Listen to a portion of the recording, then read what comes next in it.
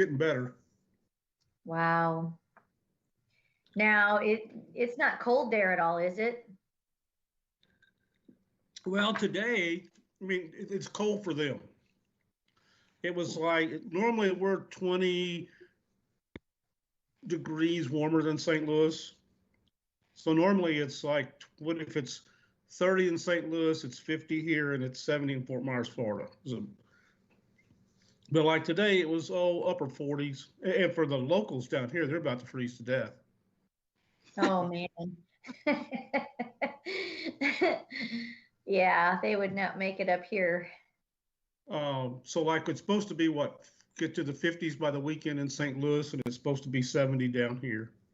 So Oh, I've played nice. Yeah, it is supposed to golf in get shorts. warmer So this weekend. yeah.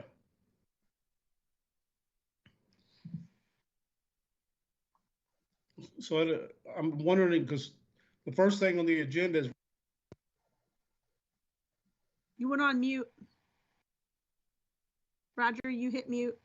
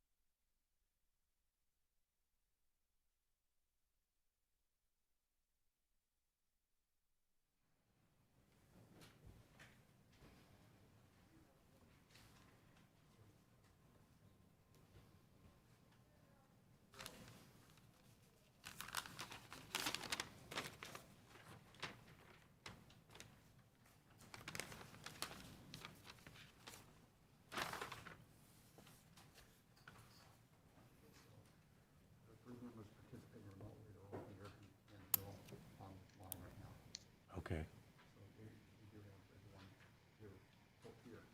Okay, so when we're doing the voting, will I just state their name and they'll just vote remotely? And, okay.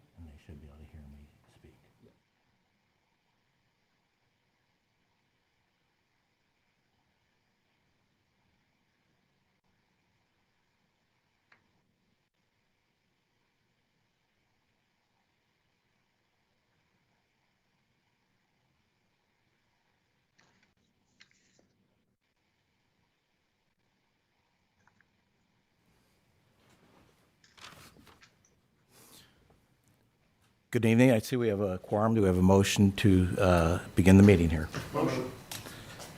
All in favor? Aye. So, thank you. Welcome to the February 17th, 2021 Planning and Zoning meeting. At this time, I would request that everyone please turn off or mute all cell phones. Please stand and for the Pledge of Allegiance. I pledge allegiance to the flag of the United States of America and to the republic for which it stands, one nation, under God, indivisible, with liberty and justice for all.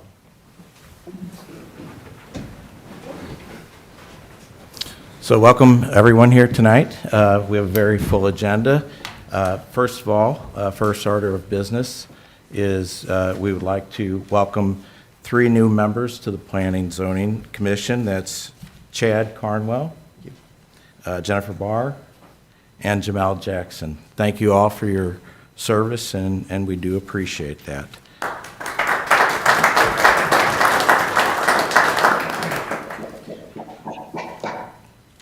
Tonight, we also is the election of the officers. So we have, yearly we do this, and the commissioner expiring office is Roger Ellis. On the vice chairman, Kevin Cleary, and we currently have the commission secretary position vacant. So we need a nomination, please, does anyone have a nomination for the commission chairman? I move to nominate Roger Ellis. Second. Okay.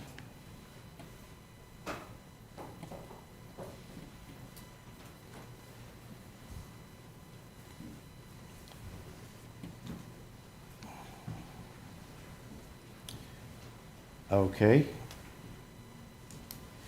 So, what about for vice chairman? I nominate Kevin Cleary. So, second. All right. And the third position is which is a vacant position, it's for the secretary. Do I have a nomination? I nominate Tracy. Tracy. We have a nomination for Tracy. Second. Second. Okay.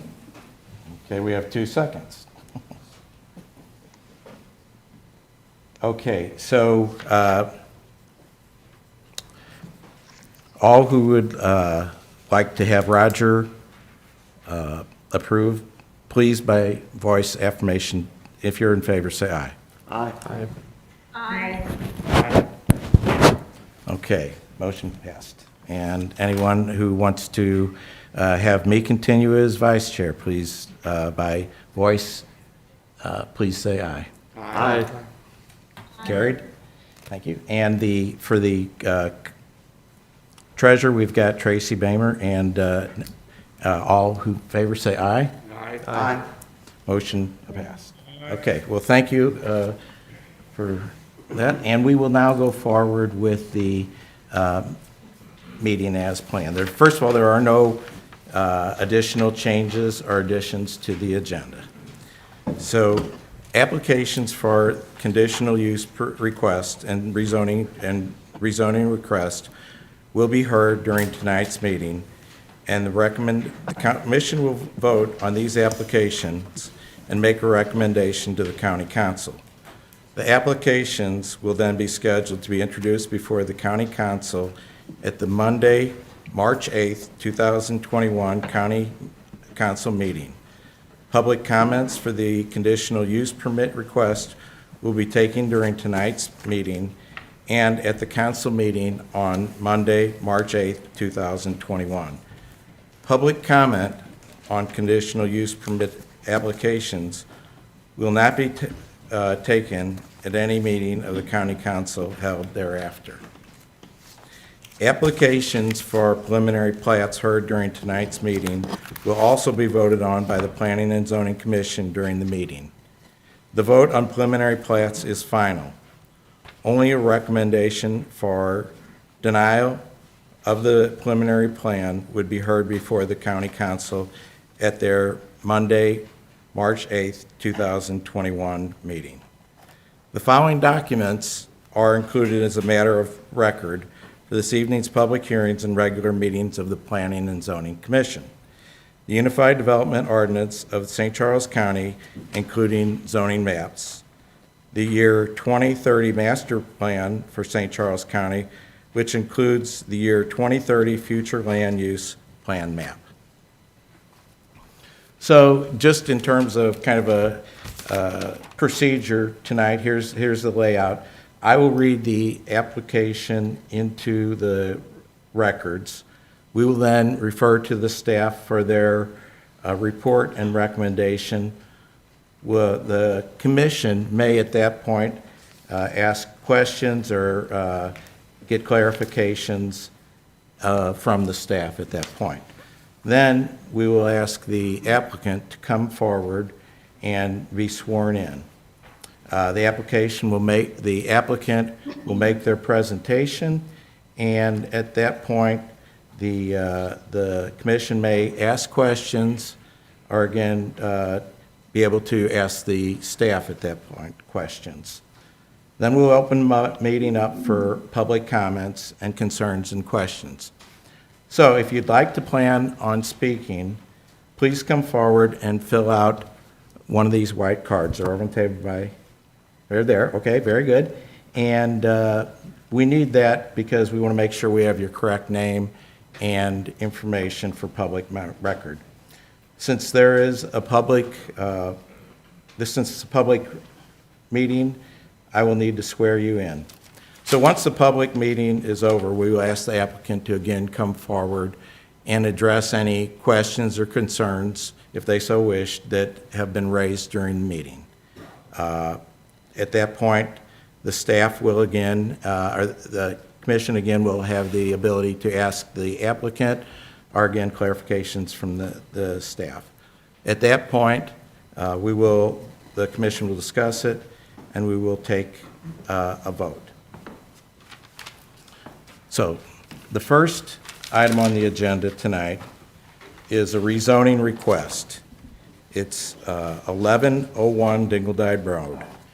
The applicant number is RZ 20-13. The property owner is Marlene C. Leffler Trust. The developer is Rouse Company. The current zoning is R1B, single-family district, 20,000 square foot minimum lot size with floodway fringe overlay district. The requested zoning is requesting to rezone 12.20 acres to R3B, multifamily residential, and 28.60 acres to R1E, single-family residential district. That's 7,000 square foot minimum lot size. The 2030 master plan recommends low-density residential uses from 0.25 to 1 acre minimum lot size. The parcel size is 40.80 acres. Its location is on the west side of Dingledine Road, approximately 125 feet south of Pine Bluff Drive, near the cities of St. Peters and Weldon Spring. It's in Council District 7. And staff, please give us your feedback. Certainly. First, I'd like to explain that this application came before the Planning and Zoning Commission on December 16th. And this is the same application that was at that meeting on December 16th. At that meeting, the Planning and Zoning Commission reviewed the application, held a public hearing, made a recommendation to the County Council, and it did proceed to the County Council. Unfortunately, at that point, we determined that the property owner notification was insufficient for the public hearing at the December 16th meeting. We've taken this very seriously. We looked into the cause for that, and we determined that that new mapping software that we used to produce the mailing lists did not export the correct mailing list as anticipated. Our notification map was correct, last time when we talked to you at the December meeting, we had looked at our notification area map and it was correct, but when we compared that to the mailing list, it was incorrect. So we're very serious about the process, and unfortunately, we're having to come back to repeat the application again. But I did want to explain what's going on. The applicants have not changed their request, so it's the same as was before you before. What they're requesting is they have a tract of ground that I characterize as an undeveloped island. There's subdivisions all around it on four sides. The tract is about 40 acres, so they're proposing to rezone this from R1B, single-family residential district with 20,000 square foot minimum lot size. 20,000 square foot minimum lot size, that would get you a couple houses per acre if you develop that with subdivisions by right. Instead, they're proposing to a very specific proposal, including a preliminary plat, which you reviewed at your last meeting. And that preliminary plat, which was approved, would allow 119 homes to be built on the property should this rezoning be approved. It may or may not be approved depending on the action of the county council. So essentially the rezoning application is about 29 acres of R1B, R1E, single-family residential zoning district, minimum 7,000 square foot lot sizes, and about 12 acres of R3B, multifamily residential district. And as explained at the last meeting, even though they're proposing R3B for a portion of this tract, they're not proposing any multifamily dwellings, but instead to develop single-family homes at minimum 7,000 square foot lot sizes. But some of those lots will be narrower than would be allowed in the R1E zoning district. So that answers one question that was asked by the commission at the last meeting. Why not just rezone the entire tract R1E single-family residential district? And the developer responded, well, they're responding to the market's desire to have lots that are narrower in some circumstances for maintenance and other reasons.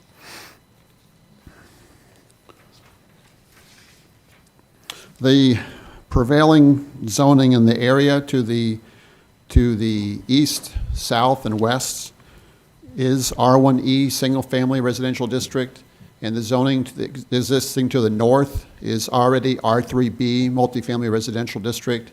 And that area, that subdivision to the north that's already zoned for multifamily, Pine Bluff Villas subdivision, that was developed in the year 2000 as it was platted as a single-family residential district with, smaller than typical lots. So the area that they're proposing for single-family lots that are narrower than typical would, in the R3B district, would border that R3B area in the tract to the north, in Pine Bluff Villas. For the remainder of the tract, they're proposing that R1E residential zoning district. It is correct that across the street, that Emerald Woods subdivision, that's zoned R1E single-family residential district, but they didn't develop it that way. They actually developed with larger lots that are roughly an acre, as I understand it, in size. To the south, the lot sizes would be compatible with those lots. The lot size would be compatible to the west as well. The 2030 master plan recommends low-density residential land uses for the entire area with 1 to 4 dwellings per acre. And the master plan actually defines what low-density residential is in a couple of different ways, which is not necessarily helpful. But in one place, the master plan defines low-density residential as R1A through R1D zoning districts being compatible. This is R1E, which is outside of that range. In a different place, the master plan defines low-density residential as 1 to 4 dwellings per acre. So in the way the planners typically define density, we use the gross density calculation because we're always concerned about the yield of developments. So with 119 homes as proposed and the 40.8 acres, we see that as 2.92 dwellings per acre, which would be compatible with that, 1 to 4 dwellings per acre. County staff, we recognize, and they're in your packets as well, we had 17 communications in opposition. We had 4 communications which are comments or concerns. And for the benefit of everyone watching, including in the audience, I would note that all of the comments that have been received are available to the Planning and Zoning Commission. They're in their packet, and they are part of the record. I'm not going over all of them in detail, but we do want you to know that the Planning and Zoning Commission does have those, will take those into consideration, and it will be part of the record. County staff recommends the Planning and Zoning Commission recommend approval of the zoning map amendment. Okay. Thank you, Robert. Does anyone here on commission have any questions to the staff? Is this the only time the mapping was just turned off on this one? Or did we talk about this last month? About 2 months? Notifications to residents? Right. Remember? 2 things. One is we checked the notification for the plat for the same property, and it was solid. Okay. It was perfect. So that's fine. Okay. We've also added, because we do get questions about what area or what properties were notified, we have started adding a map in your packet showing what the area of notification.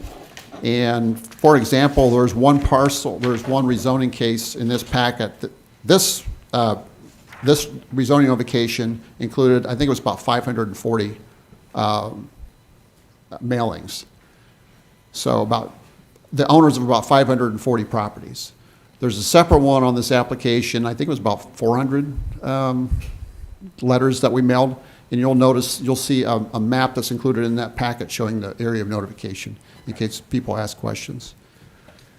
Okay. Thank you. Any other questions? Okay. At this point, we'd like to ask the applicant to come forward, please.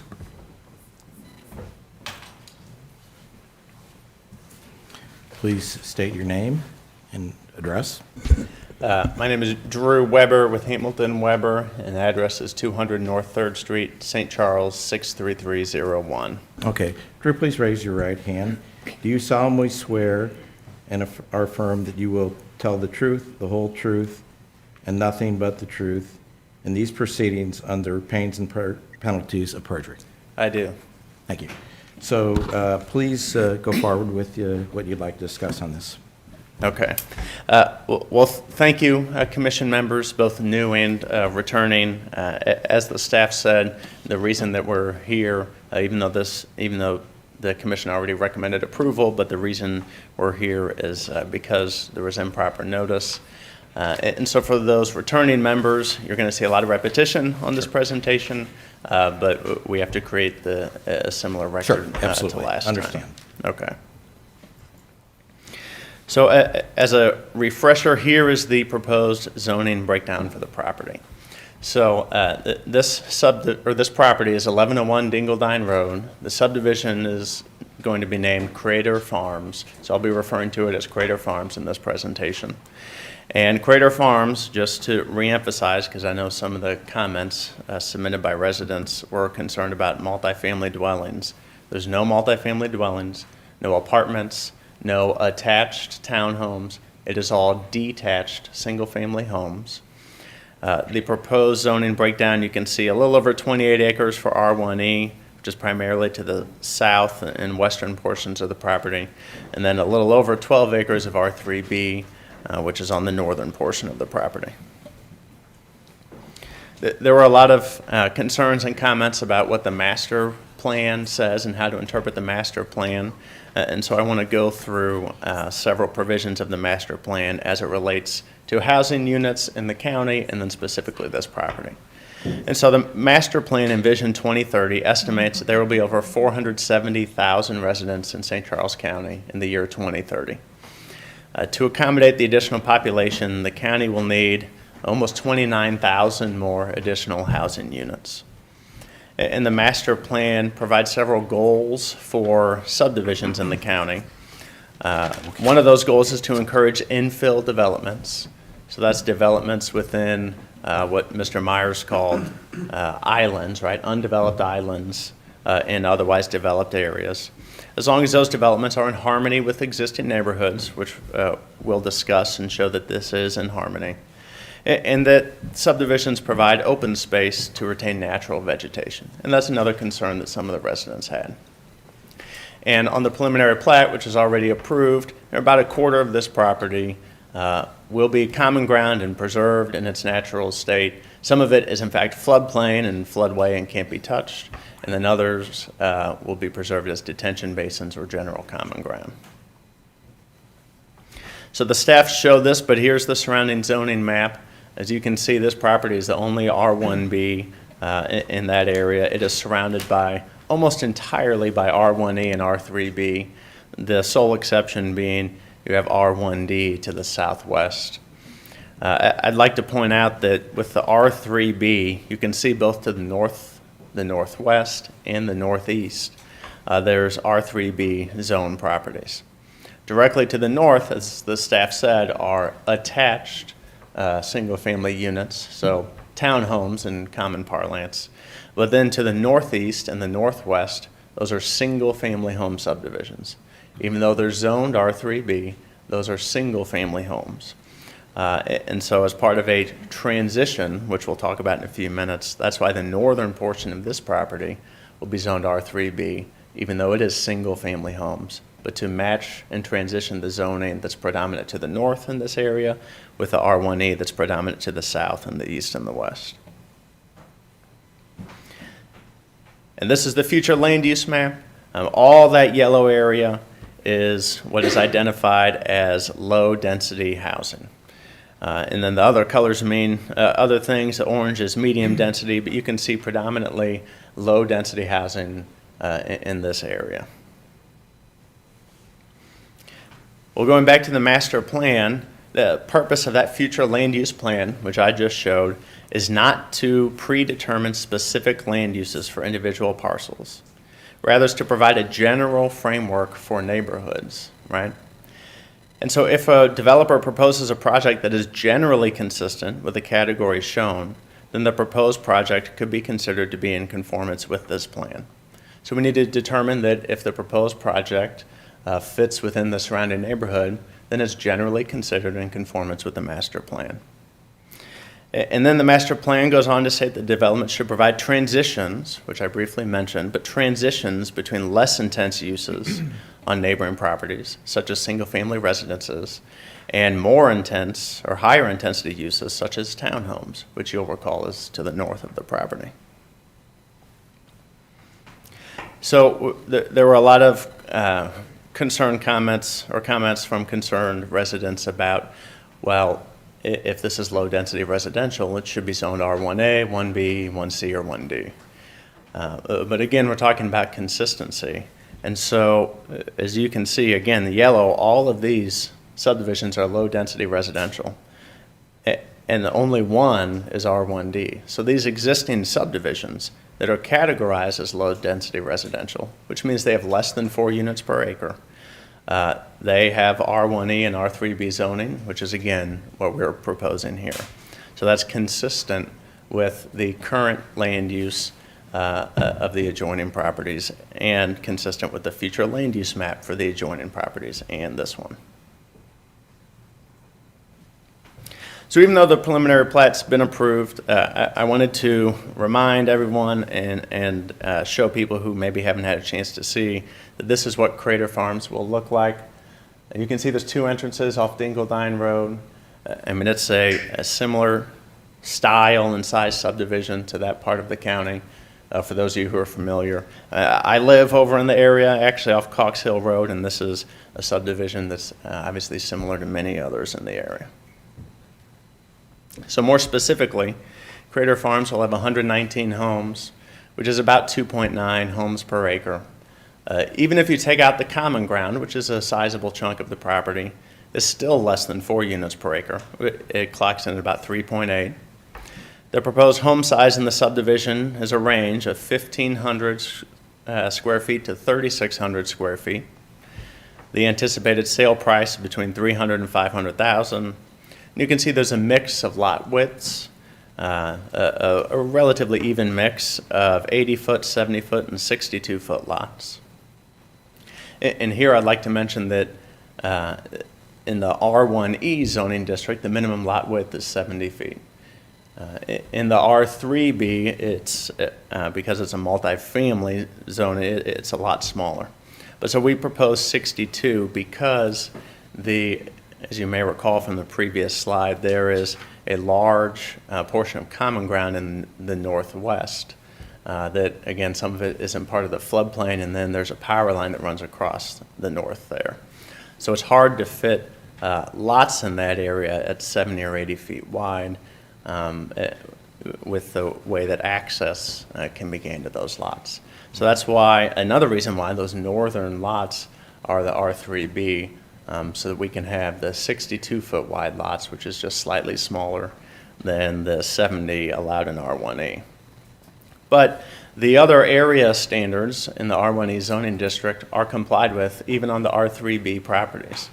7-foot side yards, we've included those in the R3B, and no lots are less than 7,000 square feet, which also meets the R1E standard. You can see in the R3B, we have 23 lots between 7 and 8,000, and 19 over 8,000. And then the R1E, there's only 2 between 7 and 8,000, and then 35 between 8 and 9, 23 between 9 and 10, and then 17 are greater than 10. And as we go through, you'll see that there's a transition from the northern part of the development, where the 7, 8, 9,000 foot lots are, to the southern portion where the 8, 9, and 10,000 lots are. So we've discussed transitions and fitting in with the neighborhoods, so I'm going to address each of the surrounding neighborhoods in turn. And the first one is Emerald Woods, which lies directly to the east of the property. Emerald Woods is kind of an outlier here. Even though it's zoned R1E, it is the only subdivision nearby that has basically a 1-to-1 ratio of homes per acre.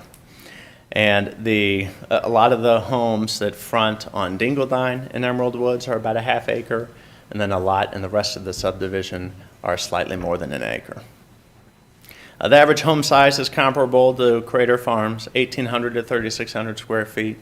The average sale price is again comparable. But it's worth noting that in Crater Farms, none of the smallest lots will be fronting on Dingledine. Of the 14 lots fronting on Dingledine, 6 will be between 8 and 9,000 square feet, and 8 are larger than 9,600. So you have some of the larger lots in Crater Farms along Dingledine, and the smallest lots in Emerald Woods are along Dingledine. So then we're going in a clockwise fashion. So then to the southeast of the property is Cambridge Crossing, also zoned R1E. You can see the number of homes per acre is comparable. It's actually higher, 3.5 homes per acre. The home sizes, the average is 1,500 to 2,500 square feet. And I should mention these are averages, and it's data pulled from public records. So I know that there's corner lots that are a lot bigger, and there's people who've upgraded their homes and have larger homes. But the majority of the homes in these subdivisions, or in this one, is 1,500 to 2,500 square feet, with an average lot size of 8,000 to about 10,500. Now we're moved to Stafford Place, which is the subdivision directly south of Crater Farms. It's also zoned R1E. You can see 3.2 homes per acre, or 3.3 if you exclude the common ground. Comparable home sizes, 1,900 to 2,500 square feet. Average lot size in that subdivision is 8,500 to 10,500. And average lot width is 70 to 85 feet. Now in Crater Farms, none of the lots adjacent to Stafford Place will be less than 9,600 square feet. So that, again, the southern boundary between Crater Farms and Stafford Place will have no homes less than 9,600 square feet. And the Stafford Place homes are 8.5 $5,500 to $10,500. So Crater Farms homes adjacent to that subdivision will be right in line. And all the homes adjacent to Stafford Place are 80-foot homes.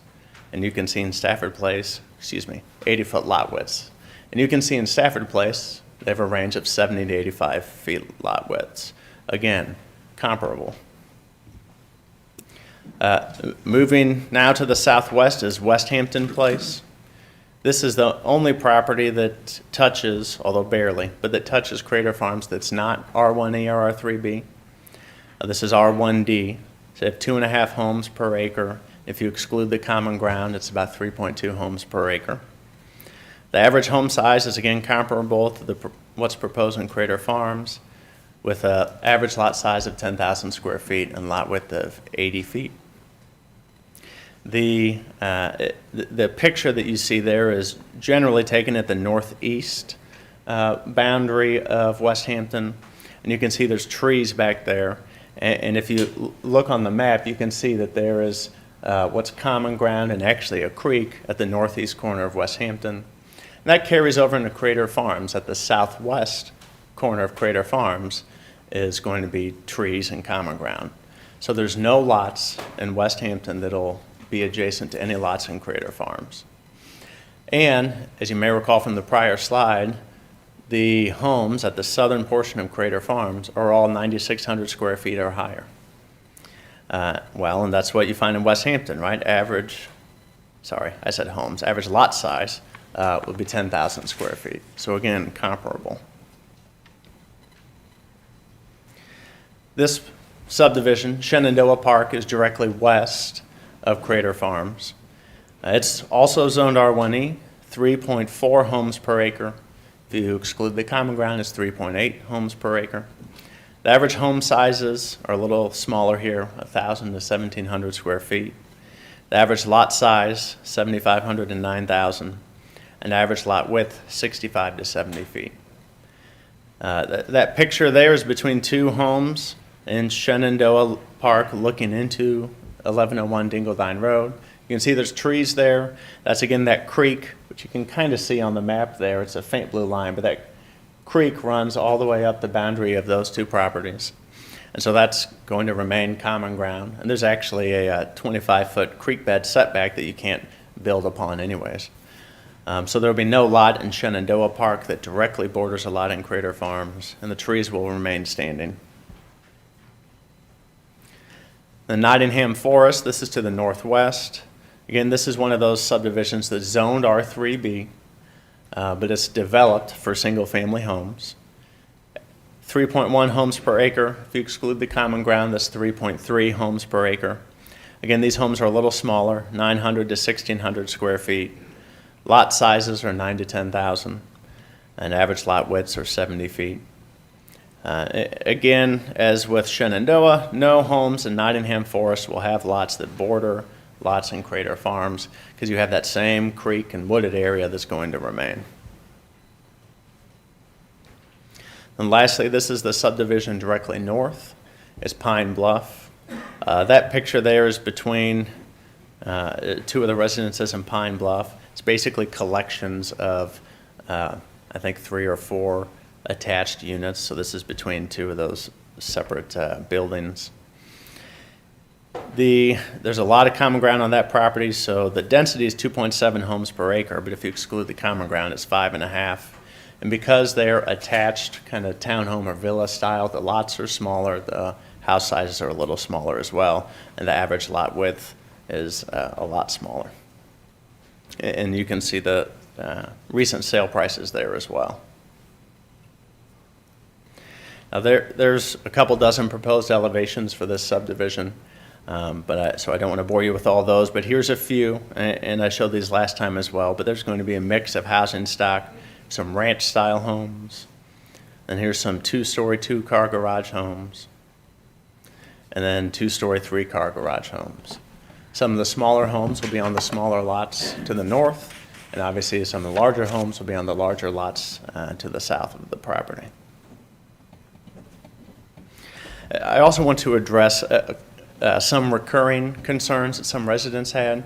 So in some of the comments you saw, residents were concerned about the impact of this subdivision on local schools.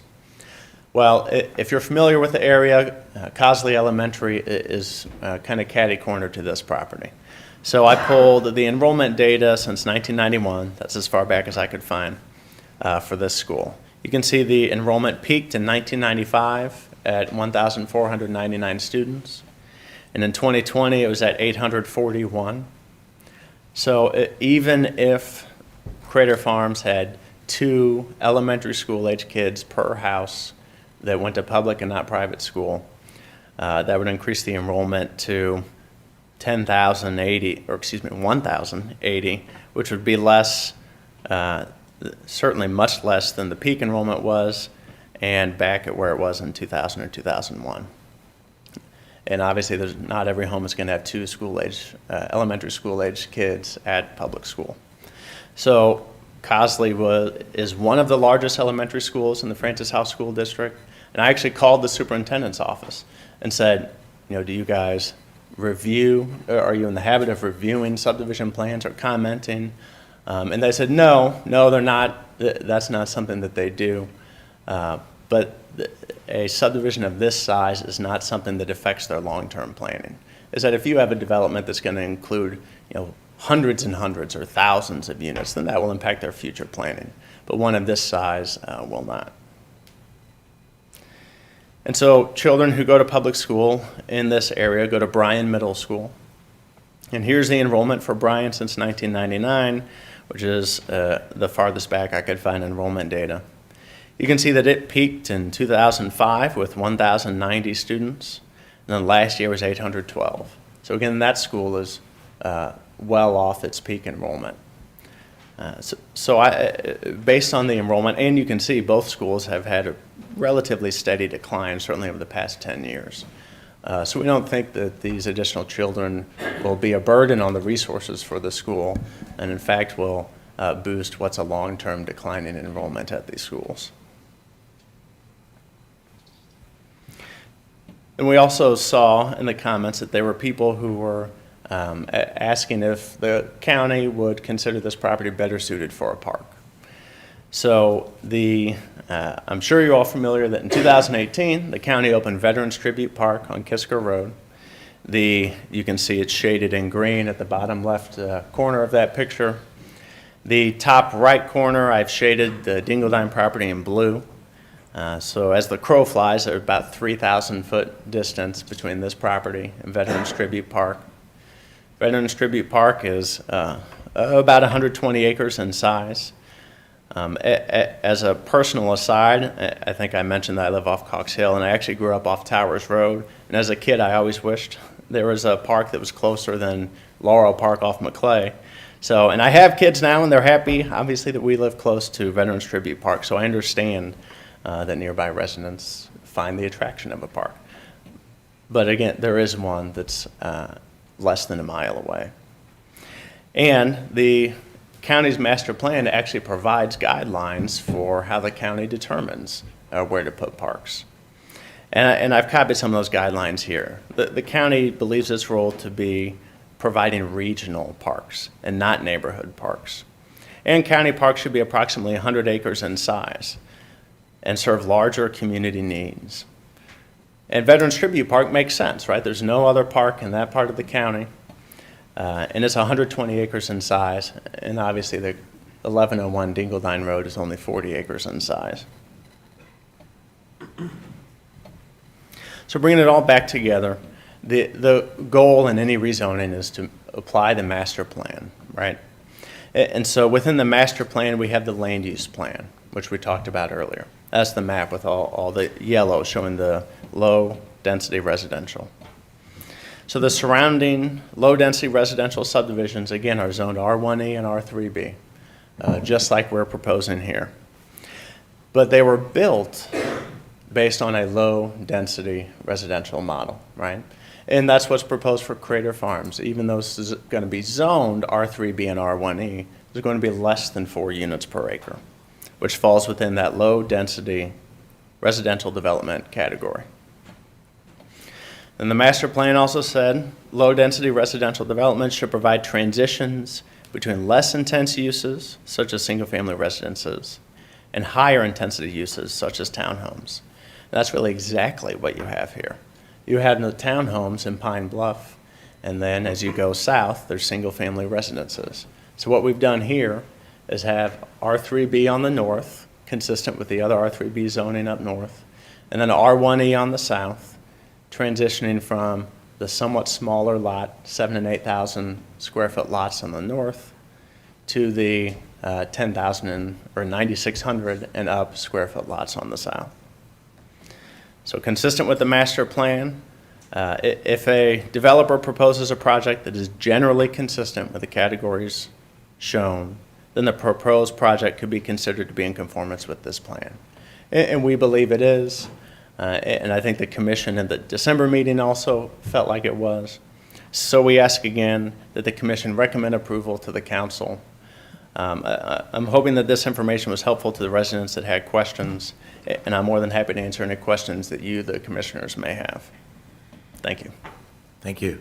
Does anyone here have any questions? Any commissioners have any questions?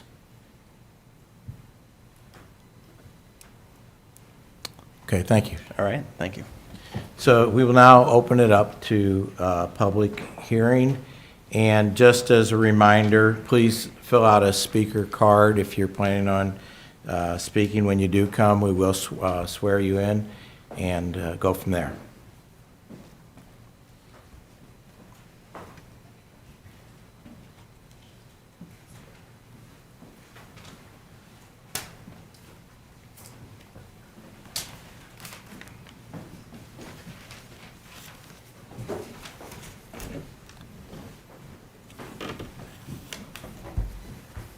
Good evening. Good evening.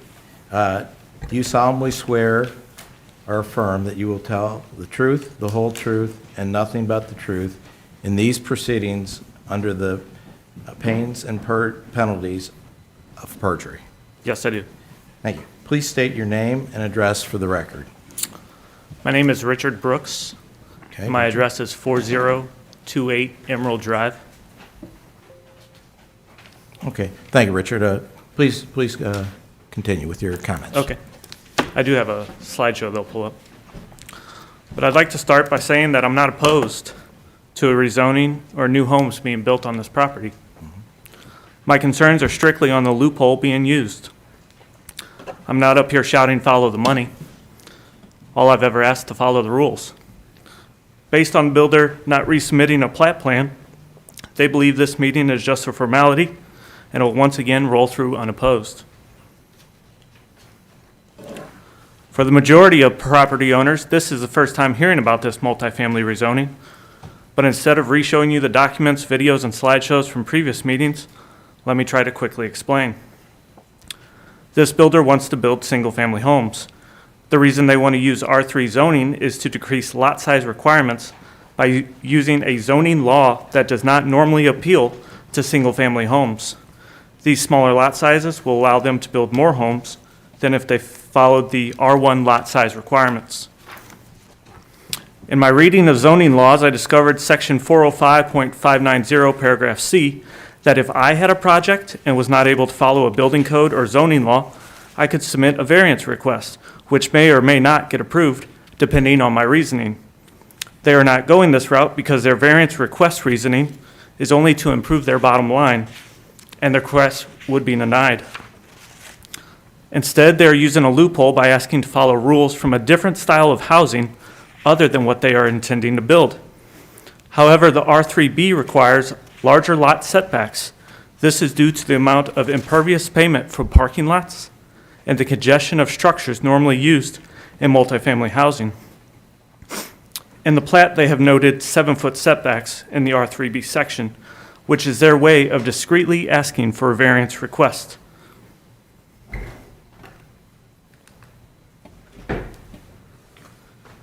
They will reference this slide, which states the 10-foot setbacks only apply to the development site as a whole. But does this look like the type of structures and lots they're proposing, with multifamily buildings that cross over invisible lot lines? No, That's because St. Charles County zoning laws are adopted from international building codes, which states in section 310.4 that R3 type occupancies would include convents, care facilities, dormitories, fraternities, sororities, and monasteries. R3B should not be used for this type of single-family housing they are proposing. Mr. Cleary, at both previous meetings, you asked Mr. Weber the difference using split R3B zoning compared to R1E.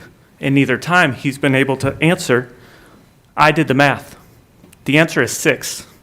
6 home sites, or an extra 5% more if they just used R1E, is what's delayed progress for months. Zoning laws are made to regulate, preserve, and protect. And until this loophole gets closed, I expect you to see more builders exploiting this, especially tract home builders. The builder also keeps emphasizing how compatible and similar this subdivision will be to surrounding homes.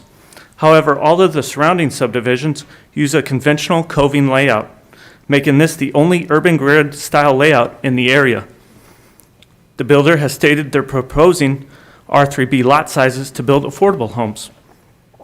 When Mr. Cleary asked about the covenants they were voting on, Mr. Weber stated it would be a proposed minimum 1,500 to 3,600 square feet in the video shown here.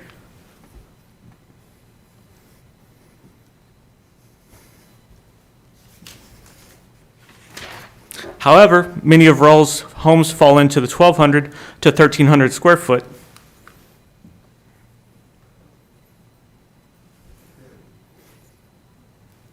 We can skip this one.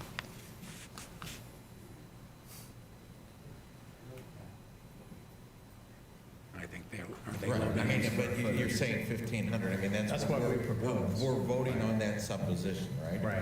Right. Okay. Right, 1,500 up to 3,600. Okay.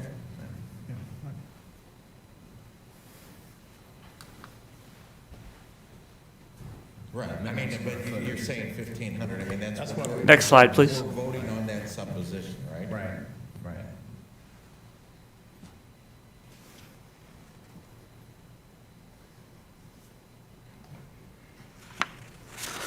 Many of Roll's affordable homes fall into 1,200 to 1,300 square foot range. This restriction would eliminate the Bristol, the Tremont, and the Savoy home designs offered by Rolls. So if the goal is to build R3B to truly make housing more affordable, they could do this by building those homes on standard R1 lot sizes. At the December meeting, it was stated that Mr. Weber is just doing his job, and I believe that also. The difference is I do not get paid to stand up here, to check if the proper amount of notifications were mailed, or to review zoning laws to see if builders are getting special treatments. That's not my job, but this is my home and my neighborhood. Even though Rolls is considered a local company, they're based out of Baldwin, not St. Charles County. They're not a member of our community or our neighbor. When they finish this project and move on to the next, it'll be the surrounding subdivisions, my neighbors, and me. Still wondering how this project got railroaded through with these special provisions. Thank you. Okay, are there any additional comments?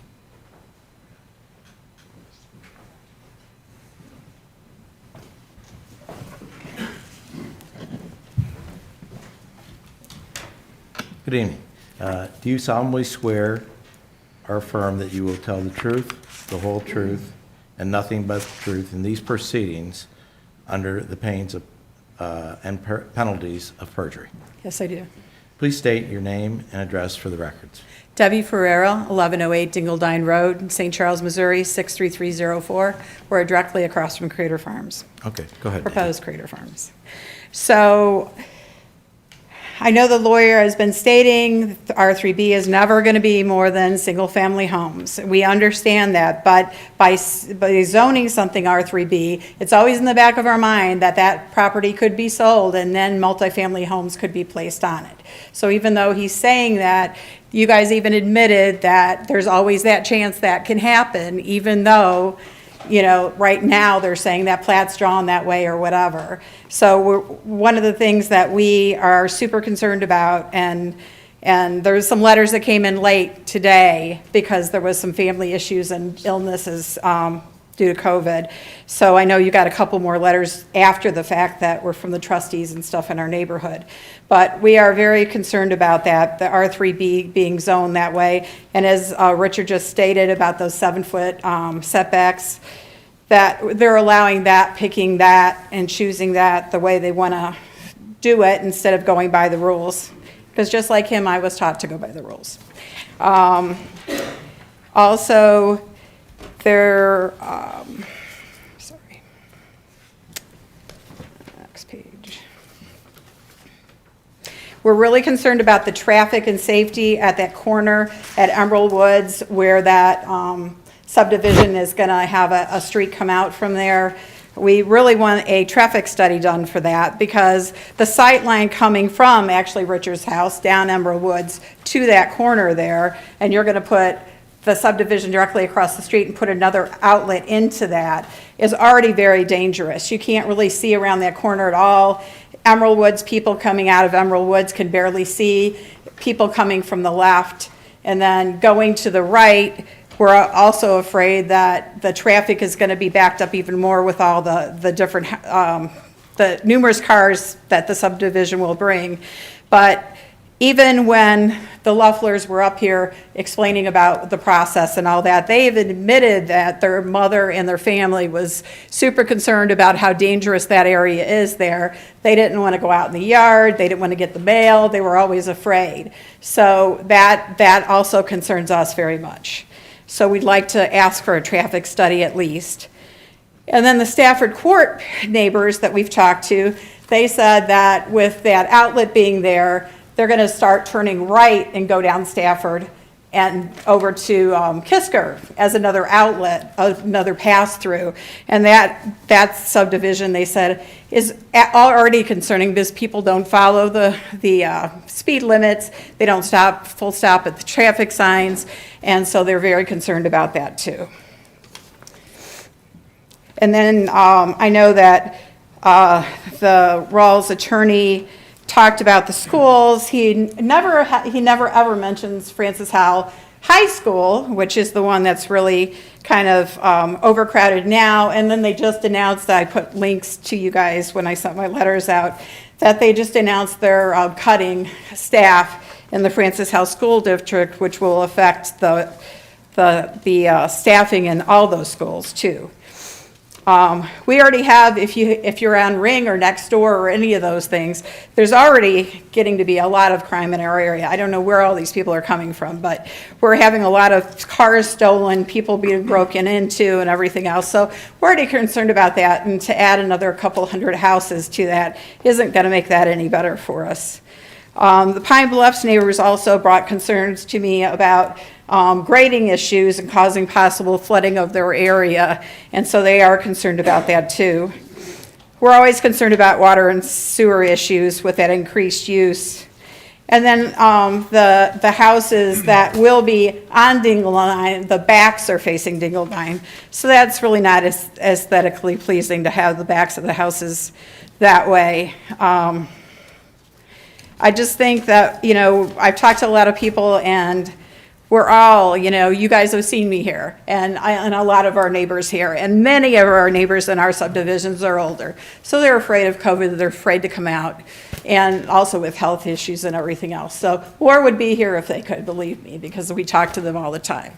But I wish you'd take that into consideration. Thank you very much. Okay. Thank you, Debbie. Okay, do we have anyone else who would like to come forward and speak?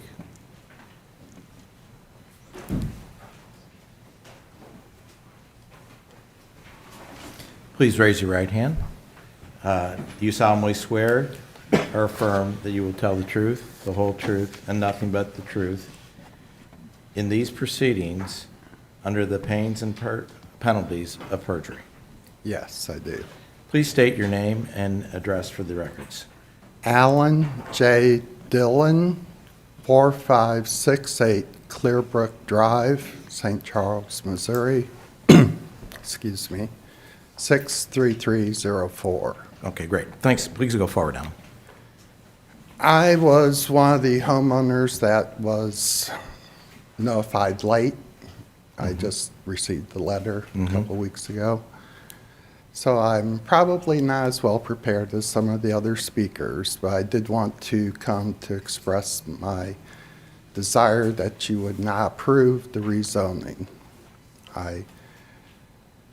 My property backs to the floodplain area on the north side, northwest side. There is the creek that flows through there. I'm very concerned about flood control and drainage sewage. I've lived in my home for 15 years approximately, just shy. And the reason I moved there was because of the wooded area with the creek behind my home. There is an abundance of wildlife that resides there, deer, turkeys, mating owls, red-tailed hawks, turtles, salamanders, woodchucks, all sorts of wildlife.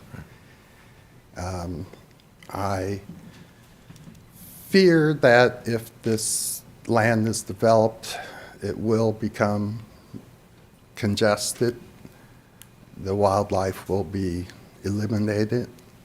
I believe that crime will increase, and I am very concerned about the flow of the water and the purity of the water. Right. I would strongly urge you to reconsider approving this, and I would like to see it, if developed, to be developed as originally planned. Thank you. Okay, thank you. Any other, please come forward. Thank you.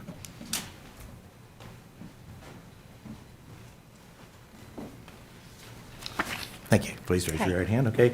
Do you solemnly swear and affirm that you will tell the truth, the whole truth, and nothing but the truth in these proceedings under pains and penalties of perjury? I do. Thank you. So please state your name and address for the record. Jean Lane, 4379 West Hampton Place Court. Okay, James. St. please- Charles. Please go forward. And we reside in the court that backs up, I think, to the southwest side in West Hampton Place. That was the picture that Mr. Yes. Weber showed. It's not a very accurate picture, though, because the picture shows those woods that they showed that are going to stay. That is actually the neighborhood of Shenandoah. They didn't Okay. have an accurate picture there, but don't think the lot sizes are real accurate on that presentation either, but I don't have the facts with me to argue that. We have, Rouse finished our neighborhood. Okay, our builder went under and they finished West Hampton Place. And they had nice, large homes with good lot sizes. I know they're capable of doing that again.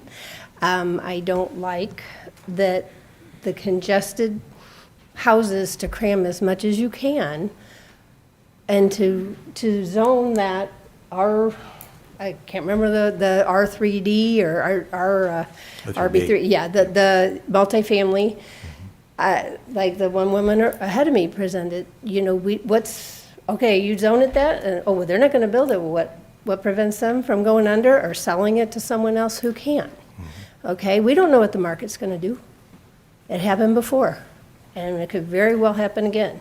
So I beg that you do not allow that zoning, because it could change. We don't know what builder's gonna finish that neighborhood. So when your subdivision, or your builder went under? Yes. Did your subdivision change? Yes, It Rawls changed- bought up all the rest of the property and Did it change finished the it. preliminary plats and the zoning? No, it was already in place, so they could not. So that's in But- place today, just so you. Yes. this- Our neighborhood, we've been there 15 years, and I think they finished it or we've been there 14, so probably about 11 years ago, they finished West Hampton Place. Yes, what I'm saying to you is there's a preliminary plat on this already that's in place. They can't change it. They have to come back before us to change anything. Okay, well, that's a good, So that you've got some protection. okay, we do have protection, but I just don't see a need to even go that route when you don't need to. If you want to, why go that small of a lot? And I don't understand all the technicalities, but why not keep it all the other zone? that's proposed that is the bigger lot sizes. There's no need to go to that multifamily lot size. I just don't see why that would even be needed. And I don't like that it could be voted on and, okay, sure, it's there. We're not going to do it, but it's there. And I do have concerns because, again, the market turns, and again, they do have to come through, but if the market's bad and people are desperate, they're going to allow whatever houses somebody's willing to build, to complete a project. So I just have a big concern with that. And also the fact that we do have a very nice neighborhood, nice lot sizes, and I don't want to see 119 homes or whatever it was crammed into that 40 acres. And Dingledine is already increased the traffic through to Veterans. Our neighborhood is a cut-through, okay? It is a horrible cut-through. We have stop signs at every intersection. People ignore them. They don't stop, and they speed. Okay, let's add all those people cutting through, and believe me, they will. It's just a natural cut-through to get down to Kisker, to the park, or to the highway quicker. So it's just a big concern. So I just beg that you at least keep the zoning in place that's already there. Okay, thank you for your comments. Thanks so much.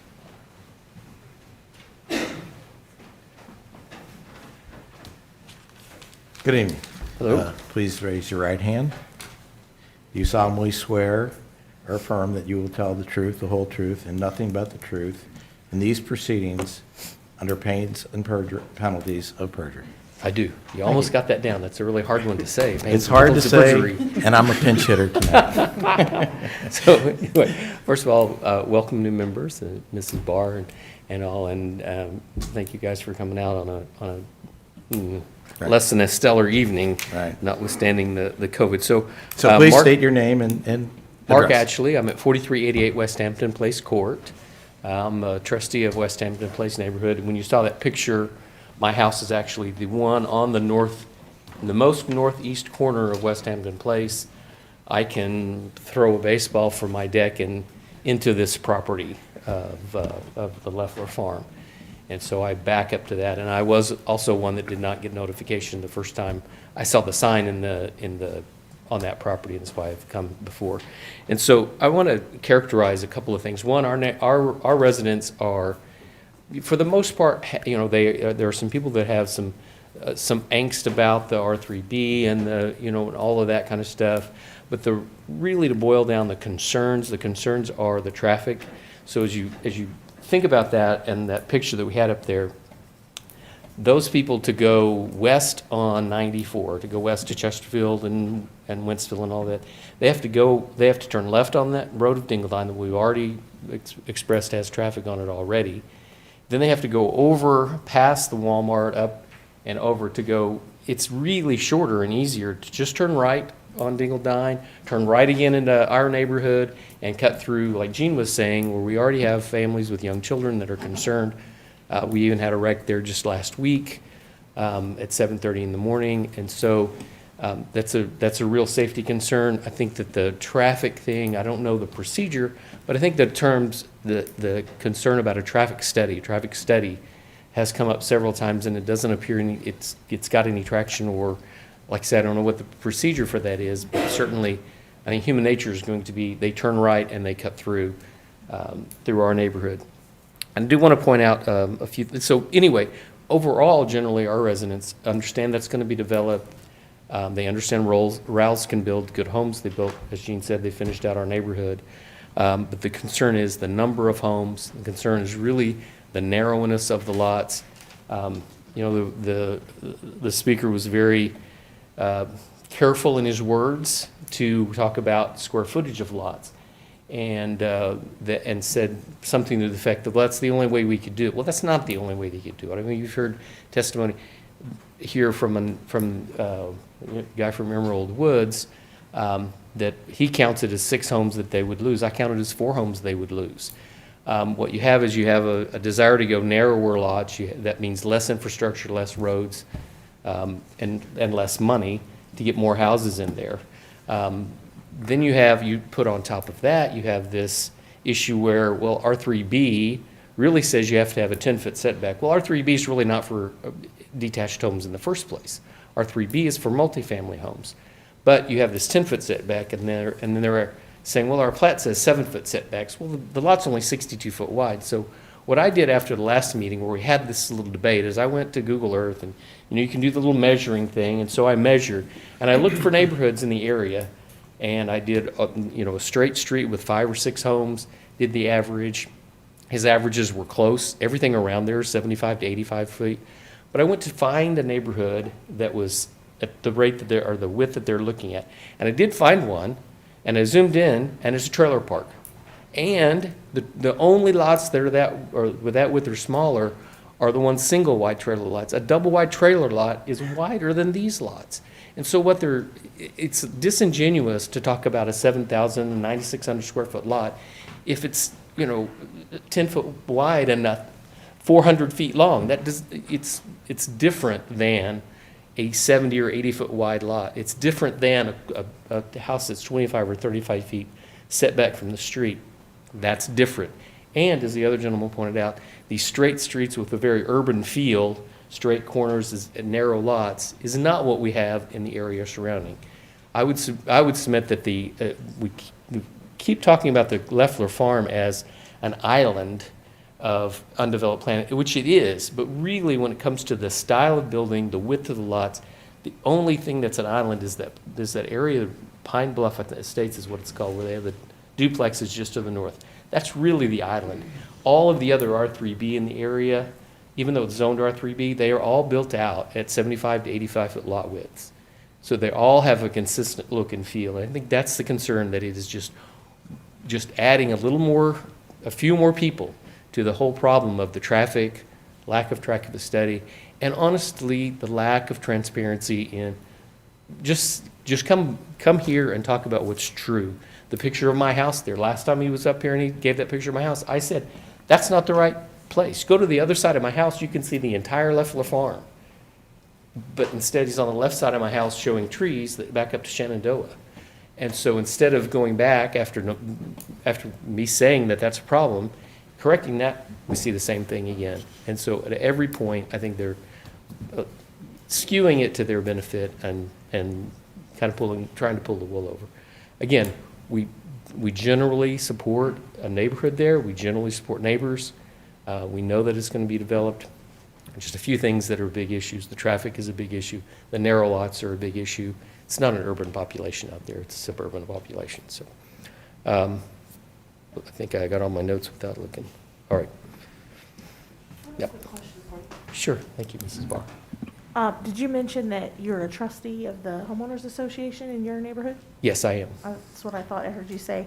I'm looking at one of the letters that we got here, and they suggested in this letter that you could put a gate in your neighborhood to mitigate the cross-through traffic. Is that something that your HOA has considered at all? We're looking into it. Even if it was when we've looked into it before, there was some restrictions about. We have to own the street to put gates up. And so what we were hoping to do is, when you exit a neighborhood that has those gates, you pull up, you have to stop, the gate arm goes up, and then you can proceed. What we were thinking is, well, I wonder if we put that up coming in and going out, so there's no code, nobody has to have a car key or anything like that, if that would dissuade traffic. Because ideally, this Dingledine is a collector road, Towers is a collector road. They should be going south to Towers and across and then over, either to go to the new park or to go west on 94. So we don't know the answer to that yet, what it takes. We have looked into things like speed humps and speed bumps and got resounding no's. The fire department, ambulance, there's some, different, lots of hoops to jump through for those types of things. We don't want to dissuade people from running the stop signs. I don't even know that we want to dissuade the traffic as much as just, we want it to be safe for our residents and especially the young kids that are along that street, Stonecroft. Thank you. Okay. Any other questions? Okay. Thank you. Would anyone else like to speak?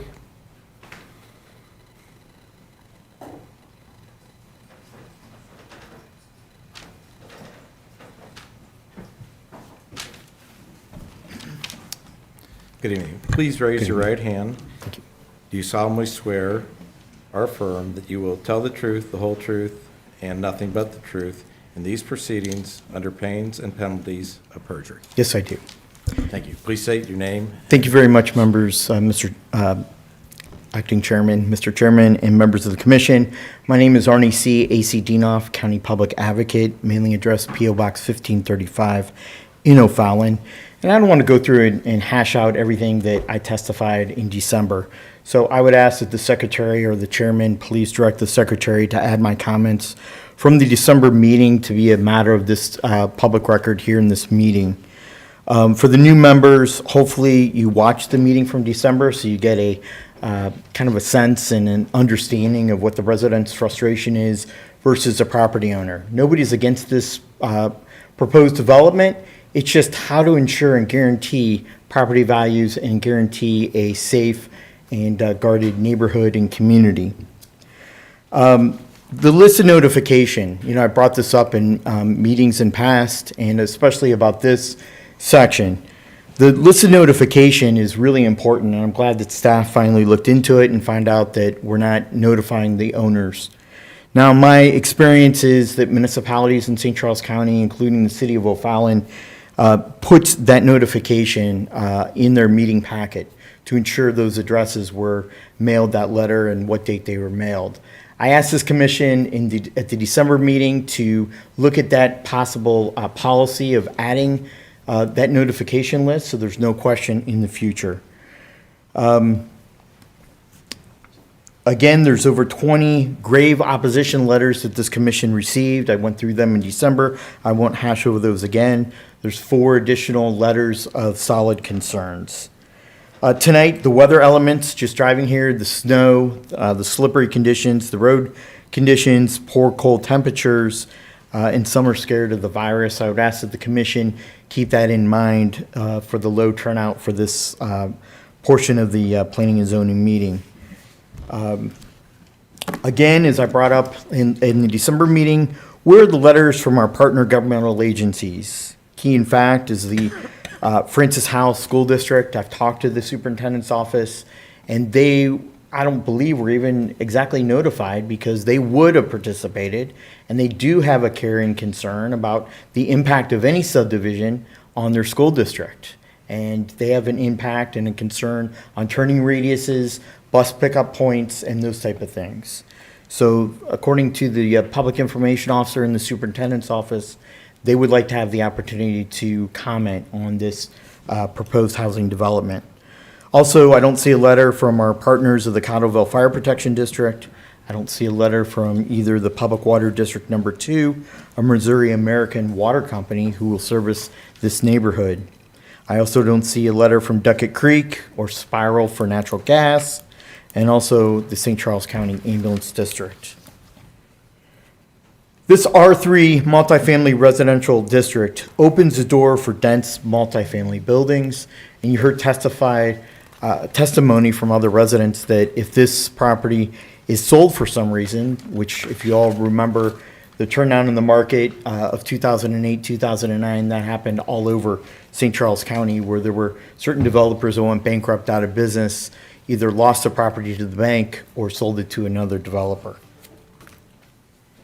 So it comes down to, this is how I'd like to sum up my testimony from December, is where are the guarantees for adjoining neighborhoods?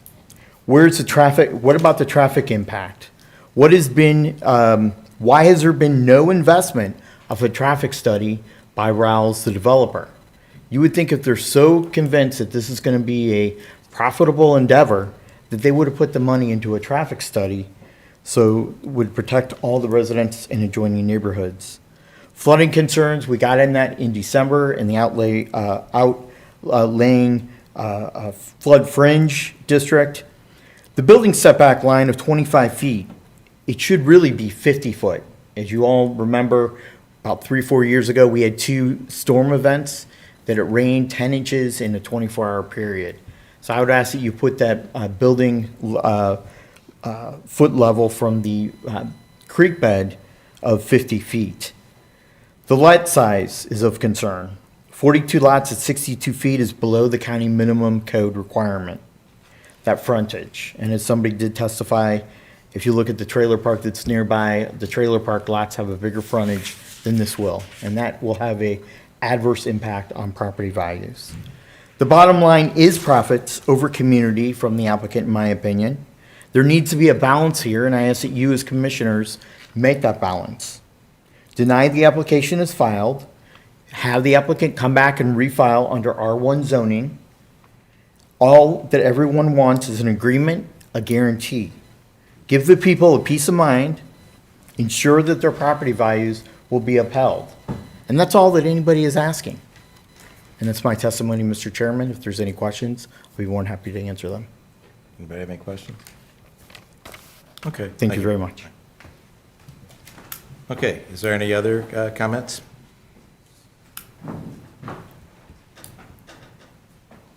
Okay. Seeing none, would ask the applicant if you'd like to come up and talk. So there were quite a few issues brought up. I know some of them were similar to before, but I'd like you to readdress them tonight if you could. Okay. All right, so I was taking notes to try and summarize some of the questions. A lot of questions seem to relate to the appropriateness of R3B, which was the case during the prior hearing, so I'm not surprised that was brought up again. So, as a preliminary matter, if single-family homes were not proper in R3B, then the county zoning code would not allow single-family homes in R3B. And the county zoning code does. And, in fact, as I mentioned, there are 2 subdivisions to the northeast and the northwest that are R3B single-family home subdivisions. So this is not an aberration.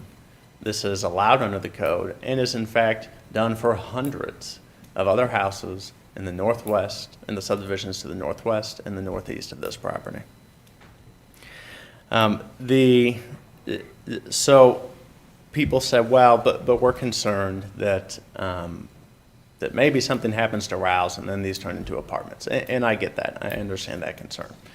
But there are tremendous practical difficulties and impediments to that. So first of all, we already have a preliminary plat approved that shows what the proposals are. Political subdivisions, to address Mr. Dienoff's comments, political subdivisions submit comments to those preliminary plats, right? So they have had a chance to review. So you have those kind of approvals that have occurred. And then once you get going on a development, if something happened to Rouse, let's say, then could someone come in and build different kinds of homes? Yeah, they could. But if you have development underway and the infrastructure is the first thing built, right? So you have the streets and the sewers and the water line, that's the first thing built. The county holds money in escrow to make sure that that's completed. And that's just not going to support apartments, right? So maybe someone would come back and show different style homes than the ones I showed you. And in fact, the testimony in West Hampton is helpful, right? Rouse completed that subdivision and single-family homes like the rest of the subdivision. Right. So there are just tremendous practical difficulties because we've already started the process of submitting the preliminary plat to then try and pull a switch and put apartments there. Right. There was also, though, tied in with the width, discussions about the types of homes that Rouse does build that are less than 1,500 square feet.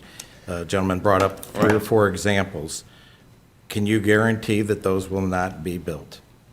So, again, the proposal has always been 1,500 to 3,600 square feet. Okay. Right? I mean, every developer has a wide variety of homes. And a lot of single-family developers build apartment buildings or multifamily. That doesn't mean they're going to build it in a specific subdivision, right? Right, So, and that's really the question. He wasn't saying you were, he just said that Right. they do build this kind. Right. And those are for typically smaller lots. So there were some inaccuracies, and maybe that gentleman was looking at the first preliminary plat. And so the first preliminary plat, the original proposal, had 52-foot wide lots.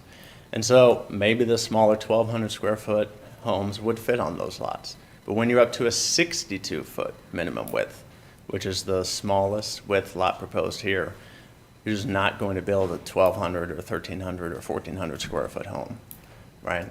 I mean, that wouldn't make economic sense. You can fit a bigger home on a 62-foot wide lot, So why would you build an 1,100 square foot home? Well, At least simply- modern developers. Right. Right. Simply other than, just to, make sure that 1,500 to 3,600 as stated would be followed. Right. So then, before I move on, so does that answer your question? Because I want to address a lot answers with. mine, but does anybody else have Okay. any questions? I mean, the question I have, you talked about infrastructure and how that would change if you did multifamily. Assuming this is probably a phased-in type of development, are you doing what's the timing you think as far as doing the first streets, as far as pouring those, as far as Street D? Is it something where you're going to develop the R1E before you do the higher zoned, or? No, I mean, it's same basically time? going to be done at the same time. Okay. So the process is, you get your preliminary plat, and then you submit improvement plans, and the improvement plans, will do all the details of pavement thickness and, curve radii and stuff that's above my pay grade. And then you have your final plat, and then the county holds escrow to make sure that you complete those improvements. So that's the first thing that'll be done. After all these approvals are obtained, the streets and sidewalks, stormwater, sewer, regular water, all that stuff is the first stuff that'll be done. So you're not planning on doing different phases with this? You're going to be Right. doing infrastructure all at one time? Right. Okay, Right. gotcha. So, and now, there will be homes, it's not like homes will be built Yeah. in a row sequentially. Homes may be built at different parts of the subdivision at different times. Right, but you'll have all the infrastructure, all the utilities in before, okay. Right. And if we don't, the county holds escrow to force us to complete that. Okay. So, sorry, go ahead. Did you No, have- just a question for staff, as far as just the traffic study comment that's been brought up, is there a trigger point on a threshold that you guys have in the municipal code that would trigger the need for a traffic study? I'm sure your engineering's probably looked at that. Yes, we do. The trigger is that the plat was reviewed by multiple county divisions and departments. And under the subdivision regulations, either the highway department director or the development review division director, who are both engineers, when they review the preliminary plat, they can request, or, they can require that a traffic study be performed. So both of them reviewed it. Neither required that a traffic study be performed, but they did require what I would call a traffic analysis. And those are look at things like proposed intersections on Dingledine Road. Can you see safely up and down the roadway? And then also the turning radius coming into the subdivision. Can a semi-tractor trailer, which might be a moving truck, for instance, garbage trucks, school buses, can those get safely in the subdivision and move around within the subdivision? So taking the comments of the school district into consideration, the developers have already talked about that there's a loop road that was actually created to allow school buses to go around on that loop so that they don't have to pull into those short, stubby cul-de-sacs. And so the school kids can walk down that short cul-de-sac down to that loop road. And so those are some of the things that we did look at in terms of traffic. Okay. And Robert, also, several people have mentioned the circulatory problem of people making a right and going through the subdivisions. Is there anything like that? Did the study or the engineers take a look at that as a possible issue? They, I can't tell you exactly what went into their analysis in terms of whether or not traffic study would require a formal traffic study. So I don't know if they looked at the question of Stonecroft. And so I believe people are talking about Stonecroft. That street is a through street and it connects over towards the west. That's a public street, so there would not be an opportunity to put in a gate there because gates are not permitted on public streets. But I would say that these what I would call collector streets or arterial streets like Towers Road and Stonecroft, they're intended to allow a distribution of traffic to the arterial roadways. And so in that regard, I think it would be a mistake to block off these connector roads. Okay, go ahead. All right. Yeah, a couple other concerns I wanted to mention. There was a question about the enrollment at Francis Howell High School and whether I'd been intentionally misleading. And the answer is no. I just didn't think it was as relevant. But here we go. In 2014, its peak enrollment was 1,993 students. In 2020, it was 1,815. So again, another school serving the area that's lower than its capacity and can absorb certainly the limited students from this subdivision. There were questions about confirming the lot sizes. All of the information was pulled from public records, so not Google Maps measurements, but actually the plats for each of those subdivisions. And so the subdivisions to the south generally are the 70 to 80, 85 foot lot subdivisions. And then as you go west and northwest and north, those are where the 65, 70, 75 foot subdivisions are. That's just pulled straight from the plats. The lot sizes are pulled straight from the assessor's records. So they're easy to confirm. I think that was the majority of the questions. I mean, I guess my last comment is, this is an area with which I'm familiar, so apart from a professional capacity of representing Rouse, I mean, I lived off Towers Road in the Vineyard subdivision from 1995 to 2010. I live off Cox Hill from 2012 until now.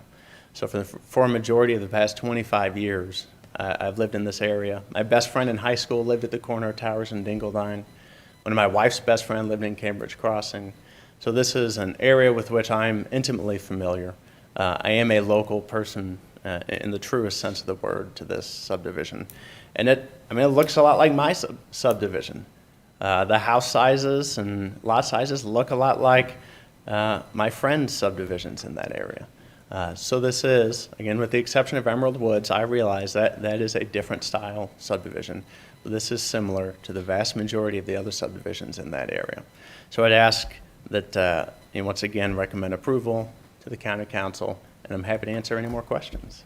I have a technical question. I'm just going to read a portion from a letter that we received. It's just a technical question. I'm just curious. Debbie Ferreira wrote this letter. She says here that R1E single-family zoning with greater than 7,000 foot lot size has a minimum lot width of 70 square feet or 70 feet, and the side yards must have at least 7 feet between the building and the edge of the property. R3B has a minimum lot width of 54 feet, and the side yards must have at least 10 feet between the building and the edge of the property. The zoning requirements for R3B, she just states the same thing, 10 feet from the edge of the property.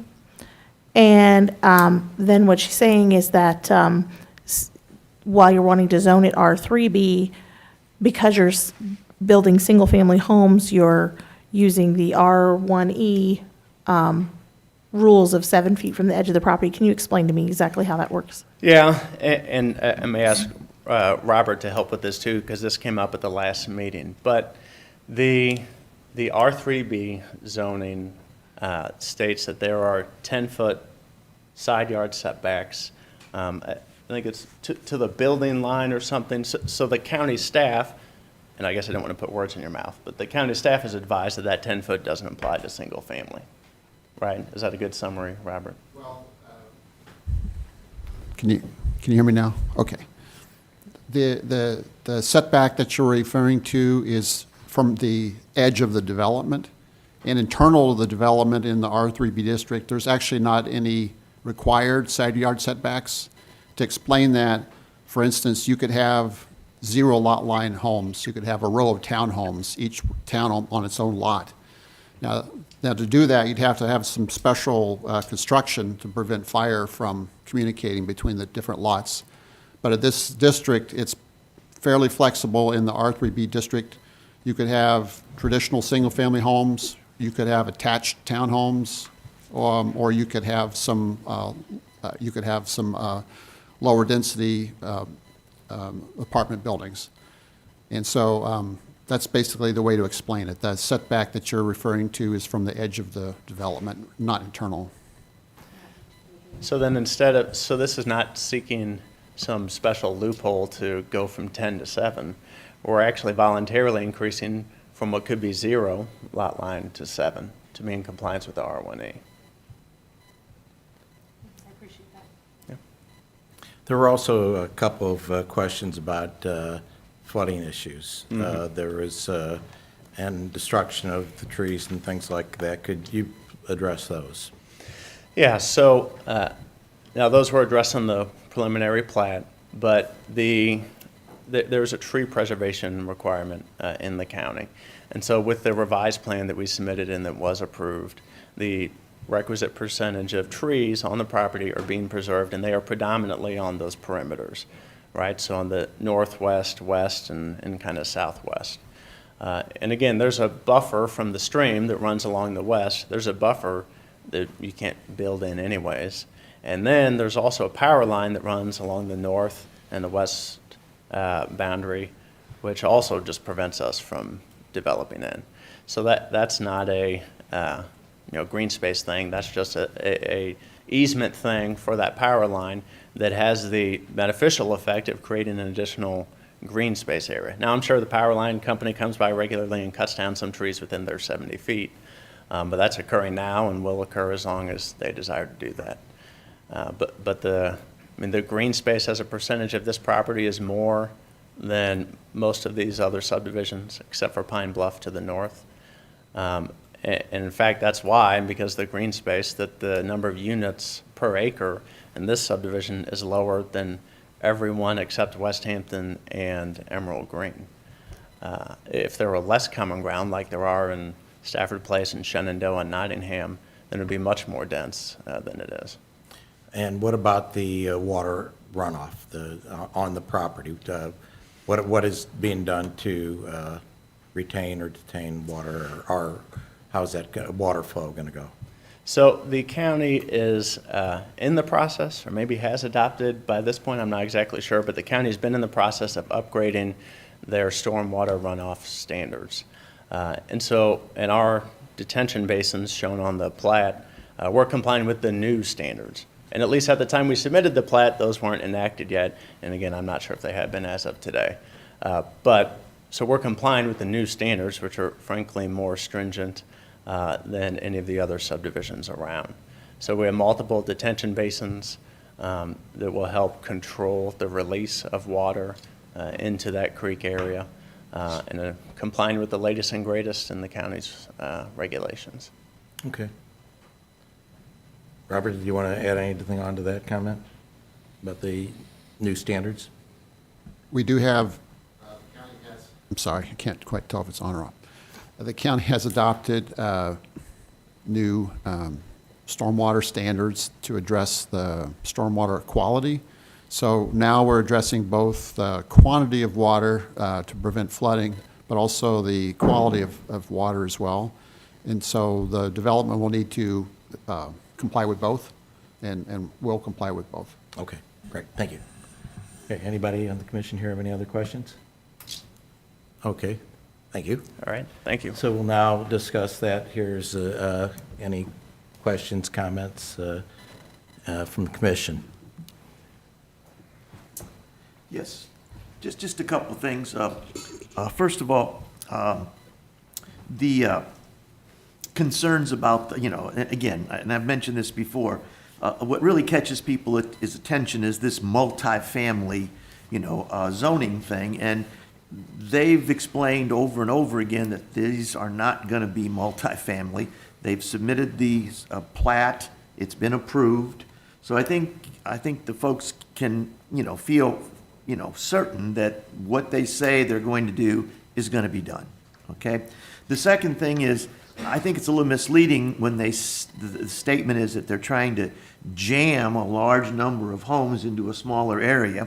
According to my figures and according to several people on both sides of the issue, we're talking about the difference between 4 to 6 homes. Had we kept the zoning the way it originally was compared to doing it this way, we're talking about 4 to 6 homes difference. And at least in my mind, that doesn't meet the standard of cramming homes into a particular area. So those are just 2 points I'd like to make. Okay, thank you, Terry. Anyone else? Okay, would anyone like to make a motion on this application? Motion to approve. Second. Okay. Okay. Mr. Hollander? Yes. Mr. Fromm? Yes. Mr. Ellis? Yes. Okay. Ms. Sally? Yes. Okay. Ms. Bamer? Yes. Mr. Jackson? Yes. Ms. Barr? Yes. Mr. Carmel? Yes. And Chair votes yes also. The motion passed unanimously. Next application is conditional use permit, CUP. We'll give a minute for the flow to clear out here.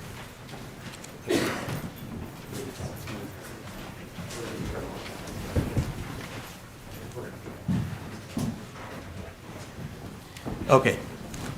Next application is the conditional use permit for 5395 Westwood Drive. The application is CUP 20-14. The applicant is Green Thumb Lawn Care and Landscape LLC. Jason Valley, the owner and organizer. Property owner Robert Modelick. I apologize if that's incorrect. The property zoning is R1B, single-family residence. The conditional use request is for lawn care service with indoor storage of equipment and vehicles required. The parcel size is 3.01 acres. Location is on the corner of Westwood Drive and Crystal Drive, approximately 375 feet west of Motherhead Road, adjacent to the city of Weldon Springs, County District 3. Staff.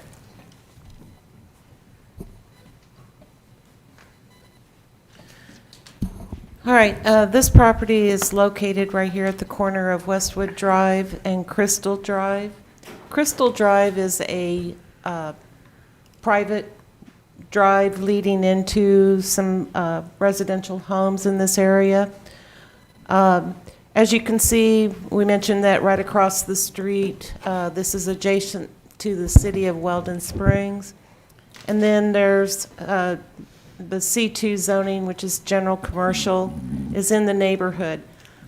This applicant is requesting a lawn care service. In residential zoning, that is allowed with a conditional use permit so long as the property is at least 1 acre in size. So this is 3 acres in size. And also with a conditional use permit, you'll see they do have to submit a concept plan. So the concept plan, basically if you approve or recommend approval for this conditional use permit, they would have to meet this concept plan in their formal site planning phase. They can make minor adjustments, but anything major would have to come back to Planning and Zoning Commission for another hearing. So what you see is the applicant, we asked for a few items to be shown on here. The first is that they access the property from the public drive, Westwood Drive, and not use Crystal Drive, which I mentioned before was a private street, mainly used for residential access. So they would have to put in this drive on Westwood, enter here. The existing residential building right here would be the office area. There's some parking right there. And then they would like to build a structure, a pole barn type of structure, to store all of the equipment indoors. The applicant has mentioned in this revised concept plan that there would not be any stocking of material or anything of that nature on the site. So what they would do is they would enter into this at night or in the evening after completing their lawn mowing, enter in and park all vehicles and any trailers or any equipment inside. So with that, staff did review this, and we are recommending approval with 4 conditions. Number 1, a formal site plan would have to be completed. Number 2, this is our standard, no conditional use shall be in active use until all conditions of the approval have been met. All lawn care materials and any related equipment or vehicles shall be stored inside. And as you saw in that concept plan, a type 2 landscape buffer would visually screen as they are pulling into that pole barn and facing north, screen any residential properties to the north. So, and they are showing that on the concept plan. So with that, staff does recommend that the conditional use permit request be approved, or recommended for approval. Sorry. Correct. Does anyone have any questions for staff on this? Just one thing I was thinking, Ellie. Now, the enclosed area and the tree buffer, they'll be obviously, that's conditioned for approval, but will they need to be put in prior to the actual start of the business? The actual... Correct. Okay, so they'll have to be The site plan complete. needs to be formally completed. Staff does inspect Okay. that everything has been met on Okay, that. so And then they get an they can't be occupancy. doing it in process. That has to be done up front. Right. They will Okay. complete everything before the business actually goes into Great. use. Okay, thank you. Yeah. Okay, if the applicant would please come forward, please.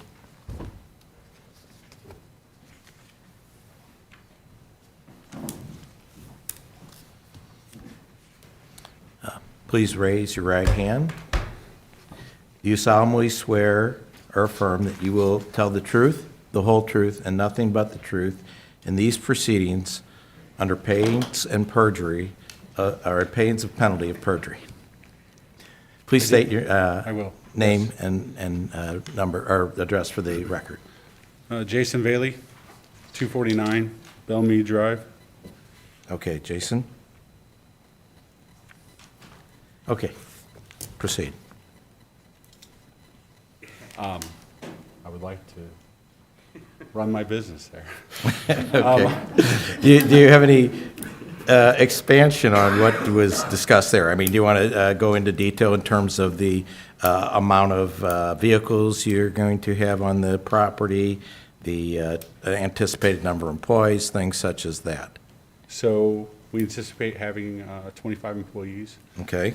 We utilize 20 vehicles, 10 of which are typically stored at our location.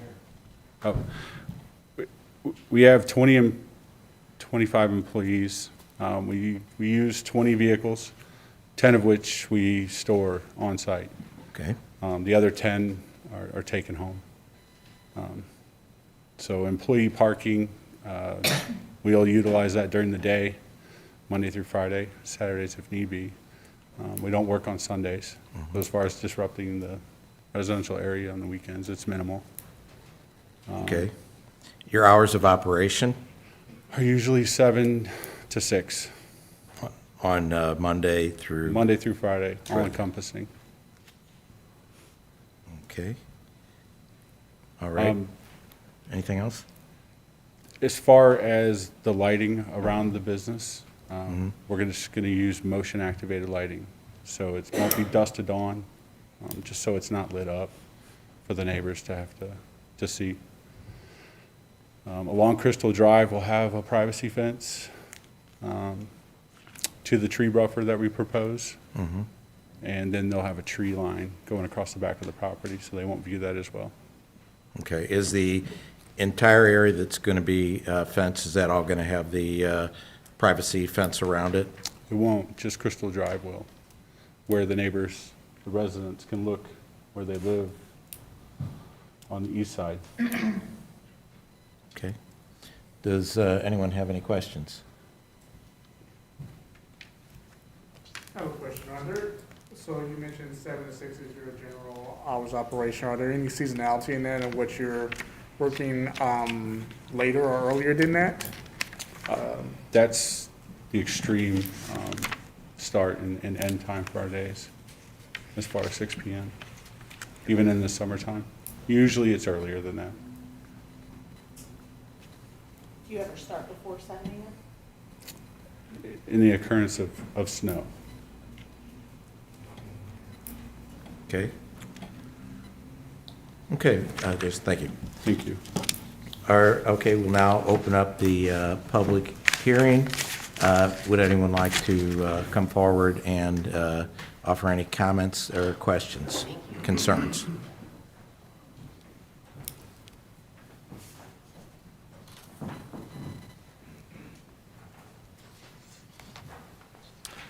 Good evening. Thank you. Please raise your right hand. Do you solemnly swear or affirm that you will tell the truth, the whole truth, and nothing but the truth in these proceedings under pains and penalties of perjury? I do.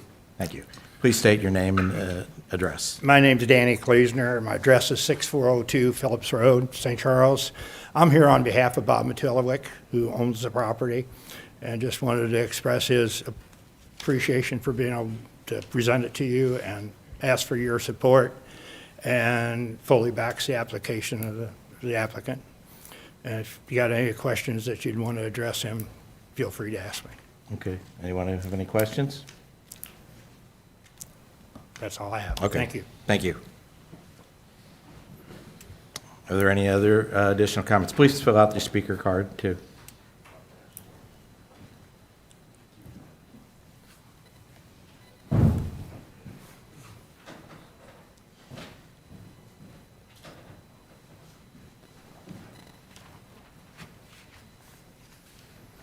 Okay, please raise your right hand.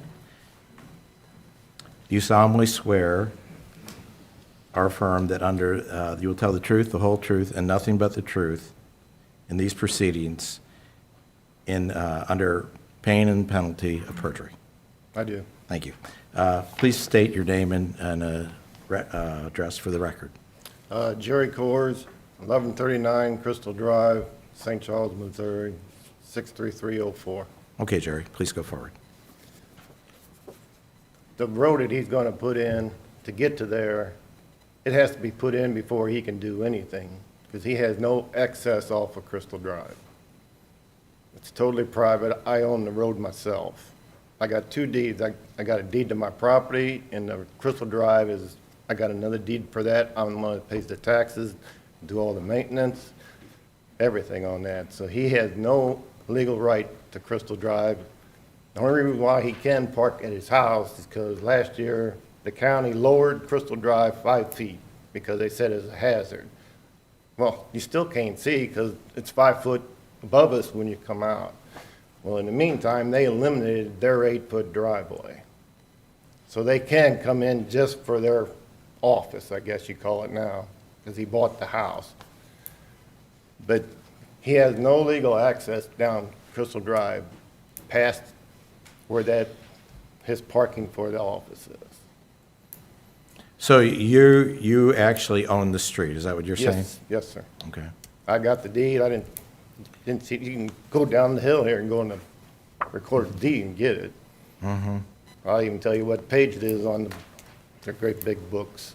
So there are several other residences there. Do they have some kind of recorded road easement to their property? They all have an easement off my road, except for that place, because it was never no part of the Burgermeister farm that developed all that.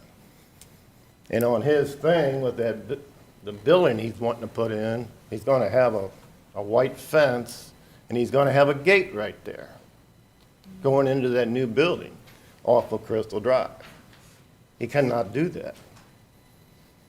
So how was the person that owned that house before getting to that property? They had a little 8-foot drive off of Westwood. So it wasn't off of yours, it was just off to the side? It's just right off the side. They went 2 feet apart. Property. There was a telephone pole splitting them. Okay. But since the county had the bright idea That's to what the lower it, different, I see it now. so I can't, they have to have access to the house, I gotta admit, but that's it.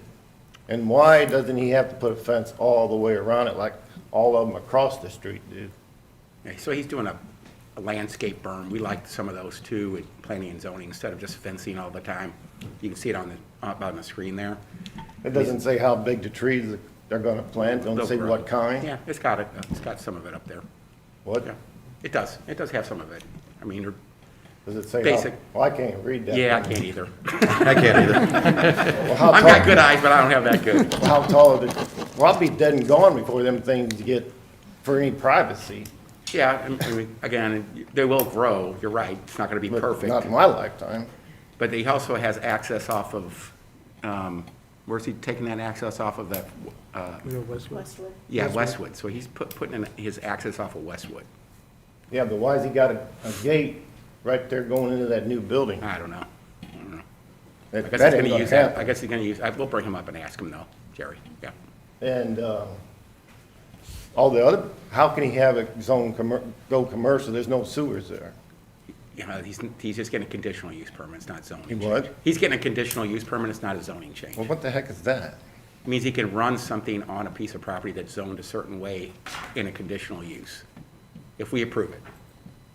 That's what it means. So it's gonna wind up, he can do just about anything he wants in there. No, there's not just anything. I mean, that's what was written into the application when he read it into the record, so. Well, the other thing, how tall a door is gonna be on that new building? Okay, we'll ask him when he comes up. Darn, now I forgot. Oh, and how many vehicles has he got? Yeah, he told us 15. Okay, now he's gonna pay his employees every night to park every piece of equipment, every lawnmower in there. And then in the morning, they're gonna have to back them all out, this and that. You know how time consuming that is? Yes, so. It ain't gonna happen. That stuff's gonna be parked outside. Well, I believe he said about half of the employees will be taking their vehicles home with them. Right. I thought he said like 15 there and the other part's going home. We can ask for clarification. So all lawn care materials and any related equipment or vehicles shall be stored within an accessory structure, including but not limited to work vehicles, trailers, lawnmowers, fertilizer, or fuel tanks. So all that stuff's gonna be stored indoors. If he doesn't do that, he can be cited. Well, you're gonna be on speed dial, because I think he's getting ahead. Within your rights. I mean, I'm not hard to get along with. Yeah. I mean, he's We're with doing, you. it ain't right. Well, we're just letting you know there are conditions on his use of it and how he's gonna do it. So we're trying to give you, if there's something more you want, you should bring it up. If you want him not to have a gate on the side, Well, he can't, he has no access. well, he can put a gate up, it doesn't mean he can get in and Well, out. yeah, well, then he's gonna use it. Well, yeah, Oh, so, Okay, put it this way, he's gonna put his gate there. yeah. I on the road, I'm gonna put a fence right a foot from his, so he can't go out of it. Yeah, so we'll talk to him about that when he comes up. I mean, you see my point. Yeah, we do, absolutely. I mean, that whole property there, since that was all developed, never paid 1 rent cent for maintenance or maintain it or nothing. Yeah, so you've taken care of it the whole time. Yeah. Well, my grandparents owned it back from 62 or 63, and I bought it in 85. So since 78, I've been maintaining the road. So, Okay. Okay, thank you. Thank you. Yeah, speaker, yeah. Okay, are there any additional comments? Please raise your right hand. Do you solemnly swear or affirm that you will tell the truth, the whole truth, and nothing but the truth in these proceedings under pain and penalty of perjury? Yes, I do. Thank you. Please state your name and address for public records. Thank you very much, Mr. Chairman and members of the commission. My name is Arnie C. A.C. Dinoff, County Public Advocate, mailing address P.O. Box 1535, and that's in O'Fallon. I've been experienced in a lot of these lawn care businesses, and I'm giving the applicant a fair shot, but there's bad apples in the industry that don't set the example. Here at the planning and zoning process is the process to put the conditions. As we all know, this is a conditional use permit known as a CUP, and here's the point that we put the conditions. I feel that staff did not go far enough, and I'd like to add a few conditions to make this palatable to the adjoining neighbors. The first thing is on the berm, which is number 4, the current condition recommended by staff. I would recommend that going from a type 2 to a type 3 berm in this situation. I think that it warrants it for property values and for aesthetic purposes. The next issues that I'd like to speak about is he's drilled down, and that was one of my questions, what type of operations is he going to have? He stated he's going to be in operations Monday through Saturday, and when it snows like a night like tonight, he'll be going in and out of the property to get salt, materials, gasoline. I don't know if they'll get gasoline, but definitely salt to run their operations. So my concern is he's going to operate between the hours of 7 a.m. and 6 p.m., and I would like a condition by the staff. It's written in number 2, but it doesn't narrow down the hours. I'd like a condition to state that no work or no starting of engines or equipment. As we all know, when you're in that business, you have to make sure it starts, turn it on before you leave the yard. So I'd like that a condition be added by the Planning and Zoning Commission that no work and no starting of engines begins before 7 a.m. I think that's reasonable. Working on equipment, as we all know, they're probably not going to have a large enough building to work on equipment inside. The conditions state that the repairs will be indoors, but working on the equipment tends to be on the outside, a lot of banging, loud noises, bothering adjoining neighbors. I'd like to make sure that there's a condition that no working of equipment on the outside of the building. Another condition is accumulation of outdoor storage of non-working equipment. This has been a problem in the past, and when they tend to have something that doesn't work, they put it to the side and think they're going to get to it and fix it, and it never gets fixed, and all of a sudden you have an accumulation of a lot of used, old, non-working equipment. So I'd like a condition that no accumulation outside of the building of non-working equipment. And of concern in the past has been yard waste, dirt, debris, leaves, tree limbs stored on the outside of the property. They're probably not going to store these on the inside of the property like is in condition number 3 proposed by staff. So that would be a condition and needs to be tied up to protect the integrity of this conditional use permit. And finally, I'd like to see a condition be more tighter and restrictor on the storage of salt and chemicals, including pesticides. Staff recommends that it be stored indoors, but I'd like that to be more restricted, more tightened down by the commission to ensure that there's not problems and that we don't have to get, or that the neighbors don't have to get code enforcement involved. So for those reasons, I'd like to welcome this business to the neighborhood, but I think that they need to be a good neighbor. These other people live there, that's their home, that's their neighborhood, and I don't think they want to be bothered before 7 a.m. So I'd ask also 6 p.m. You know, if they're going to be in and out, as we all know, the summer runs till 8:30, 9 o'clock, that's another problem. I think there should be a cutoff time on when they can bring the equipment back and make a lot of noise and ruckus and that type of thing. So I think those need to be narrowed down. This is a place to do it, right here in these conditions, and you need to protect the residents who are there first. Thank you very much, Mr. Chairman. Thank you. Any additional comments? Please come forward. And remember to fill out your speaker card there, Mr. Staff.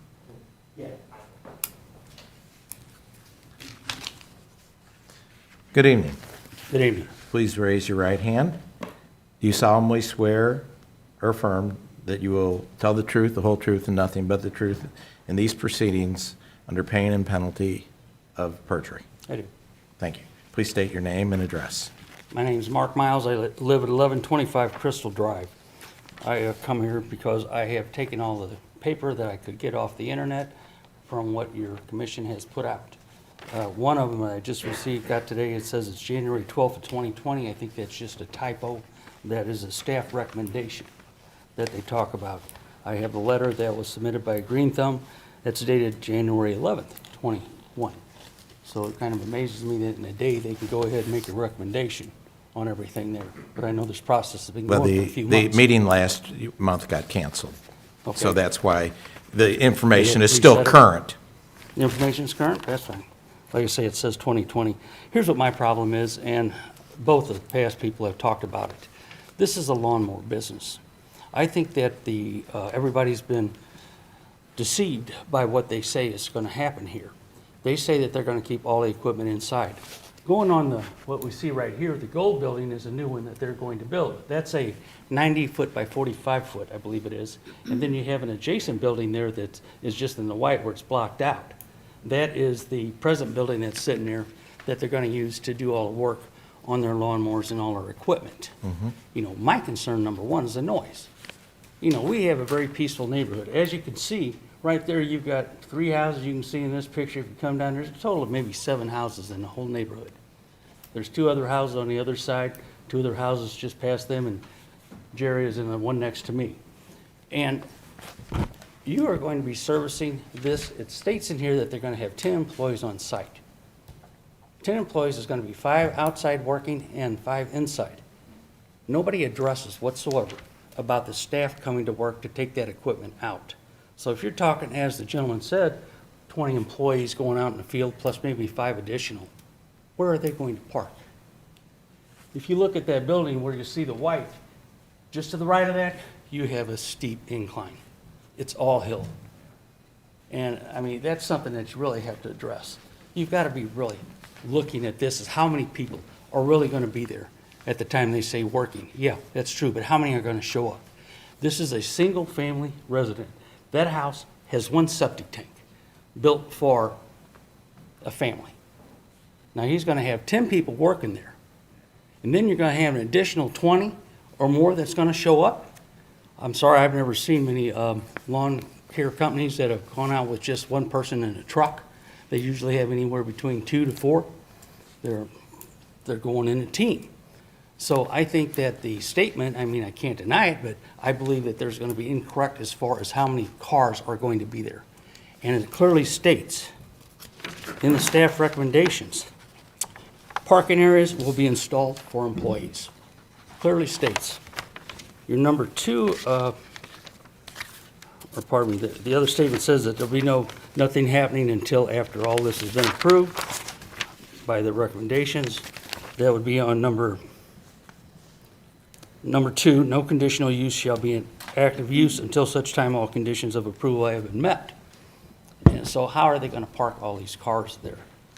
And they've already started working. There's already been a dumpster out there in front of the house, and employees have been in there tearing out it. It makes it seem like what we're doing here is useless because they've already started on making that office already. So I even called and asked about it. You know, they said it's a civil matter. That's what I'd have to do. I think that if you look at that, this is a residential area. You can see right there across the street, everything there is commercial. And it was made that way by your plan, which clearly the staff recommendation states, you know, recommends low-density residential land uses on the north side of Westwood Drive, commercial land uses on the south side of Westwood Drive.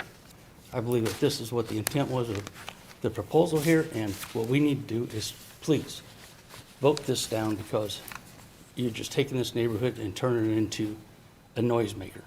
You're going to have lawnmowers running day in and day out. From 7, as they say, till 6, that repair shop is going to be busy. So our neighborhood is going to be nothing but noise of lawnmowers. Totally. And the amount of people, where are they going to park? Thank you. Thank you. Any additional people would like to speak?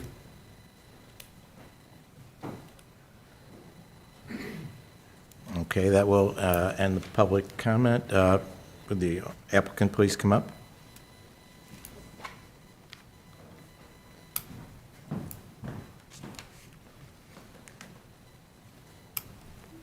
Okay. So there were a lot of questions that were brought up. I jotted down a couple of them. The number of employees will, what's being done in terms of the sewage? You know, if you've got 20 or 30 people and it's for a single family, has there been any upgrade, or will there be any kind of upgrade to the sewage disposal? We plan on upgrading the sewage, the septic system. And how's that how will you be doing that? Contracting a sewer company to install 2 1,000-gallon septic tanks.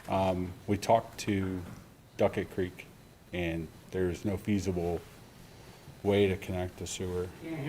Or there's no feasible way to connect a sewer. And did Duckett Creek indicated that that amount of storage would be sufficient for the amount of employees? I did not ask them. So I have 25 employees peak season, spring and summer and fall. On site, we have a mechanic 3 days a week, Monday, Tuesday, and Wednesday, and we have 3 people in the office. So we have 4 people that are there from 9 to 4.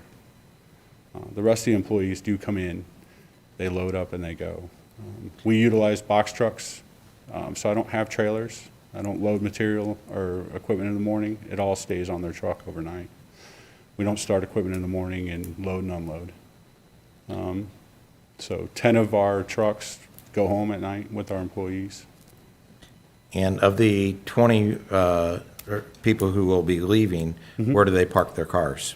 So they use a couple vans. They ride in with people. Usually I take up 4 to 5 parking spots for our employees. Okay, and, but in this case, you're going to need 20 parking spaces, correct? No. I guess I'm not following. 10 If of they're- the employees take their trucks home. So they will just be there temporarily? They'll drive in the morning, if they drive in at all. Everything's so digital now, their routes are loaded to their digital tablets. Okay, so they actually take the equipment with them when you... Some of the trucks are equipped to have that, yes. Okay. The gate, that I had a quick question. So are 10 of your trucks just basically not ever going to come into the office? Because you said they're in box trucks and they're already loaded. So are 10 of those just not going to come into the office every day? 4 of the trucks that'll be stored on site are box trucks. They are 14-foot Isuzu cab over box trucks. What about the ones that are not coming in Those are pickup trucks. with trailers? No, no trailers. I have 2 dump trailers that we'll store on site.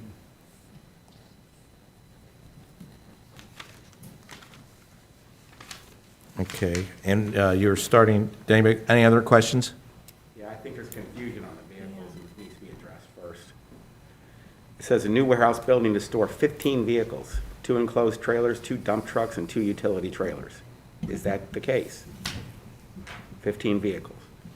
So that would be the max that I would have there. What are those vehicles then? Can you explain what they are? Because it says 2 enclosed trailers, 2 dump trucks, and 2 utility trailers. Are they just trucks, the other ones? Are they the box trucks? There's 4 box trucks.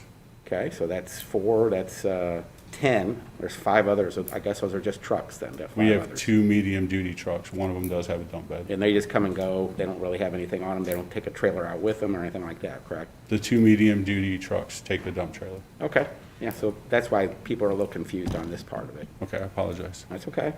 So what are you gonna do about the access to the building and the gate on the side?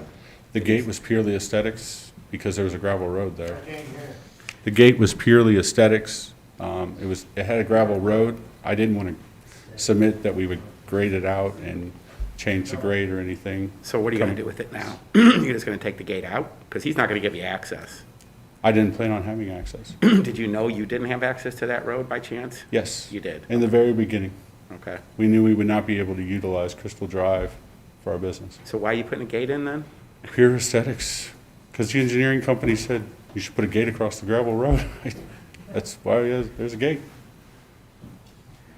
Yeah, I understand that, but when you put a gate in, people do have a tendency to use them. Yeah. You know, regardless of what happens, and he's not gonna have someone standing there stopping you from using it. So if I'm you, I take it out.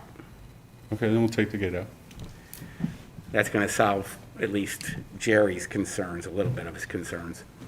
And then existing the metal garage, is that where the work is going to be performed on the vehicles when you're repairing them? The existing metal garage? Yes, that will be the repair facility for our maintenance. Any major mechanical repairs are done off-site. Okay. I'm not equipped to handle large So repair. you have a maintenance company maintain your vehicles for you? You don't Yes. really have mechanics? I have a mechanic, yes. Okay. We sharpen blades, we change oil, we do things like that. Yeah, but are you actually going to be fixing engines and replacing transmissions or anything like that? No. Is that a possibility that you would be doing any of that? A lawnmower engine, yes. Okay. So we can put conditional uses on it to make sure that that does not happen. We can put conditions on your conditional use. It says you cannot repair vehicles on your property. And I'm going to ask you, would you be opposed to something like that? That condition? That you cannot fix trucks, trailers, you can't be banging noise when the neighbors are going to have some, because they got a pretty quiet neighborhood over there. They do. So how do you feel about additional restrictions, like no repairs of trucks and trailers on your property? For you to put that on there. And the reason I'm asking that, because this is something we can do, and if you're not willing to do it, I need to know. I guess I would ask how broad repairing trucks and trailers. I mean, you can fix a lawnmower, of course, but you can't fix a truck or a trailer. You can't put an engine in. You can't put transmissions in. You can't be doing heavy-duty mechanical repairs on vehicles. And I think that's what their neighbors are really concerned about. I understand you're not going to be running lawnmowers. You're not starting them up every morning. You're just coming in and getting the equipment. You're going to be leaving. Mhm. But they're also concerned about the noise levels. Craig, can you hear me? Yeah, go ahead. Could you make the definition they cannot repair any licensed vehicle? And that takes care of trucks, vans, and trailers, and those things. That's a good idea, Roger. Lawnmowers don't have a license, as far as I know. Yeah. Would you be comfortable with that? Does that repair cover maintenance? Well, changing oil, I don't consider that repairs, that's just maintenance. But replacing tires, brakes, engine parts, tune-ups, those types of things are repairs. Well, maintenance could be maintenance too. I don't know, Roger, how do you feel about that? You're a lawyer, tell me. Well,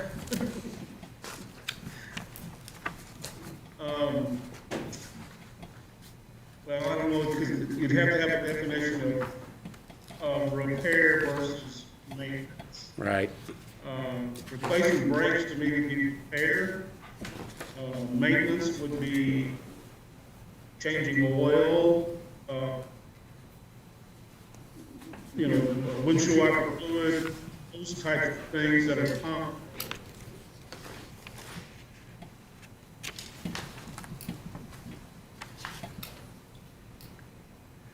But the changing brakes, to me, would be more of changing a flat tire would be maintenance. Yeah.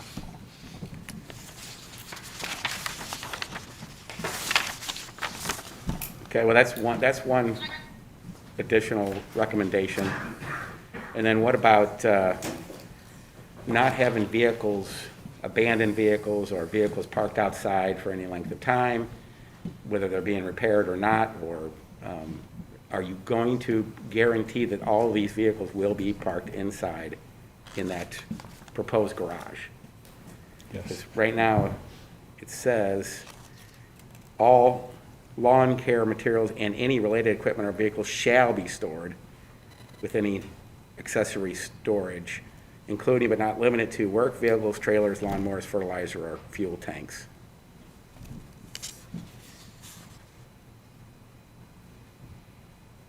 So I guess your answer is yes. Craig, I would suggest cover that. We should say that any no inoperable Vehicles or equipment shall be stored out. No what? No inoperable equipment shall be stored on the property. So if it's an inoperable that he's not using any longer, Right. he's got to get rid of it. Okay.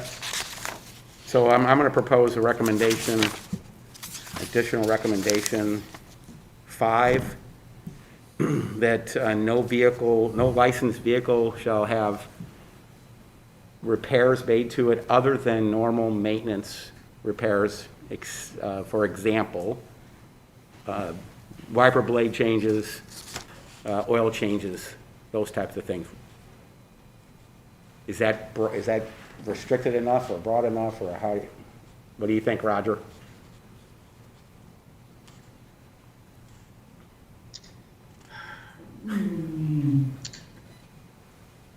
I would probably to put a dollar amount.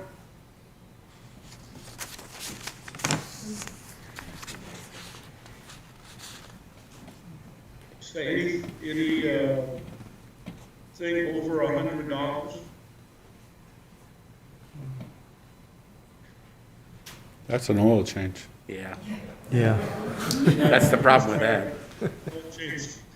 I'd say $200. So the use would be, recommendation would be, no repairs should be made on any licensed vehicle other than regular maintenance, not to exceed $200. That sound right?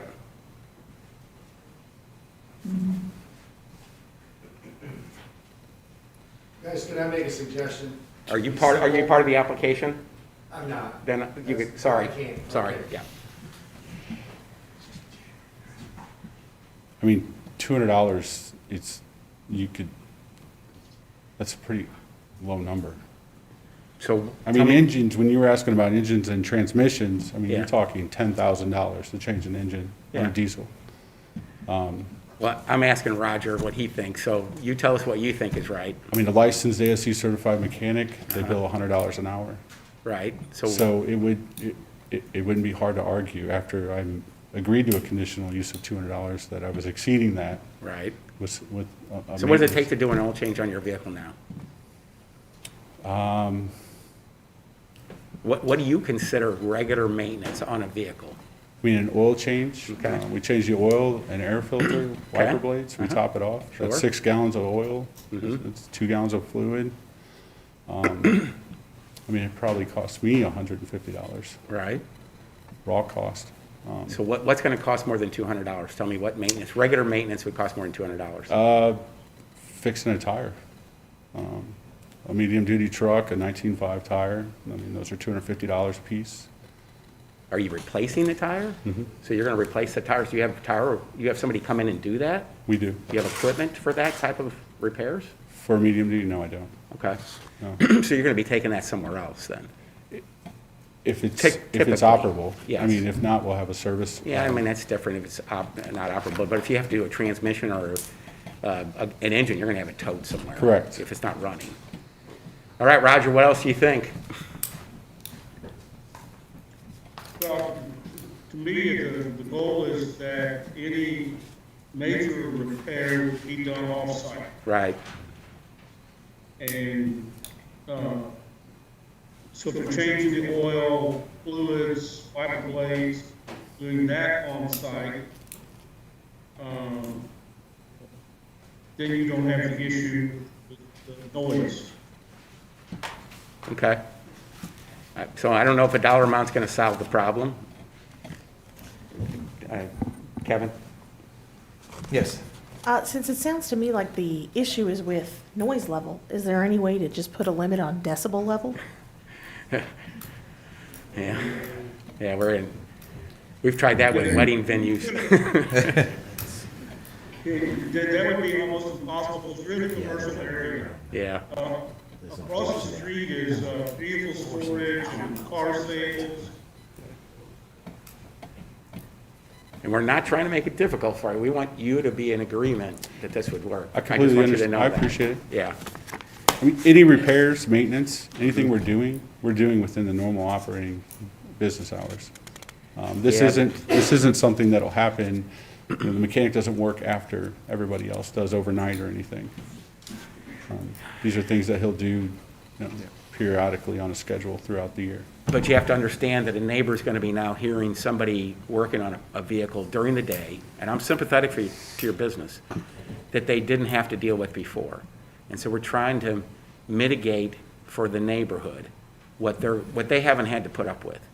And so you're gonna have an existing building that's gonna be backing up to lots 7, 8, and 9, and there's people gonna be hearing that, because it's pretty close, unless that metal building is gonna keep the noise level from permeating to the other lots. And maybe that's the case, I just don't know. I mean, I was a mechanic for 5 years, and it's noisy in a building when you're working on equipment. You're banging, Robert has a hammering. suggestion here, perhaps? As the people who need to enforce these conditions. Yes, that'd be good. Can I suggest just, already vehicles have to be stored indoors. So we could simply just say, number 2, we could say, all lawn care materials and any related equipment or vehicles or maintenance of vehicles shall be stored, basically, Performed. leave it to maintenance, it has to be indoors. You know, you can modify that, the third condition and just call it maintenance. If you put a dollar amount on it, Yeah, that's hard to that's- enforce too. Who's yeah, gonna I know. provide the documentation for the dollar amount? It's the property owner or the person operating it. And so that gets pretty subjective. So if you just leave it to maintenance and leave out repair, just say that it has to be stored indoors, maintained indoors. Just leave it at that. We can make that work. Could you also put a condition on there of a time when maintenance could be performed? You can. You can have a condition for time as well. You know, if it's indoors, it's probably covered. Sometimes these operations leave the doors open in the summertime when it's hot. So the noise will escape, but yeah, you could place a condition for time as well. Because it's, I mean, in the summertime, unless this is a climate controlled building, you know, in the summer, all those windows and doors will be open and it'll be the same as if they're just air out in the yard. Yeah. So I would think that a time condition on repairs would be appropriate.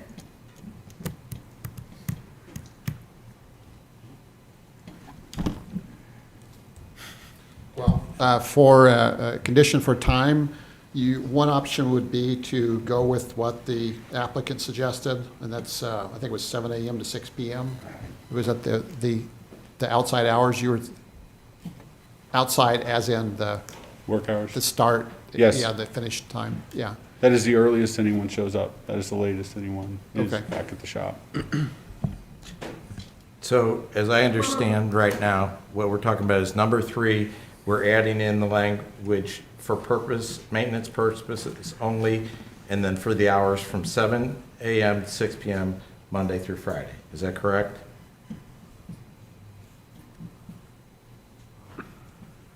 I'm still concerned about any major repairs that are gonna be done to any vehicle. If we're just saying they can do maintenance, then he can do he could be doing body work in a, Well, that's why I was thinking for maintenance purposes only. just maintenance and not repairs. you're Okay, talking about. maintenance. Okay, Only, and not repairs? Yes. Okay.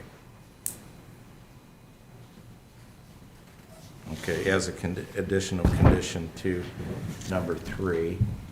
And then, no inoperable vehicles stored on the parcels, on the premises? Yep. Okay. And that would be condition 5. And then, the condition 6 was removal of the gate that is, well, I mean, I can't imagine why he'd have a gate. He's already said he's gonna remove it, so well, it's, I mean, if he's already gonna remove it, why don't we just put it in there? Yeah, Removal that's of fine. gate Mhm. that, that fronts. And then I have a question that one of the residents brought up on the letter. as you're doing landscaping business, where are you gonna put the landscape waste? Timbers, trees that you take out, rock, brush, grass, is that gonna be stored on your property? That is usually stored in a recyclables container. Timbers is not debris, that's trash. Those are hauled away or picked up from the site we're working. So you're not gonna store it? We don't stage any debris like that, trash at our locations, now or going forward. So you won't need to burn brush or all that kind of stuff that you put constantly? No, not at all. Okay, please. You had mentioned earlier that 7 a.m. was generally speaking the earliest you started, except in the case of snow removal. Correct. So I'm concerned that if we have a condition that they can't do any business before 7 a.m., when there's snow, I mean, school buses need to get, we need to clear the roads before 7 a.m. We need to clear subdivisions, driveways, whatever it is that they're removing. That needs to happen before 7 a.m. I'd like to make sure that they can do that within the scope of the rules. Well, they're gonna have to make provisions to have their vehicles out of there if there's snow at home and not come in to get it until 7 a.m. So if he knows the forecast, he's gonna have those vehicles out on the road anyway, or stored at some other place. So we're making the condition he cannot come in and take equipment off. It's until 7 a.m. or it's 6 o'clock, 7 to 6 is his hours of operation, basically. Okay, any additional comments? No, the public hearing's closed. Okay, thank you. I'm sorry, you didn't see it? Any additional comments? Is that for us also? No, that's for the staff here. Thank you. And the commission. Okay, so any discussion among us here on the commission? Any questions among discussion here or questions to the staff? I'd just like to have Mr. Meyer explain, since it's a conditional use permit, what the next process is before the county council and so on. Conditional use. I'm sorry. Conditional use permits. This is a recommending body, and so it holds a public hearing. It makes a recommendation to the county council. And so this body will either recommend approval as proposed, approval with conditions, or recommend denial. And then the county council would take up the review of a bill for potentially to pass as an ordinance. And the county council does that in 2 meetings. Any ordinance can include conditions specifying under what circumstances such a business can be operated at that location. And so if there are conditions, then those become part of the rules or the laws that dictate how the business would operate. Okay, so what we have discussed here, and if there's no further discussion, is that in addition to the recommendations from staff, on number 3, we will add in the line at the end of that, for maintenance purposes only, not repairs, for hours 7 a.m. to 6 p.m. Monday through Friday.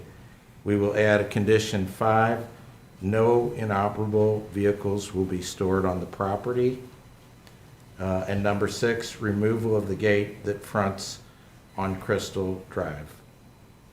Okay, does any other, Do those conditions preclude the use of his property on a Saturday? Because he did mention that he sometimes does business on Saturdays as well. I think what we're addressing is the way I would look at it is that we're addressing the maintenance of and the repairs of the, ongoing. I guess during summer, it's very possible people will be coming and cutting grass. Does anyone else have any comments on that?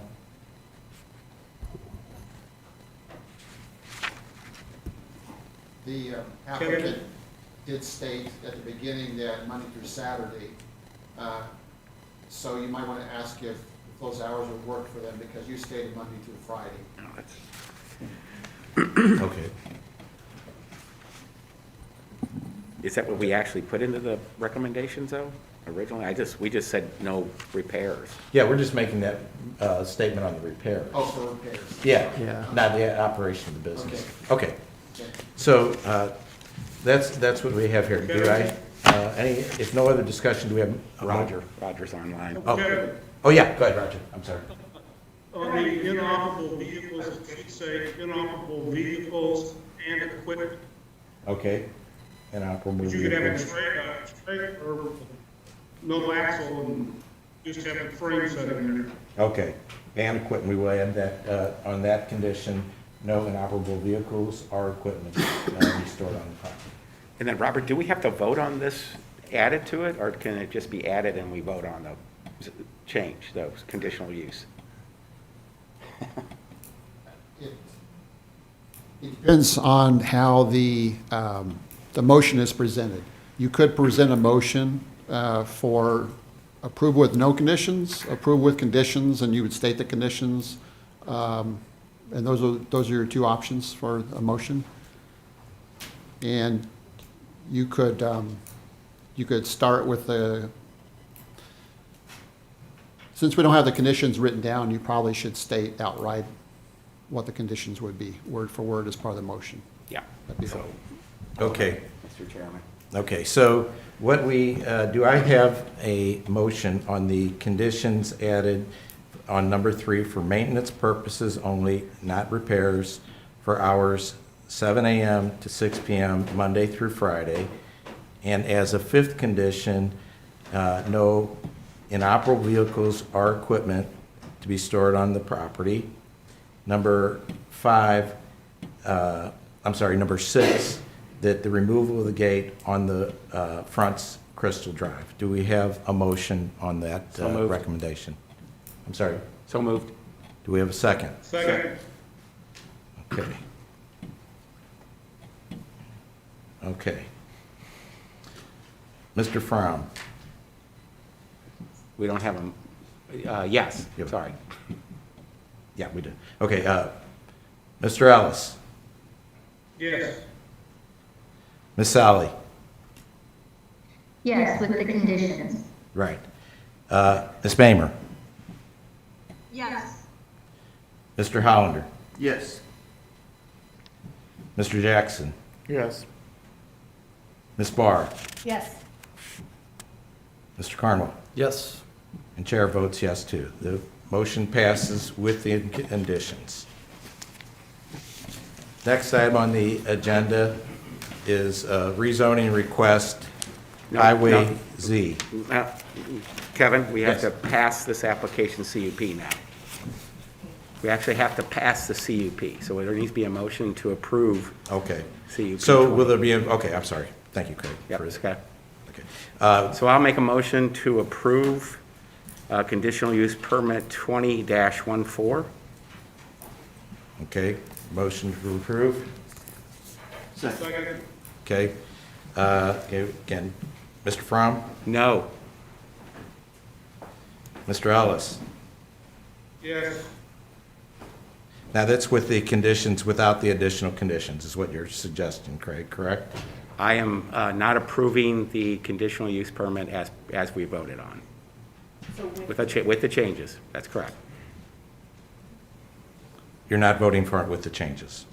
I am not voting for the conditional use permit as we voted on with the changes. We've made the changes to it, we've approved that, Kevin.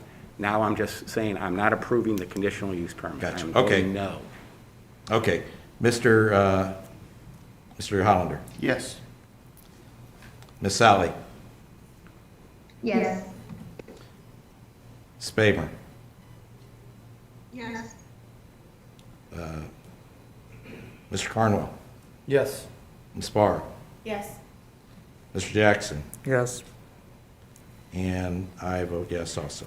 Okay, that also passes. Okay. So Kevin, I want to make it clear to you guys what I did. Okay. I probably knew it was going to pass. I put conditional uses on it. Right. I voted for those conditional Right. uses to be added. I was not in favor of the application's change or the CDP. That's all that was. Yeah, no, Okay, all right. Okay, very good.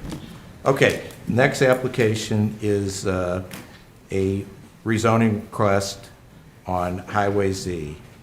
The application is RZ 20-16. The property owner applicants are Gerald A. Keevan Revocable Trust and Glennon J. Keevan Revocable Trust. Current zoning A Agricultural District. Requested zoning C2 General Commercial District. 2030 Master Plan recommends commercial uses. Parcel size is 10.50 acres. Location is on the west side of Highway Z, approximately 300 feet south of Highway N, near the city of Wentzville, County District Number 2. Staff, please comment. The future land use plan, which you just saw briefly, does show or does envision the commercial node clustered around the intersections of Highway Z and N and extending south to Buckner Road. You may remember from the master plan that the Highway N is one of the future growth corridors for St. Charles County. In fact, we expect this corridor to grow very much over the next coming decades. There will be a major increase in traffic we're projecting, and as part of that, as part of our long-range plan, St. Charles County is working cooperatively with Missouri Department of Transportation to reconstruct or expand the Highway N corridor. And they're in the final phases of what's called environmental impact statement, which would look at the future route for Highway N. And you may be interested to know that the published plans at this time show Highway N corridors remaining within the current corridor, except for just west of the intersection that we're talking about, dropping down to Buckner Road to that, within that corridor. So the property we're talking about is, how do I explain this? It's just left of that yellow or gold line and just south of that, the blue line of the Highway N corridor. And so the context for Highway N is important, more so I'd say for this next consideration, but I wanted to mention as part of the rezoning as well. The two subject parcels are both located within that commercial land use node. Right now, there are lower intensity commercial uses that include a Walgreens pharmacy, 2 convenience stores, and an animal feed store. And additionally, just to the south at Buckner Road, there's 2 outdoor storage yards that are currently being operated by the applicant. More intensive commercial usage is now limited by a lack of public sewer service at this location, but at some point in the future, there will be likely sewer service at this intersection, and so there would be an opportunity for more intensive commercial usage at that time. You might consider what's being proposed as a lower intensity commercial use for this outdoor storage yard for RVs and boats and trucks. So, Robert, on that proposed Highway Z, how it's going to be redone, it looks like then it'll be essentially more to the east of the property. Is that little spur of Old Z going to remain intact, that there'll be access off of that? Yes, that's what they will access the property. Okay, so that spur will become a spur, will remain there. Okay. Yeah. Yeah, from what I understand, it's the Highway Z right in front of the property will probably become a cul-de-sac at some point. So they'll continue to take access off of Z, would not have access from Highway N. Okay. The planning and zoning staff has considered the range of permissive conditional uses in the C2 General Commercial District and finds that this specific zoning district appropriate for this location, and so we're recommending for that the Planning and Zoning Commission recommend approval. Okay. Any questions of staff? Okay, at this point, we'll ask the applicant to come up. Good evening. Good evening. How you doing tonight? Great. Good, good. Do you, thank you for raising your hand. Do you solemnly swear or affirm that you will tell the truth, the whole truth, and nothing but the truth in these proceedings under pains and penalties of perjury? Yes, I do. Please state your name and your address. Gerald Keevan, 760 Hillenkamp Drive, Weldon Spring, Missouri. Okay, Jerry. please And go forward. it is correct, it's 10.5 acres between the two parcels. Thank you for leaving this section up, if you will. The two blue lines that are going through there, the new David Hokel Parkway that starts on your left side and goes all the way to the right side, that is roughly about 320 feet. Obviously, they don't need 320 feet. If I was a betting guy, I think it's going to go up higher on that. You see how it's separated into two different areas of the road? You can see that? Just because the lower section, I don't think this is going to touch my property, because otherwise there's two fairly large buildings that the road would have to take out, which I think would be fairly expensive to do. That's why I don't think it's going to touch my property. However, you are correct, as far as accessing my property would be off of Highway N, and it would come down into a cul-de-sac in some which way.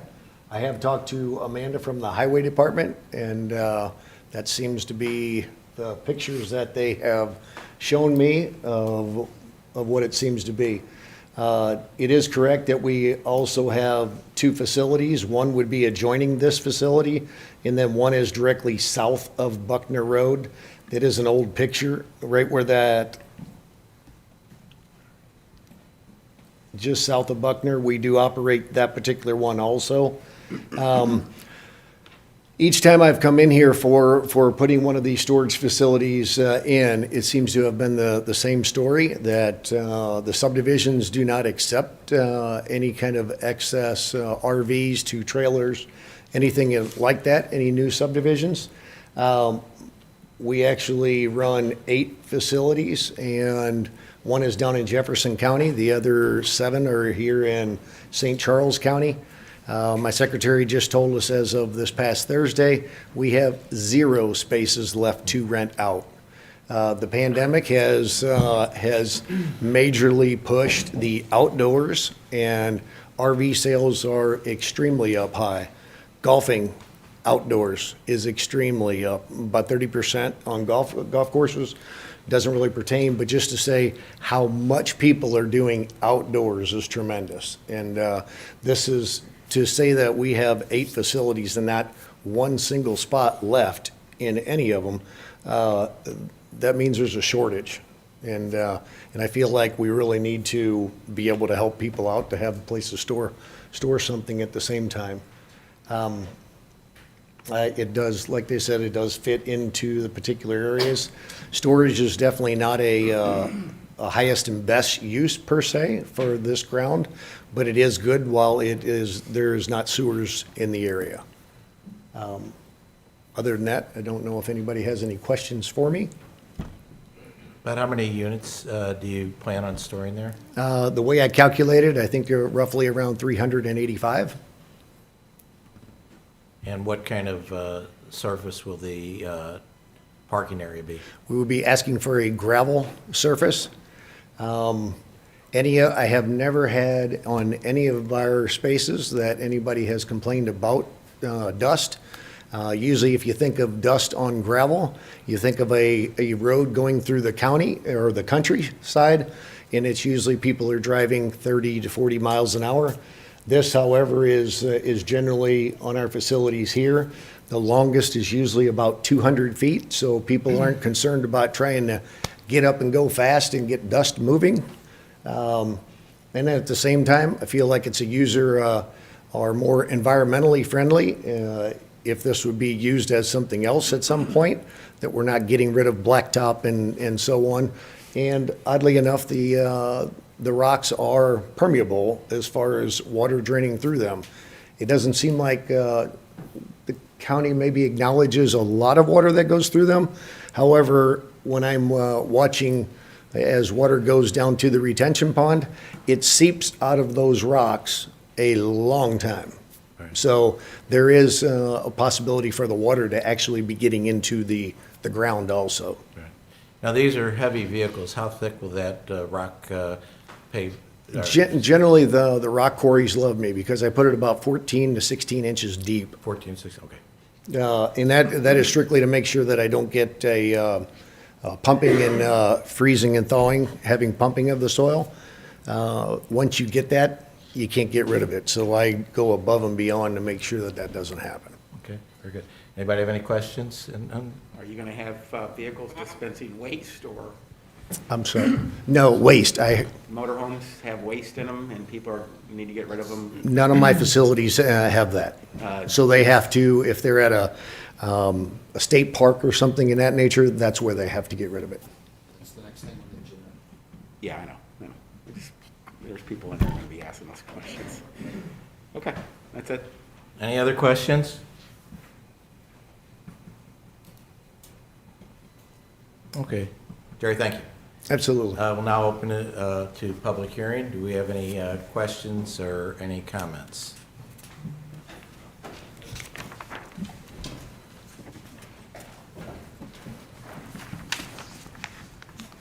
Good evening. Please raise your Good right evening. hand. Do you solemnly swear or affirm that you will tell the truth, the whole truth, and nothing but the truth in these proceedings under pain and penalties of perjury? Yes, I do. Please state your name and address. Thank you, Mr. Chairman, members of the commission. My name is Arnie C. A.C. Dinoff, County Public Advocate, mailing address P.O. Box 1535 in O'Fallon. Mr. Keevan has been before this commission before. I just would like to say he's an outstanding corporate citizen. He says he will do what he promises, and I can attest to that.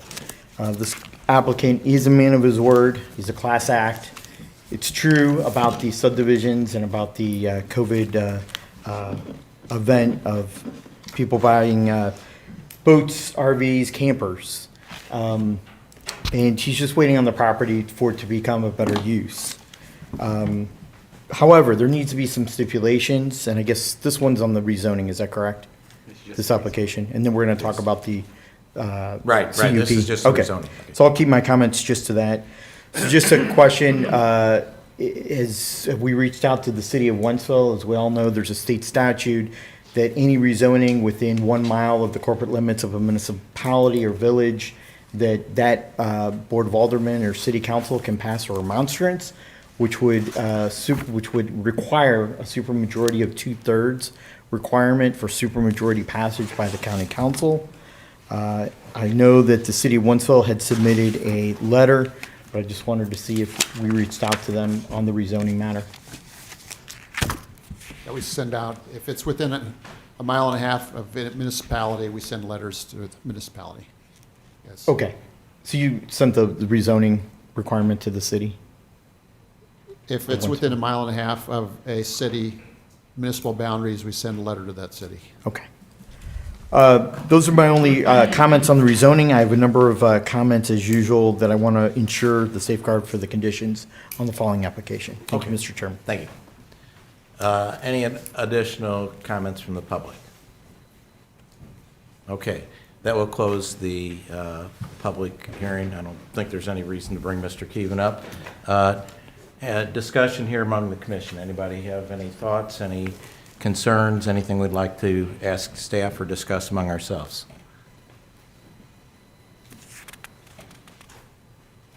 Okay. Hearing none, do we have a motion for the approval of the rezoning request Highway Z application number RZ20-16? Motion. Mr. Hollander motions? Second. Second. Okay, 2 seconds. Okay, thank you. So, let's see, Mr. Ellis. Mr. Ellis? Sorry, Thank you. I was muted, yes. Okay. Ms. Sally? Yes. Ms. Mamer? Yes. Ms. Bear? Yes. Sorry if I mispronounced. Mr. Jackson? Yes. Mr. Carnwell? Yes. Mr. Fromm? Yes. Mr. Hollander? Yes. And I vote yes also. Motion passes, rezoning request passed.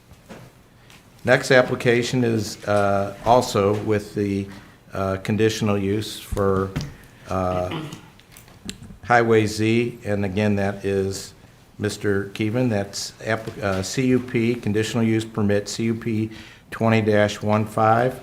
Mr. Gerald Keevan, revocable trust. Gerald J. Keevan, revocable trust. Current zoning, agricultural district. Requested zoning, C2, commercial district. Conditional use request, outdoor storage for automobiles, boats, trucks, trailers, and recreational vehicles. Parcel size 10.5 acres. Location on the west side of Highway Z, approximately 300 feet south of Highway N near the city of Wentzville, County District 2. Seth. The last item, we were reviewing a zoning map amendment, so that the question there is whether the range of commercial uses that would be allowed under C2, general commercial district, for instance, is this the right place for commercial uses? This agenda item is more specific. We're asking, is this the right place specifically for an outdoor storage yard for boats, RVs, trucks, et cetera? And that's the difference between a conditional use permit and a rezoning.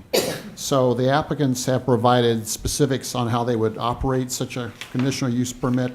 And so there's a concept plan that's in the packet, and that concept plan is made part of the part of the record. And should this be approved, it would be attached to the rezoning ordinance and be part of the conditions. So what they're proposing is if there are any major changes or deviations from the concept plan, they would need to return back to the Planning and Zoning Commission and the County Council, again, should it be approved. The applicants do operate two similar vehicle storage yards immediately to the south, running on Highway Z and Buckner Road.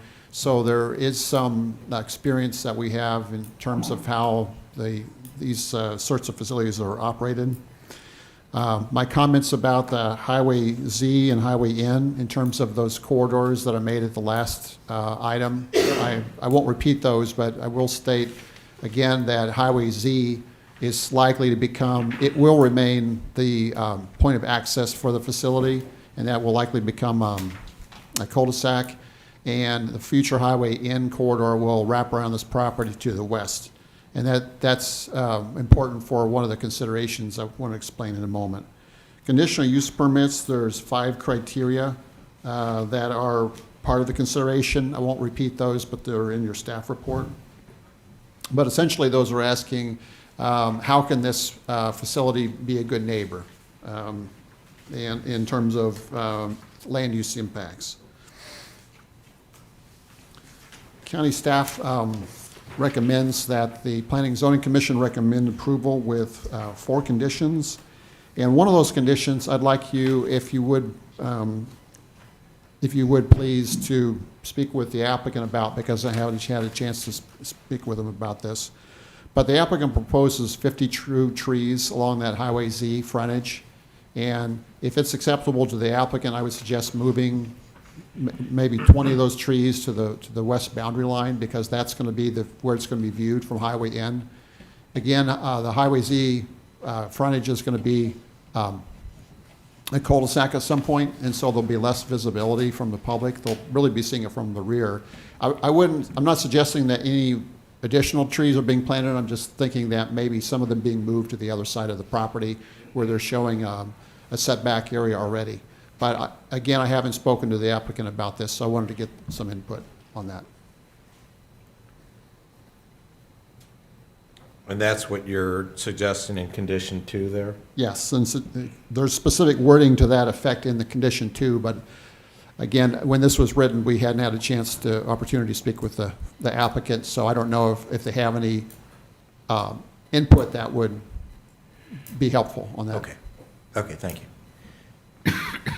Okay, any questions of staff? So you're talking about on the back of it, then, Robert?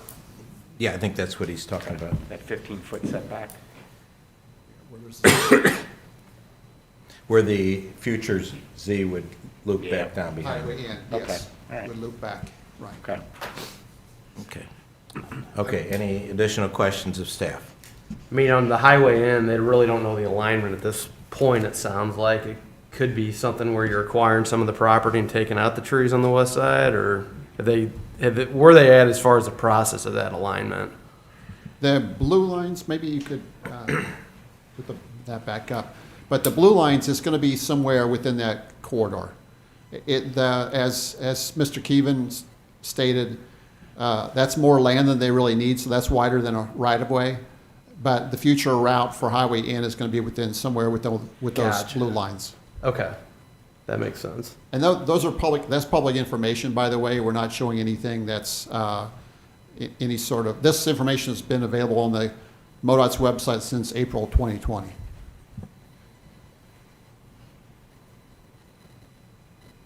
Okay, thank you. Would the applicant like to please come forward?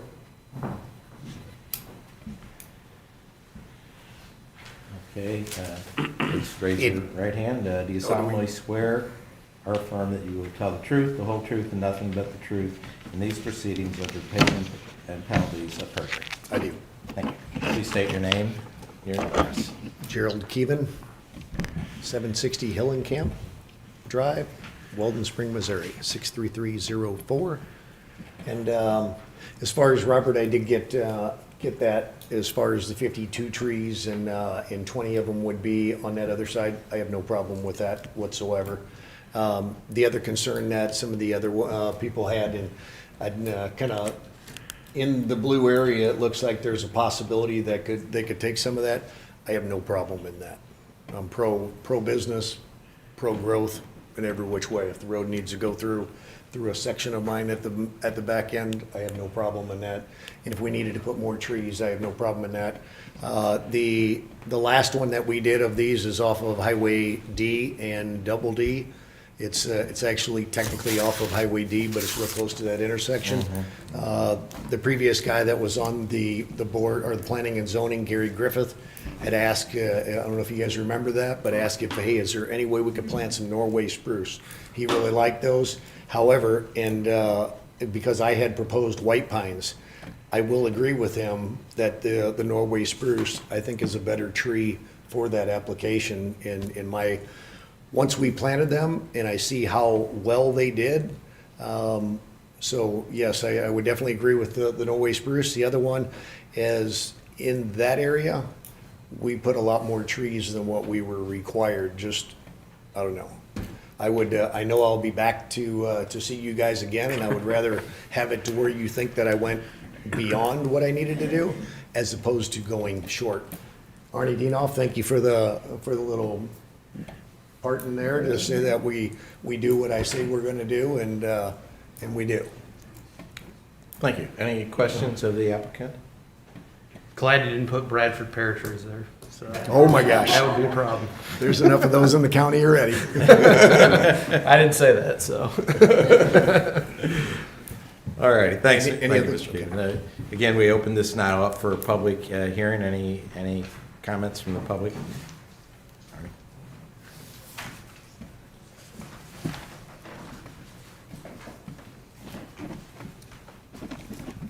Please raise your right hand. Do you solemnly swear or affirm that you will tell the truth, the whole truth, and nothing but the truth in these proceedings under pain and penalties of perjury? Yes, I do.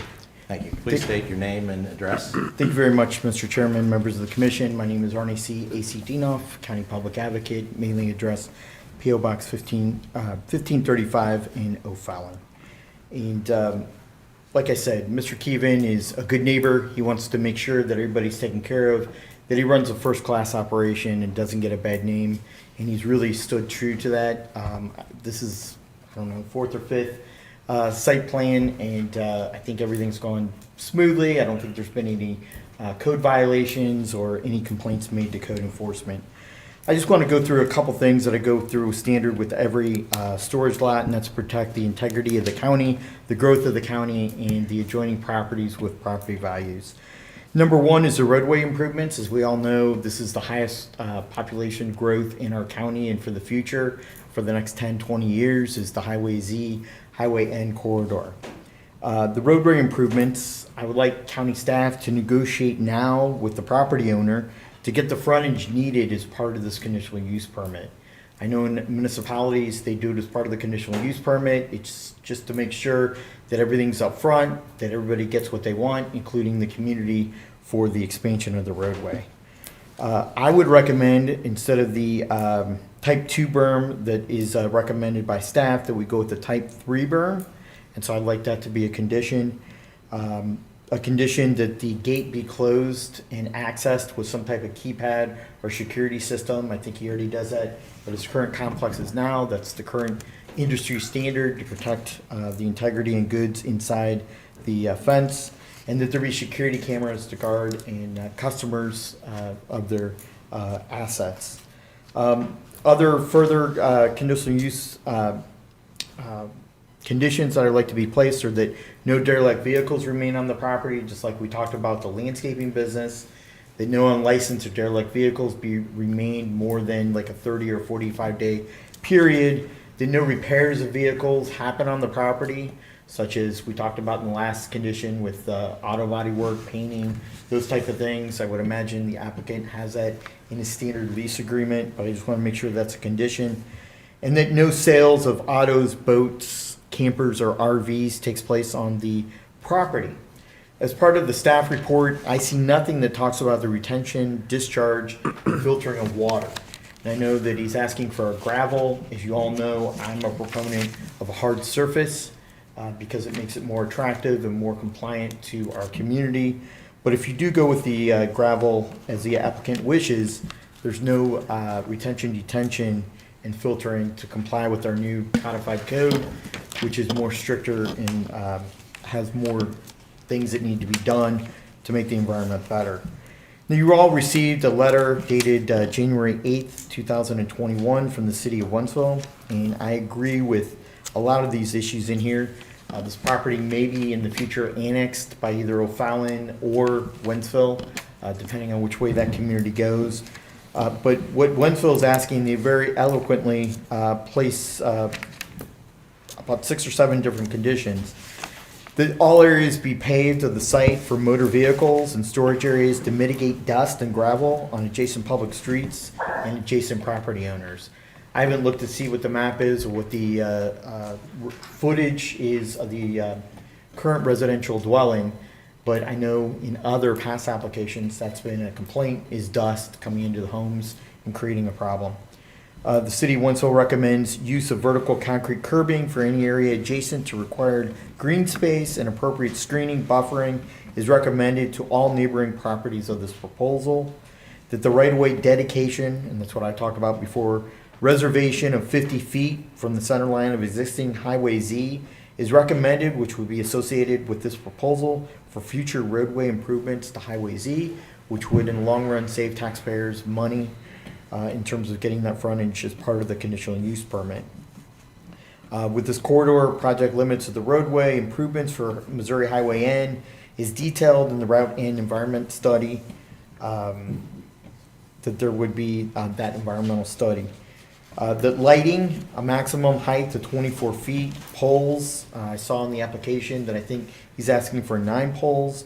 I'm not sure if there was a height that was in there, but the fixtures be black and the light source be LED and just aimed on the property that it's pointing to. And I know that we have a codified code that addresses lumens, that they be generated just on the property and not to affect adjoining properties. And the final recommendation from the city of Wentzville, the use of underground electric for the site's development for electrical power needs.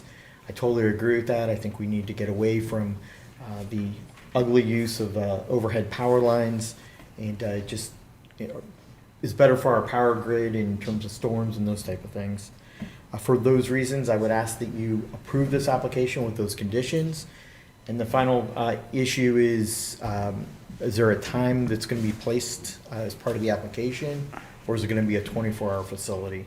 And again, I haven't looked at the map, but I'm not sure where the nearest residential dwelling is. But I just want to make sure that those residences aren't impacted by somebody coming in at 12 a.m. or 2 o'clock in the morning with those loud gates banging and clanging. So thank you very much, Mr. Chairman. Thank you. Any additional comments from the public? Okay, this closes the public session. Any questions, any discussion points, anything we'd like to additionally? Oh, I'm sorry. I apologize. Didn't give you a chance to. No, I'm totally fine. Did you have? You have a retention basin? You were It's talking a about retention water. basin, and that's where it would go. However, I do have to meet all regulations of the new regulations that are going in. So I'm not saying it won't be a little bigger or something in that nature, but that's, in general, that's where it's gonna go, and we'll have to meet those regulations. There was also a question about the hours of operation. Hours of operation are gonna be just like the other ones. They're 24 hours a day, 7 days a week. As far as all electric lines are buried. As far as light pollution, there's another standard for the county. I have to meet those regulations at the same time. And there's residents, I don't think there's any residents in a long ways for any kind of a light situation. Right. Lease agreement, that is correct on leasing. There's no maintenance allowed on any of the vehicles. And what about, not quite the same thing, but what about derelict vehicles? Are there any ways that you can control that? Typically, what I do, I tell my secretary, don't take them. Because if I'm ever gonna get a bill that's not paid, it's on a derelict vehicle. And the beauty of it, we don't have to, when you're full, you don't have to take anything. You can be very selective of what you do take. And that is something that we do. Okay, any other questions? Comments? What about the city's letter? Did you read through that? I'm City of sorry? Winsville, the city of Winsville's letter, did you read through that? I did not. I did not even see the city of Winsville's letter. Yeah, they went into some pretty good detail on what they'd like to see you do. Robert, is there not? Anything that I Thought? received, I didn't see any details of. Yeah, sorry about Thank that. you, Ernie. Yeah. I think the question is, what jurisdiction does Winsville have on regulating the design of his lot with a CUP? They wouldn't have any. It's in unincorporated St. Charles County. That's correct, but as a neighbor, we always try to take in consideration. That's why Yeah. we send them a letter, because it's within I guess it was within a 1,500 feet of Winsville, is that what it is? The comments that they made are the same ones that they make for all outdoor storage yards. Okay. And so they're very standard and typical. Okay. And they always ask for paving. Yeah. Although ours allows gravel surfaces on the site plan, we place a condition that if there's dust problem, we'll call the entity that's operating it and ask that they treat it with like calcium chloride or something that would control dust. And occasionally that's a problem, but it's not that often. Our light standards, they mentioned, there was a mention Let me about light. answer that. The county has a 20-foot maximum height on light standards. We also, I think it's 0.5 foot candles maximum at the property line. So we do have measuring tools, and we do occasionally go out and measure for foot candles. We don't have noise requirements, but we do have lighting requirements that we follow. And in terms of wrecked or damaged vehicles, we do have a property maintenance code. So if someone had if they began storing outdoors wrecked or dismantled vehicles, the property maintenance inspector would ask them to comply with the property maintenance code. And my understanding, we would not have the ability to impose any kind of dedication of right-of-way or anything like that. That would be outside of our area of. Right, yeah, we would not have. At this point, we don't, it's too premature, it's Right. premature to Right. ask specifically. And the about fact is, right-of-way. this is probably, as you were saying, probably an interim use with what eventually happens, so. Sure. Yeah. I would say- But he offered it. I would say very quickly that when this application Offered what? first came in, we looked at the question of if this future highway in impacted the corner of your property, would there be anything built there that would interfere with it? Yeah. And this is an open storage yard, so there's no buildings being proposed. So if it did take, for instance, the corner of it, the property owner would be compensated, and it would not impact their use such that they would, it wouldn't take their use, is what I'm trying to say.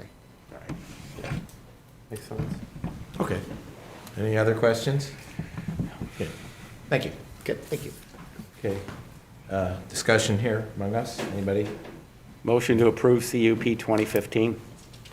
Second. All right, we have a motion to approve and motion to second. Miss Sally? Yes. Miss Mamer? Yes. Miss Barr? Yes. Ms. Garnwell? Oh, sorry, yes. Mr. Jackson? Yes. Mr. Ellis? Yes. Mr. Fromm? Yes. Mr. Hollander? Yes. And Chair Bird votes yes. Motion passes. Next application is a rezoning request, North Shore Drive. It's application RZ 20-17. The property owner is the 222 Yacht Club LLC, Arthur F. Denkman, third registered agent. Current zoning is A, agricultural district with floodway and floodway fringe overlay districts. The requested zoning is RF, riverfront districts with floodway and floodway fringe overlay districts. 2030 master plan recommends parks and open space. The parcel size is 29.90 acres. Its location is on the north side of the terminus of North Shore Drive. It's in County Council District 6. Staff, please go forward with your recommendations. All right, as you mentioned, this property is currently zoned A agricultural. It does have some floodway, that's the diagonal line there, crossing over the property, and the rest is in the floodplain. Actually, I'll leave this on here.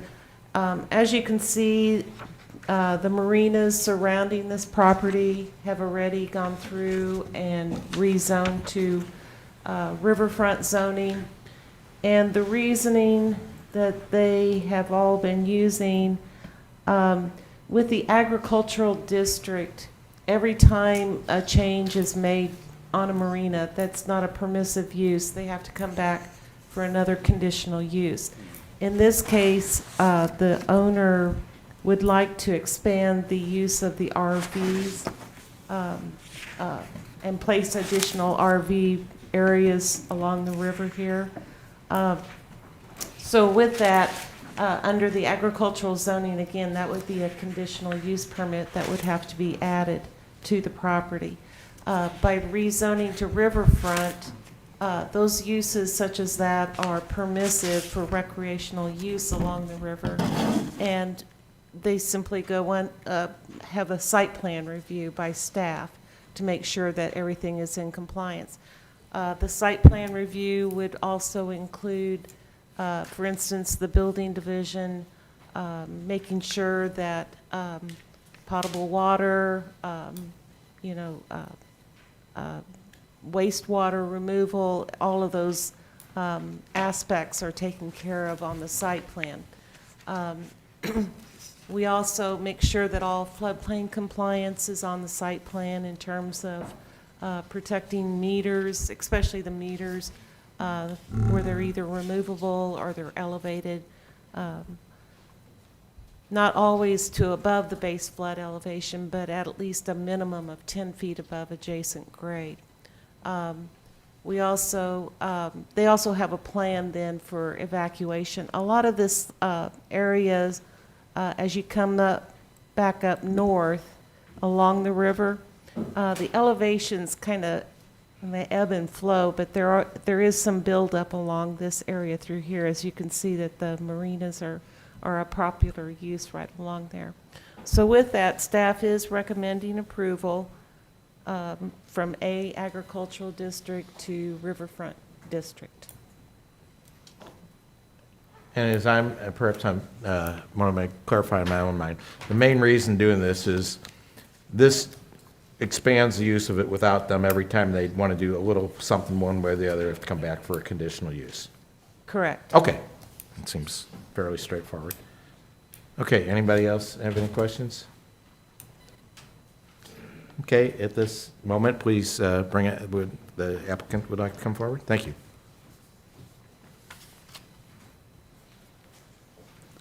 All righty, please raise your right hand. Do you solemnly swear or affirm that you will tell the truth, the whole truth, and nothing but the truth in these proceedings under pain and penalties of perjury? I do. Thank you. Please state your name and address for public records. My name is Art Dankman. My address is 1072 Briarhurst Drive, Manchester, Missouri, 63021. Okay, please go forward. I'd like to thank the council for considering my rezoning request this evening. The request is to bring the current use of the property in compliance with the zoning for the area. Both the marinas to the north of me, as well as to the west and south, have already rezoned to riverfront. So I'm requesting to have my 30 acres rezoned also. Okay. Does anyone have any questions for Mr. Dankman? Seeing none, thank you. Thank you. We'll now open up this section to the, for public comments. If anyone has any comments, please come forward. And remember to get a speaker card each time you come up and fill that out. Okay. Please raise your right hand. You solemnly swear or affirm that you will tell the truth, the whole truth, and nothing but the truth in these proceedings under pain and penalty of perjury. I do. Thank you very much, Mr. Chairman, members of the commission. My name is Arnie C. A.C. Dinoff, County Public Advocate, mailing address P.O. Box 1535, O'Fallon. I understand that we have the change to riverfront property. I get that, but I hate giving up the controls. There just aren't any conditions. There's a lot of questions. I guess we're going to leave it all to staff in terms of tying down everything, flood needs, meters, fuel spills, septic tanks. I have to oppose this application overall. I just think it's a bad move for this commission to give up controls of the CUP, which ensures everybody plays on the same even keel playing field. There needs to be protections for the county, and you need to have the ability to put those conditions on a CUP. By giving it to staff, it really gives up the control, and we have to trust the staff. We're not going to know about it till after the flooding occurs to see if everybody did their job or not. But I really dislike giving away the total control here, and I would be opposed to the spirit of this application. Thank you, Mr. Chairman. Thank you. Any other comments? Seeing none, we will bring it back to the commission. So does anyone here have any questions or discussion would they like to bring up, or anything they'd like to ask of staff?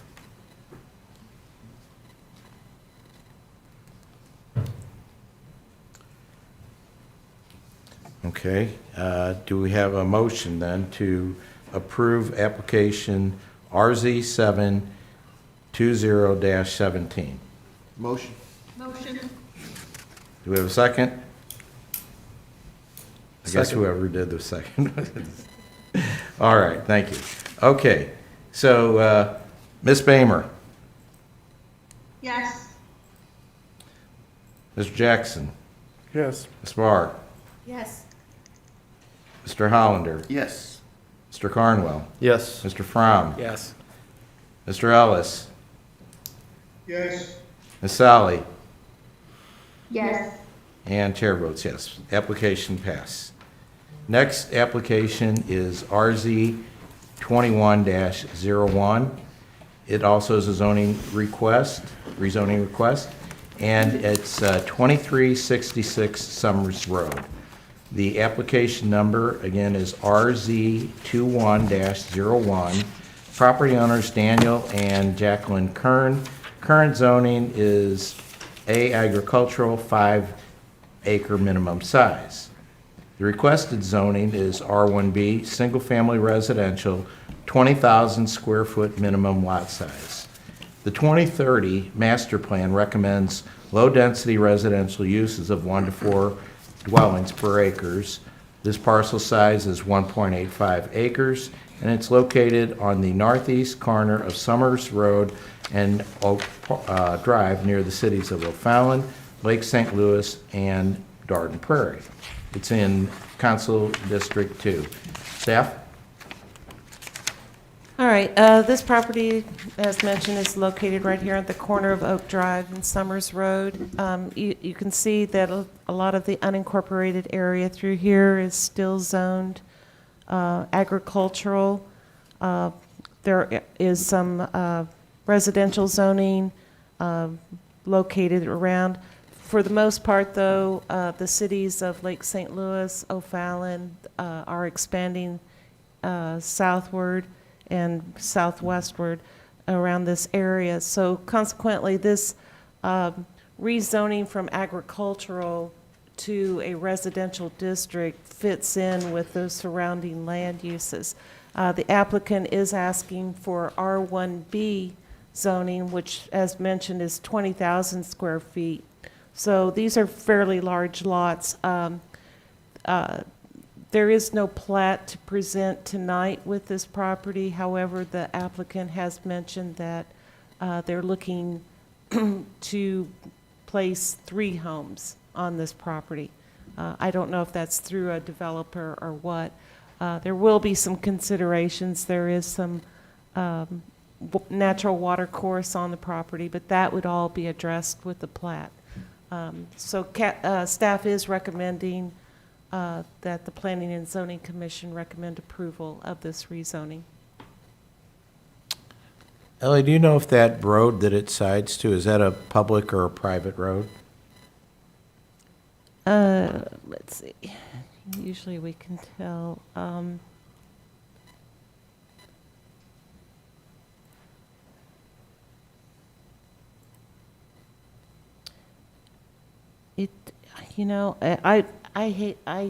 I can't definitely tell you that it is a private road. Okay. Usually there's the highway department will place a line across that if it's a private road. I see. On GIS, and I'm not seeing that. If there is any residents in the audience, they may be able to tell you. Okay. Okay, someone mentioned it's a public road. Okay, any other questions, staff? Okay, if we could ask the applicant to please come forward.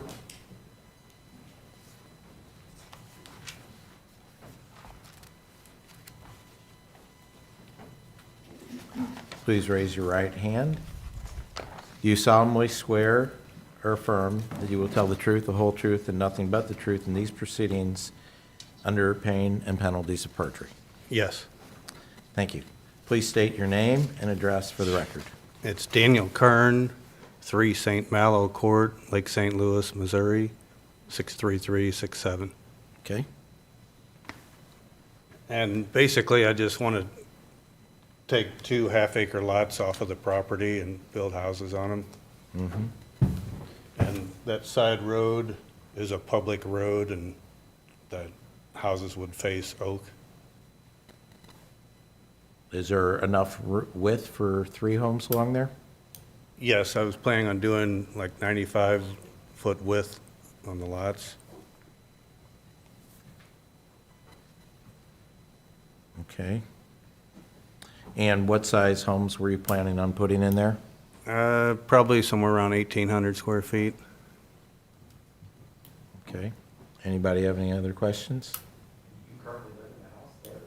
I own the house, yes. My daughter is.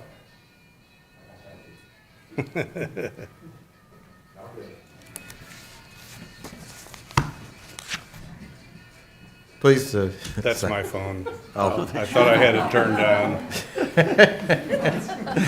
All right. Let's take a 5-minute break and dance. Okay, no. Anyway, does anybody have any questions? Okay. That's. I'll go shut it off. Okay, very good. All righty. So we will now open it up for public hearings. Are there any comments? Questions? And please remember to speak for your card. Thank you. Okay, great. Good evening. Please raise your right hand. Do you solemnly swear or affirm that you will tell the truth, the whole truth, and nothing but the truth in these proceedings under pain and penalties of perjury? I do. Thank you. Please state your name and address. Diana Ferner, 24 Country Pines Court, Lake St. Louis, 63367. Okay, Diana. So my question, I just do have a question. That property is across the street from Liberty High School. He does currently own that home. I do know that he rents it out to his daughter, and I do think he has another renter in the basement. If he wants to subdivide that lot into 3, what is the price range of the homes he is going to be selling those for? Because that will adversely affect my property value. So that's just a question I have. Which one's yours here? Pardon me? Which one is yours? Is yours there? He owns that house on the corner. Right. I live across the street. Our house is back up to Liberty High School, to the football field. So I'm in this second cul-de-sac off of, Paul Renard is that next street, Country Shire is the next So street. you're and I all live the in way on second- the other side of the Liberty High School from that lot? It's really not that far. It's not. Well, how far is it? You want me to show you up there on the I map? mean, how far is that, Ellie? I could spit. No, I really couldn't spit that far, but, I appreciate you think, yeah. pardon me? What's your address? My address is 24 Country Pines Court. So I live in the second cul-de-sac in, off country, right there. Okay. I have the pool. Oof. So I turn out of my subdivision, there's like a couple of houses. Down the street, they just built $1 million home. K-Bill just built $1 million home. And then that is up there. If he's gonna subdivide that into 3 lots, what is the price range he's gonna subdivide that? What is he gonna sell those for? That's gonna adversely affect the price of my home. I'm going to respectfully disagree with you on that. It doesn't matter what he puts there. For your home in that subdivision you're in, you're not going to lose any property value. You're just not. I agree to disagree. Housing in that subdivision, you're hitting home runs. Pardon me? You're hitting home runs in that subdivision. We are, yes, and toward 2 houses down from me just sold, and I know what it is. Sure. But you gotta think, this guy's got $1 million home down off of Summers.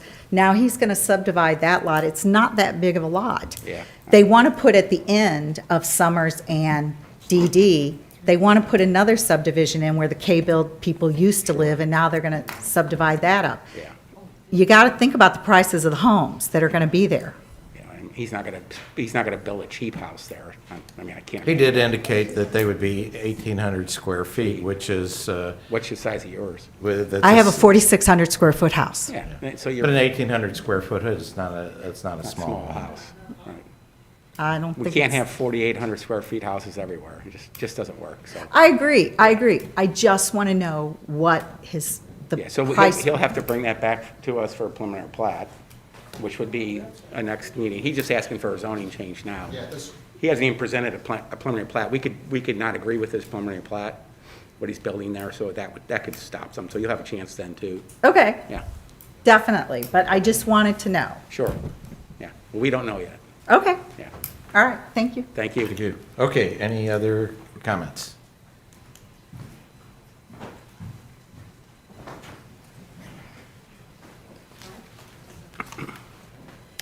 Please raise your right hand.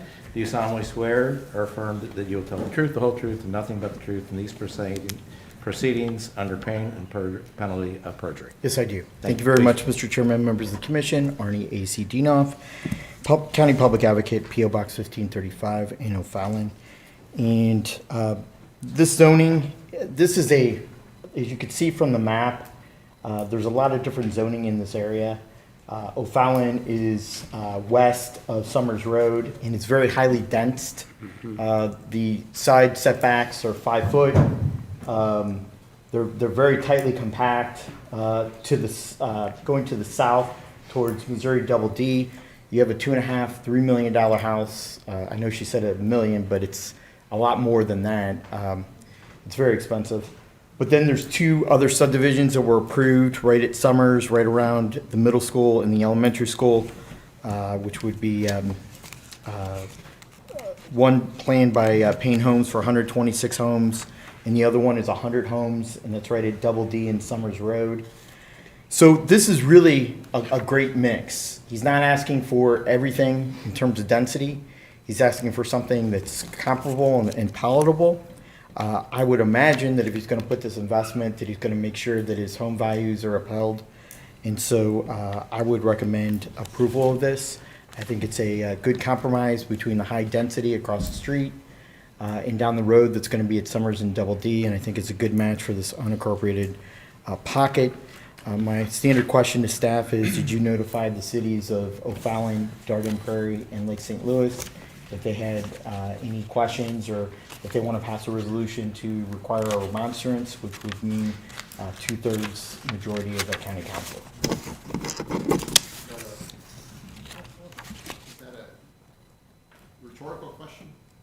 I'm just asking, that's my question, is if you notified the 3 cities. If it's within a mile and a half of a municipality, we notify that municipality.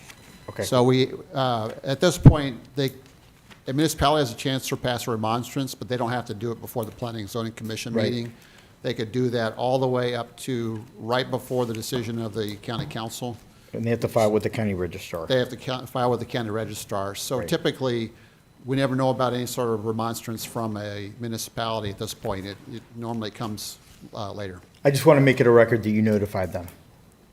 We always do. Okay, Yeah, correct. if it's within a mile and a half, we notify the municipality. Okay. Those are my comments, Mr. Chairman. I Thank ask you. for unanimous approval. Thank you. So any additional comments from the public? Okay, at this point, we will close it and we will open up discussion here. Does any of the commission members have any questions or discussion for the staff or anyone else here? Do you want to come back up and? Oh, well, there really weren't any questions, were there? Okay, well, you can come back. Yeah, there was. Okay. I don't know if you can answer it, but there was a question from the audience. I'm sorry. You're right. So what price range do you anticipate these homes that you're going to be building in? I would imagine 250 or more. 250 or more? Yeah. Okay. Any other Currently, what's the questions? size of the house that you have on there right now? The house there now is 1,000 square feet. Yeah. Okay. So it's That's quite fine. a bit bigger. Yeah, I went on the record. Thank you. Okay, thank you. Thanks, Craig. I forgot about problem. that. So, any other questions or comments? I mean, I'm a realtor, I can give you a professional opinion. Sure. I don't know if it matters. Absolutely. I mean, as a realtor, you know, in our county, we're getting $200 a square foot on a half-acre lot. That's a pretty good-sized lot. I mean, I'd say if he's building an 1,800 square foot ranch on a half an acre lot, you're looking at least $350,000. That's just my personal opinion. Thank you. Appreciate that. Okay, so any addition, if no additional questions, is there a motion to approve application RZ21-01? Motion to approve. Do we have a second? Second. All right. Ms. Barr, Yes. Mr. Carnwell, Yes. Mr. Jackson, Yes. Mr. Hollander, Yes.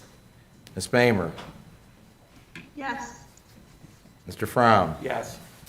Mr. Ellis, Yes. Ms. Solly, Yes. and Chair says yes. Approved unanimously.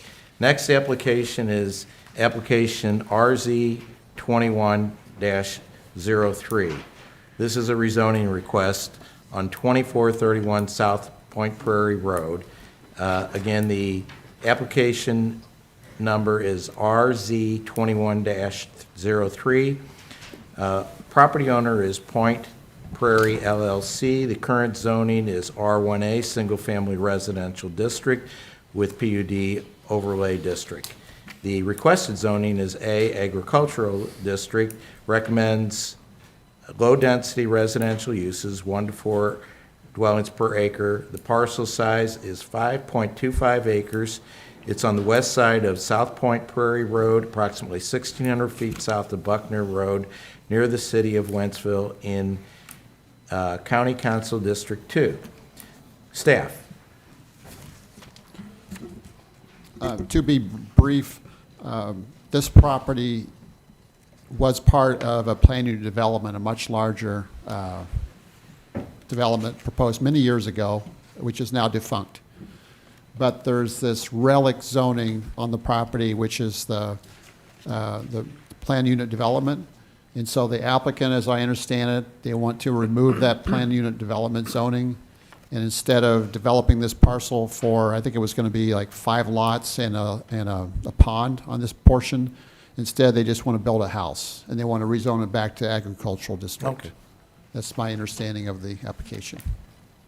Okay, any questions from commission to staff? Okay, if no questions, to ask the applicant to please come forward.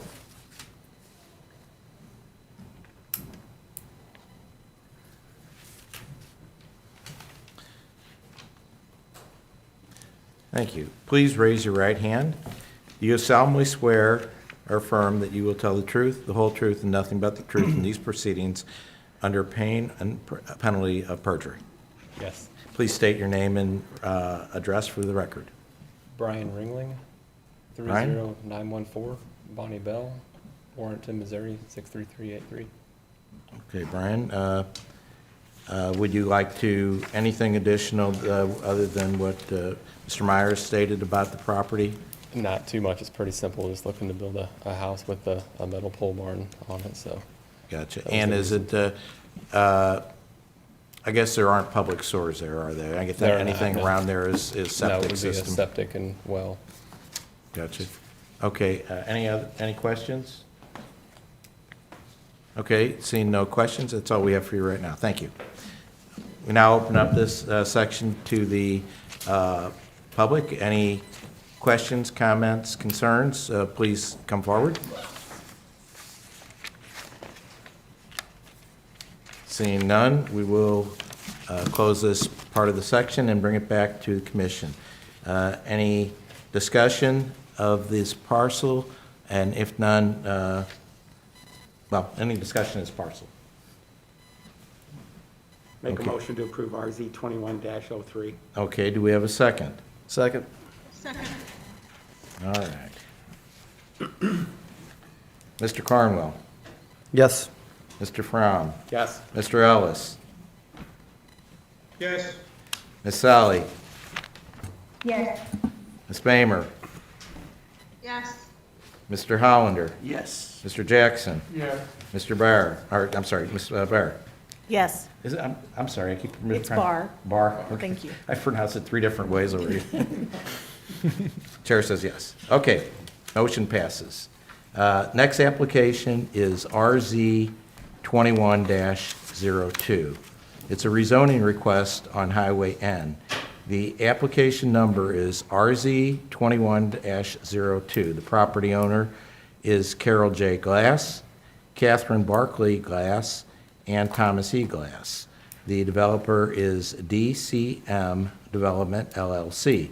The current zoning is A Agricultural District, 5-acre minimum size. The requested zoning is RR Single Family District, 3-acre minimum lot size. The master plan 2030 recommends low-density residential uses, 1 to 4 acres, or 1 to 4 dwellings per acre. The parcel size is 120.318 acres. It's located on the north side of Highway N, approximately 1,100 feet east of Ellerman Oaks Drive, near the city of Wentzville, County District 2. Staff. All right, this property, as mentioned, is 120 acres. It's currently zoned agricultural. The applicant is asking for the RR zoning district, which you see there's a few of these scattered around this property. The RR does allow for development of 3-acre lots instead of the 5-acre totally rural lots. The land use for the area does call for low-density residential, and if you remember, low-density residential is 1 to 4 up to 1 to 4 units per acre. This is going to be 1 unit per 3 acres, so it definitely fits into the land use for the area and the growth of that area. And I'm getting a little ahead, there will be a preliminary plat that will present a little later, but currently under the agricultural zoning, the application or the subdivision could have up to, I think I calculated out, 21 or 22 lots. With the rezoning, this would allow, and there will be proposing later for 32 lots in the subdivision. The difference between the agricultural development of property and RR development of property is in agricultural, there's actually they would do a minor subdivision plat. There would be no improvement of streets unless they decided to. It's like I said, it's a very minor development requirement-wise. Under RR, they are required to put in paved streets and certain other developmental requirements such as tree preservation and runoff. All of that is calculated out. Okay. So, but again, I'm getting ahead of myself. The request right now is for rezoning from A agricultural to RR zoning. Okay, thank you. Any questions of staff? 2 letters on this? Emily? I'm sorry? There was 2 letters of opposition on this? Yes, there's 2 letters of opposition. Okay. Okay. At this time, I'd like to ask the applicant to please come forward. Please raise your right hand. Do you solemnly swear to tell our firm that you will tell the truth, the whole truth, and nothing but the truth in these proceedings under the pain and penalties of perjury? I do. Thank you. Please state your name and address for the record. Dale Bax, Bax Engineering, 221 Point West Boulevard, St. Charles, Missouri, zip code 63301. Go on, Dale. I'm here tonight representing DCM Development LLC. With us this evening is Jeff Kolb, which is a member of that particular company for the glass tract, which has been mentioned. It's 120 acres. On the north side of Highway N, we are just west of South Point Prairie Road and east of Morrison Lane. We have a 100-foot frontage along Highway N. We have already reviewed the site distance, and we have included a site distance profile and a sightline profile with our preliminary plat that will be presented a little bit later. So that does give us access to Highway N, that we can build a approvable county entrance into this development. As mentioned, it is 32 lots. We're asking for rezoning from agricultural to RR. I'm not sure for sake of time, would you like me to get into the site plan so you have a little bit better idea of what you guys are voting on the rezoning of, or would you like me I to think just would be step a back? brief thumbnail overview would be probably just so we have some sort of idea, yeah. Great. It's 32 lots as mentioned previously. All the lots are 3 acres minimum. The largest lot is 7.45 acres. The average lot size in this development is 3.35 acres. We are proposing a 42-foot wide right-of-way with pavement for the streets, 20-foot wide. We're going to make those a public street.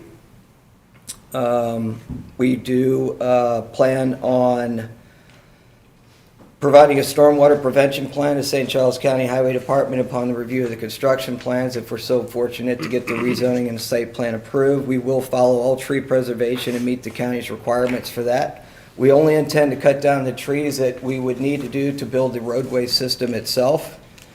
Any other tree removal will be done by the private builder for the particular homes that we're building. These will all be custom home lots, and they'll be custom built per the specifications of the proposed buyer. All the homes will be served on private sanitary sewer systems and water wells, as there is no sanitary system out here. We are going to put in a water system on this. So Public Water District Number 2 has a line down Highway N.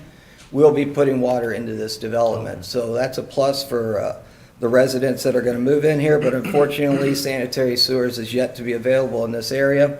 There will be a homeowners association established for the maintenance of the common ground and any type of monument they might have at the entrance. We are going to record a record plat, which will establish the natural water courses that will be required to, along with the 32 lots, then allowing them to be sold to the individuals for home construction. So we ask for a favorable vote in the rezoning. I'm here to answer any questions you might have for me this evening. I think that, I'm not sure if this is a question for when you get it to the lots, but you mentioned that the builders, there won't be one individual builder then in here, I take it. There'll be multiple builders that will have a set of restrictions and covenants to build according to? Yeah, typically in a 3-acre lot development, you have multiple builders. It's typically bought by the person and they select their builder that they choose to build their house. In this particular case, we have Fisher and Fritchell that's going to purchase all 32 lots. Okay. And the homes are going to be ranging anywhere from $750,000 all the way up into the $1 million range for these 3-acre lot homes. So we're very happy about Fisher and Fritchell coming in here. They build beautiful homes in the area. Right now, they're building very similar homes in, it's called the Woodlands in the Cottleville area. They're on 1-acre lots, so they'd like to just take that same type of product that they're building there at the Woodlands and put it on these 3-acre lot developments. Okay, Dale. Any questions, additional questions of the applicant? Okay, seeing none. Oh, go ahead, I'm sorry. Will these be public or private streets? We're going to have public streets. Thank you. Any additional questions? Okay, seeing none, let me sit down. Now open this up for a public hearing. Anyone, we do have someone, okay, very good. Please raise your right hand. Do you solemnly swear or affirm that you will tell the truth, the whole truth, and nothing but the truth in these proceedings under pain and penalty of perjury? Yes, sir. Please state your name and address for the record. My name is Josh Kloss. I live at 49 Kloss Lane, Forestdale, Missouri, 63348. Good. Josh, come on. All right, thank you. I live in Kloss Lane, which sits along the southeastern section of the property that's being discussed tonight. So far during this development, we've had surveyors from Bax Engineering come down our private road multiple times to set up surveying equipment on our property. On one occasion, they even brought an ATV and appeared to be prepping it for activity. I had to leave for work and didn't see the final result of what they did with the ATV. We were never asked if any of this was okay. They never spoke to us on their own. We had to go ask them what was going on when we woke up to them doing these things at 7:30 a.m.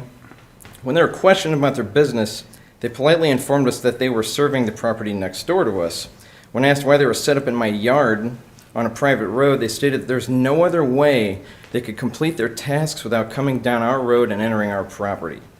This hasn't been a big deal so far because it's only been a couple of guys each time with some surveying equipment, mainly a transit or a tripod.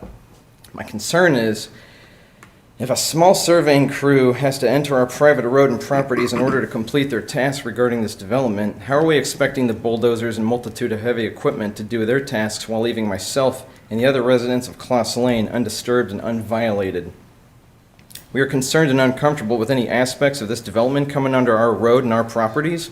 We are extremely concerned with the precedent that has apparently already been set that our private road and property is free for these developers to tread upon whenever they feel.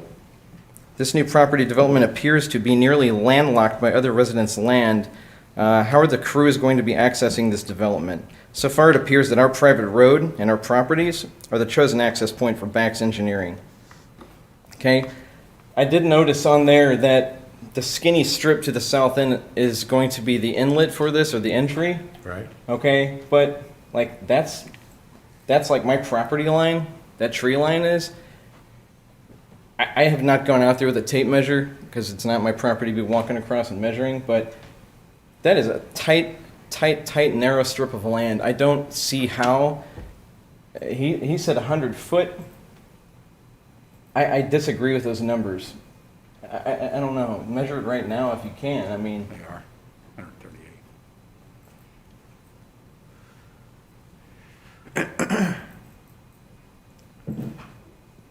So I guess one question would be, how far away from my property line is that road going to be from us? Because my property line goes into those trees, and then the people on the other side, on the western side, their property line goes a little bit into that tree line. So that tree line, like not that entire tree line is the easement to this property.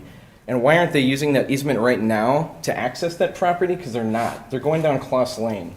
And they're going to the very end, and they said that they didn't have any other options. So I don't really understand, like, why they're not using the easement that's given. We'll have to ask the applicant. Sure, sure. That's all I've got. Okay. Thank you. Thanks, Josh. Any other questions, comments? Okay.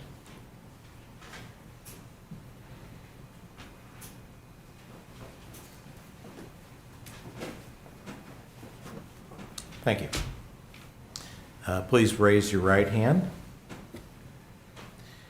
Do you solemnly swear or affirm that you will tell the truth, the whole truth, and nothing but the truth in these proceedings under pain and penalty of perjury?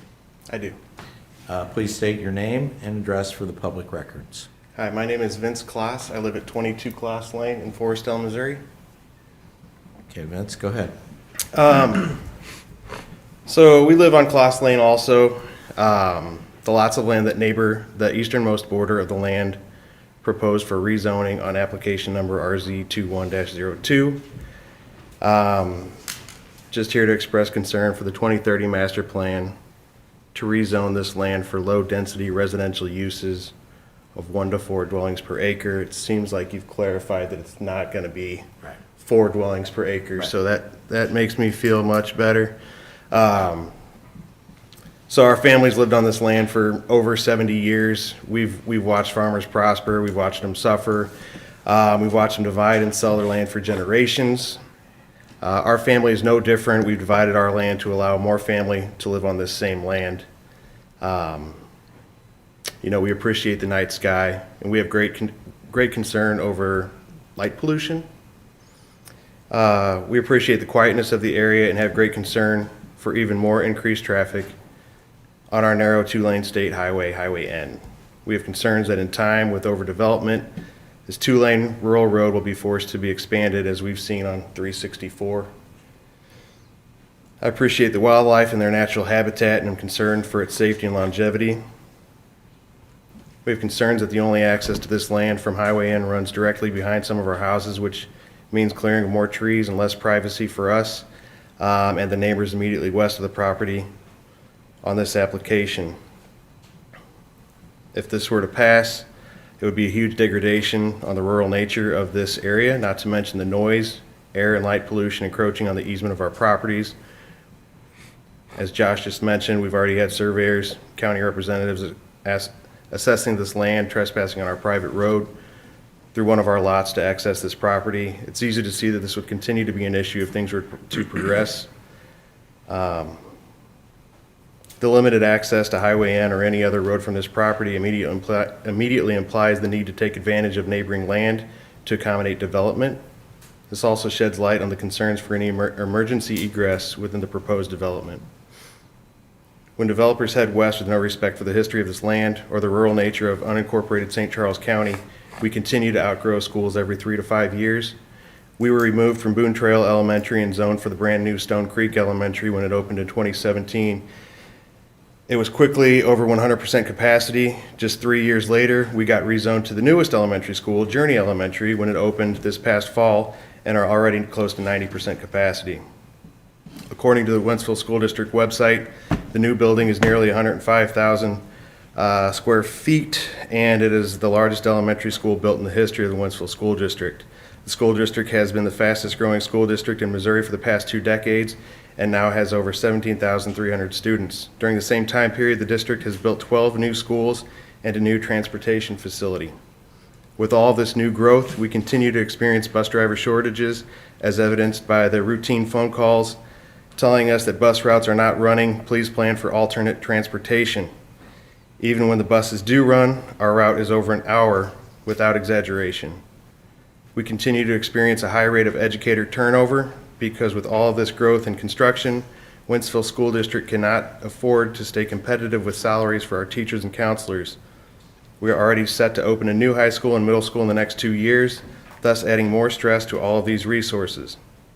Wentzville School District is known for quality education, and that is why people want to move in this direction, but we cannot continue to expand without a thought on how to maintain the quality. Thank The you. what? Oh, go, Sorry, I'm almost done. I've got, sorry. The westward development of 1 to 4 dwellings per acre subdivisions when so many other neighborhoods remain unfinished is greedy on the part of developers. I understand it's not 1 to 4. It's not 4 anyway. There's no benefit to our already overgrown community having even more people on this land. We're currently watching as trees are being cleared just east of Pepperman Road along Highway N, not even 2 miles from the lot of this application, as they prepare to build yet another subdivision. All the evidence you need to prove this should not be approved is in our daily life. Observe Wentzville Parkway on a Saturday early afternoon or on any weekday between 3 and 5 p.m. It is basically gridlocked as you navigate from one red light to the next because the traffic is lined up in between. Look at the intersection of highways N and Z any weekday between 3:30 and 6 p.m. where traffic is backed up over half a mile, and it can easily take 20 minutes just to get through the intersection heading west. Try traveling the length of Highway N east to I-64. The road is packed with traffic lights due to all the overdeveloped land.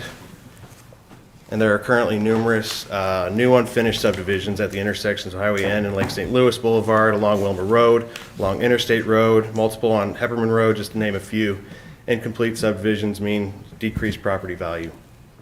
The number of years it will take for the new taxes to pay for any necessary road improvements in new schools will forever outnumber the years any of our children will be in those schools, or even any of the years we are on this earth. We will always be playing catch-up. We need to think about the infrastructure meant to support our residents, but we are letting the residential overgrowth destroy our infrastructure. It is heartbreaking, and it is setting our area for failure with regard to land value and people having respect for the rural nature that is and should be Forestdale and Western Wentzville. Thank you, Vince. Thanks. Any other comments?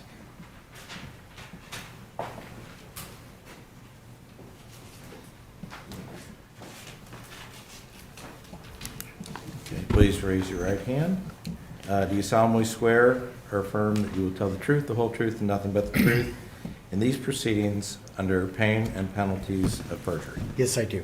Thank you. Please state your name and address for the public record. Thank you very much, Mr. Chairman, members of the commission. My name is Arnie C. A.C. Dinoff, County Public Advocate, P.O. Box 1535, O'Fallon. I'll try to be brief because of the hour that we're in. It's a long agenda tonight. The first thing I'd like to talk about is the 2030 land use plan. We all talked about this about 2 years ago. It was very controversial at the time, and basically the border is Highway N, and south of there could be developed into 3 acre lots. Anything way southwest in the county would be 5 acre lots. I could sympathize with the two speakers before me. I understand it's painful. There needs to be a compromise, and I believe I'm going to be against their judgment that this is the best compromise that I can see. Our future county growth is going down this corridor, Highway Z and Highway N. This is where our county is going, is southwest St. Charles County, and this is the best compromise. I'd rather have much in this area, 3 acres, rather than the dense, a dense development that could be up to 7 to 11, 12, 13, 15 homes per acre. And so I think that this is the best part. I'm glad to hear that the builder is Fretchel. They're an outstanding first-class builder. They don't cut any corners. That building or that dwelling will last for generations and generations to come. This is smart and responsible growth, in my opinion. I feel the pains of the neighbors. I think that we, as a commission, you as a commission, need to protect the adjoining property owners. I have a number of questions, and I think it's the last one from the agenda is the preliminary plat, but I have additional questions I'd like to go over then. But the school district is bursting at the seams, and they're building at the rate of 1 to 2 buildings per year, and they're at their highest tax ceiling. So I feel the pains, but I feel this is the best compromise, and I would ask approval for this rezoning. Thank you, Mr. Chairman. Any other questions or comments?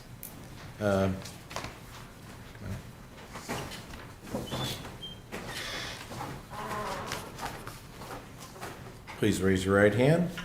Do you solemnly swear or affirm that you will tell the truth, the whole truth, and nothing but the truth in these proceedings under pain and penalties of perjury? I will. Okay, please state your name and address for the public record. Kevin Barr, I'm probably related to her. 1569 Highway N, Forestdale.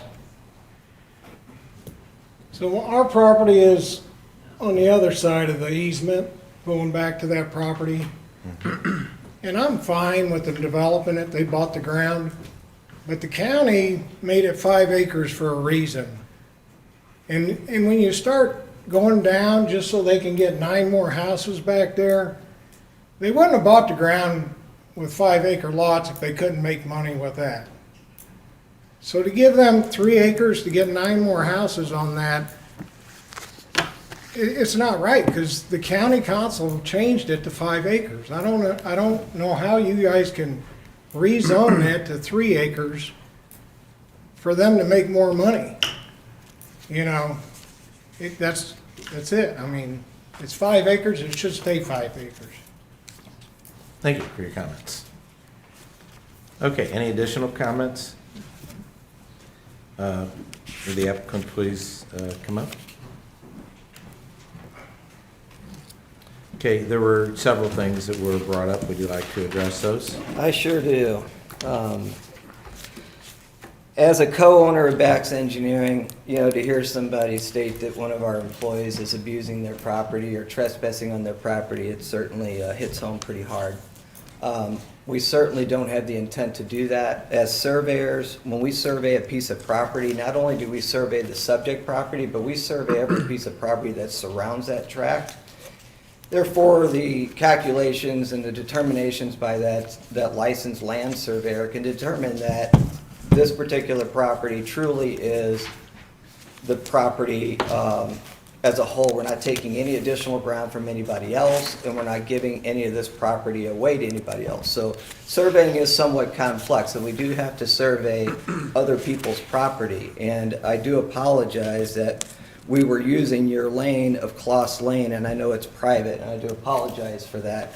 And I hate to even state this, but with saying that we survey other people's property every time we survey a subject tract of ground, the state does give us rights to trespass, if you want to per se, on other people's property to locate their boundary corners and any encroachments that would be along any property lines. We certainly don't want to abuse that right that we have. The access to this development is truly going to be on this 100-foot wide strip of ground that's from Highway N up into the property. So from now on, we won't need to be surveying other people's property. We've already performed a boundary survey and a topographic survey on the subject property, which is 120 acres, so we will not be needing to go onto other people's property and or use Kloss Lane again. So I will inform my survey department about that. The access, the equipment, the construction, everything will be done on this property. It will be accessed from Highway N within that 100-foot corridor. So we will not be on other people's property. We're not going to be cutting other people's trees down. Like I had mentioned previously, we want to maintain and keep as many trees on this tract as possible. Trees sell houses. We are in the rural areas. People are moving out here for that reason. They want to see trees. They don't want to see all these trees cut down. If that was the case, we'd be buying prairie ground somewhere. But these trees are very, we want as many trees as we can get. So we're not going to be cutting down all these trees. We want them to have the same privacy that we have as well. Lighting pollution, the builder only wants to put 9 street lights in. That's their request at all intersections and cul-de-sacs. That would probably not meet the county ordinance and regulations of spacing between light standards, but as it was mentioned in a previous development, there are certain guidelines that have to be followed, and I think it's 5 candle watts or power at a property line, so we'll certainly have to follow those guidelines as well. I don't believe, I certainly don't believe we'll be decreasing anybody's property values with the size of the houses and the lots that we'd be proposing on this. But yes, we are requesting a rezoning to RR, which would allow us to build a 3-acre lot development. Now, I know you said that the licensed surveyors would have that, right? Would they typically ask permission though, or from the owner? Typically, they would ask Seemed like permission that from would the be owner. good Now, if it was business practice. early in the morning, I'm not sure you'd want to go wake the whole family up to tell them we're going to be locating a couple of your corners, but that's typically something that we do ask our surveyors Sure, to do, would sure. be to contact that property owner prior to entering on their property. I would hope so. Thank you. So I will make sure that that's pointed out to my employees tomorrow morning. Okay, and then, let's see, were there any other issues? Well, I think the biggest issue was, trying to preserve trees. You've addressed that, even though you're gonna have the trees, the area where the road's gonna cut in. It sounds like you're gonna try to keep trees along that Yes. lane, is that I correct? would love to be able to keep trees on the east and west side. We have a 42-foot wide right-of-way, Right. 20-foot wide road, sitting in the middle of 100-foot. I believe we'll be able to keep some trees on both Okay. sides of that road.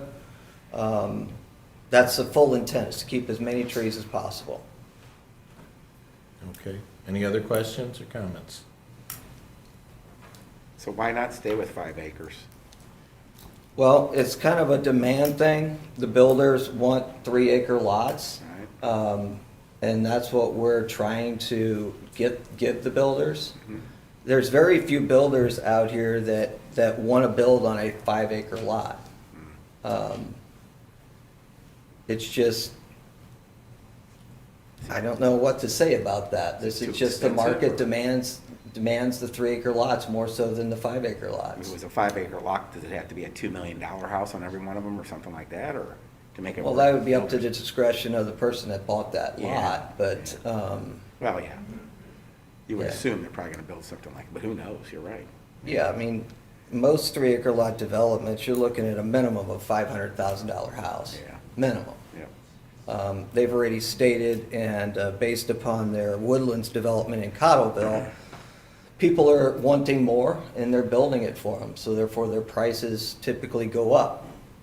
So I can't guarantee you that every house is gonna be $750,000, but that's a good starting range for a 3-acre lot development in today's world for a brand-new house, not a used house or a pre-owned house on 3 acres, but new development, you can pretty much guess that it's gonna be right around $750,000 and up.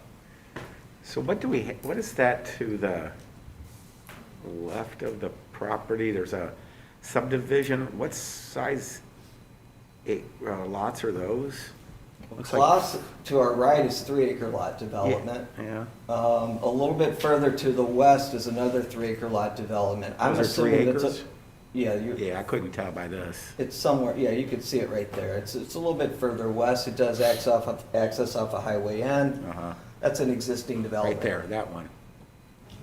That was before they changed it to 5 acres. Yeah, but that's 3-acre lots, right? Is that correct, staff? Yeah, those are 3-acre lots as Okay, well. all right.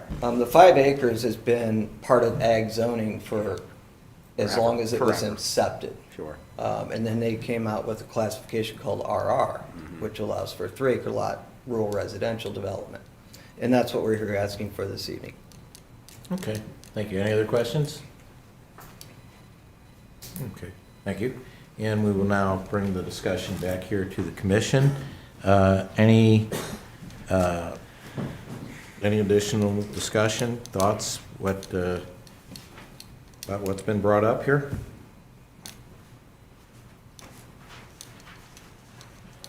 Okay, do we have a motion to vote on the application RZ 21-02? Motion. We have a motion, do we have a second? Second. Second. Okay. All right. So we have a motion to approve the application RZ 21-02. Ms. Bamer? Yes. Ms. Sally? Yes. Ms. Barr? Yes. Mr. Jackson? Yes. Mr. Cornwell? Yes. Mr. Hollander? Yes. Mr. Ellis? Yes. Mr. Fromm? Yes. And chair votes yes. Motion passes. Next one is application RZ 20-15. It's a rezoning request on 2032 Eisenbath Road. The application number is RZ 20-15. Property owner is Mildred T. Conroy. The developer is TJ&B LLC. Tim Tobin, managing member. The current zoning is A, agricultural, 5-acre minimum lot size. The requested zoning is RR, which is single-family residential district, 3-acre minimum lot size. The 2030 master plan recommends rural residential land uses. The parcel size is 26.26 acres, and it's located on the south side of Eisenbath Road, approximately 1,800 feet west of Fremont Road, near the cities of St. Paul and Josephville. It's in County District 1. Staff.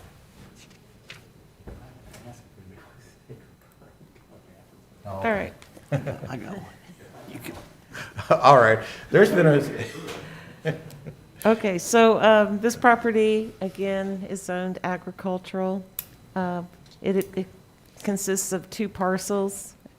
And getting tired too. Okay, looking at the land use, if you see this property is located on the south side of Eisenbath Road.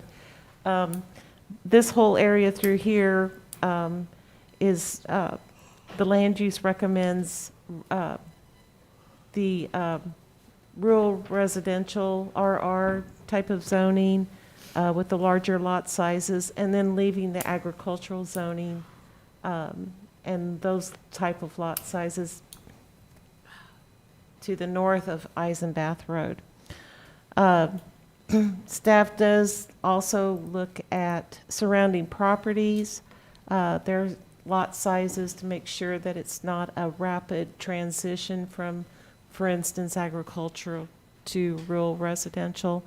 And most of these lot sizes around here are in a subdivision, and they do have a range of 3 to 4 acres, sometimes going up to 5 acres.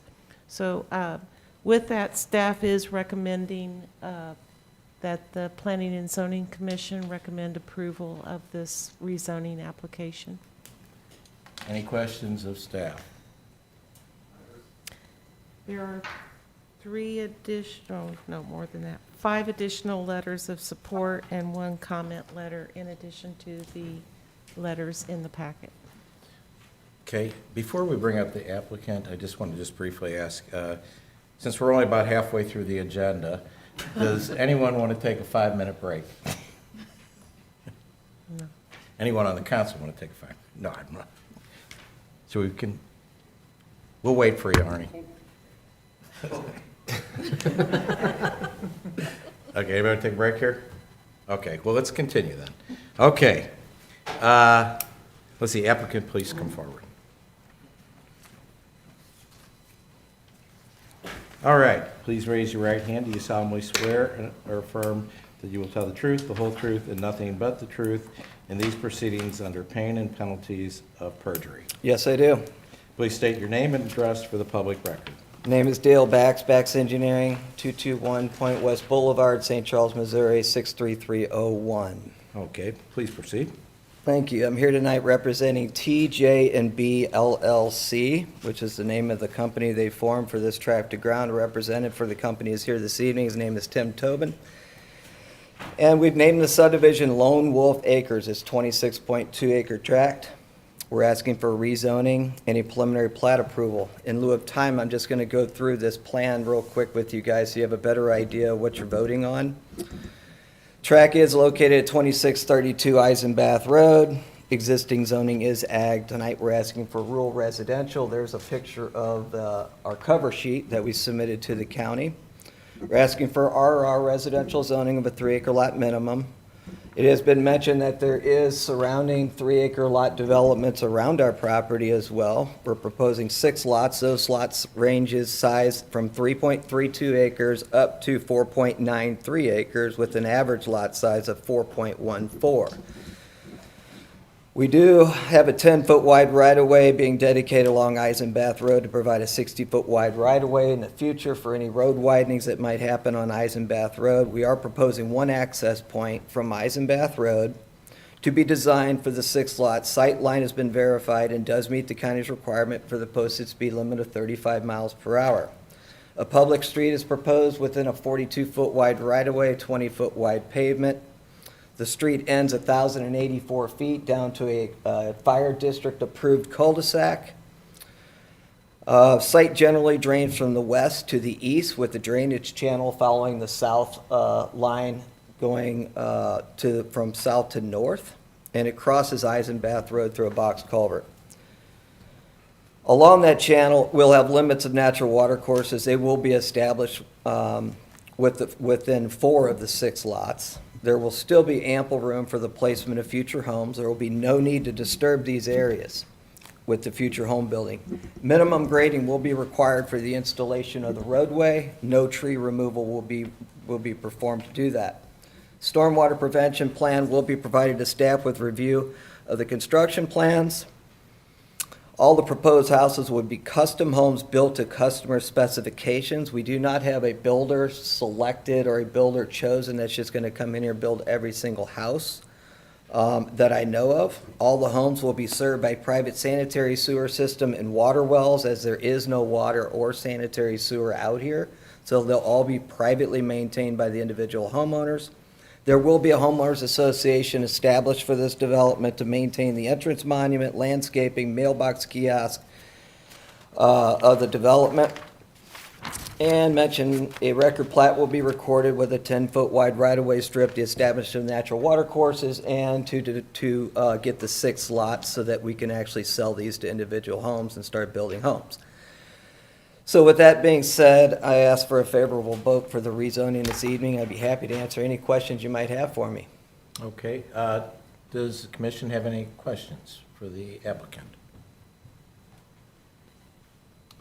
All right, that looks like we'll now open it up to public hearing. Thank you, Dale. Yes, sir. Any public, anybody like to make any public comments here?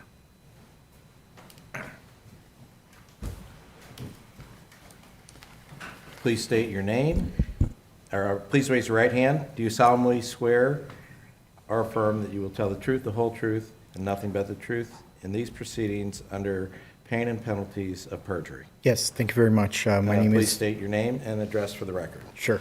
My name is Arnie C. A.C. Dinoff, County Public Advocate, P.O. Box 1535 in O'Fallon. I'll make this really brief. I like this layout of the plan. It's spacious. It meets within the 2030 land use plan. This is smart and responsible growth. I ask for unanimous passage of this rezoning. Thank you. Any other comments? Okay. No need for the applicant to come back up. Any discussion, or do you want to say something else?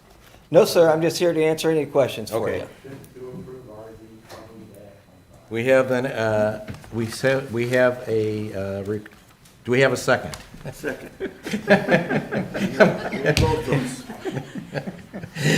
All righty.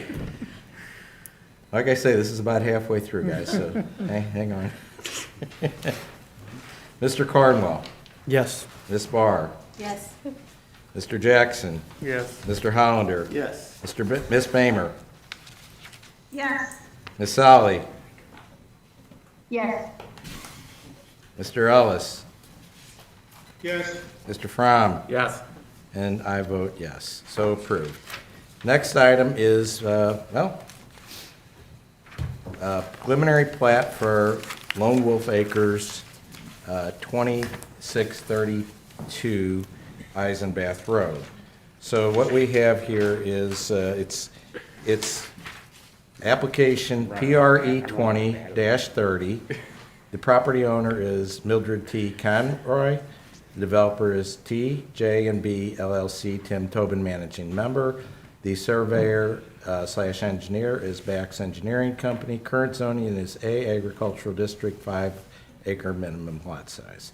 The requested zoning is RR, single-family residential, 3-acre minimum lot. Recommends rural residential uses. Proposed lot 6, 26.26 acres. Location on the south side of Eisenbath Road, approximately 1,800 feet west of Fremont, near the cities of St. Paul and Josephville, County District 1. Staff. Okay, just a few extra things on this plat. As I pointed out before, the difference between an agricultural plat and an RR plat is there will be an improved street. The tree preservation requirement must be met, and all stormwater runoff retention also has to be met. This plat, however, will be subject to council approving your recommendation for rezoning approval. So with that, staff does find that the plat meets technical requirements under the ordinances for subdivision development in St. Charles County, and recommends that you recommend approval subject to rezoning. All righty. Any questions of staff? Being there's no questions, Mr. Bax, would you like to come forward again? Okay, please raise your right hand. Do you solemnly swear or affirm that you will tell the truth, the whole truth, and nothing but the truth in these proceedings under pain and penalties of perjury? Yes, I do. Please state your name and address for the record. Dale Bax, Bax Engineering, 221 Point West Boulevard, St. Charles, Missouri, 63301. I've already gone through pretty much most of my presentation here. I really don't have anything to add. I'm certainly here to answer any questions you might have of me. Does anyone have any questions? In the packet, there was an objection, and part of the objection was around the creek bed that goes to the property. Can you explain more about the details of that and what the plans are for? Yeah, the creek is determined by St. Charles County that that's a natural water course. There are provisions if you would like to disrupt or cross that water course. In this particular case, we're not going to be disrupting or getting into that natural water course whatsoever. And we will be putting an easement on our record plat that states that it is a natural water course and it is to be not disturbed. And if you do want to disturb it, you got to go to St. Charles County for a special use permit to do so. Okay, thank you. Any other questions? Okay, thank you, Mr. Bax. Thank you. We'll now open it up for public hearing. Any comments? Just like to say support this project. Okay. Okay. No, stay there.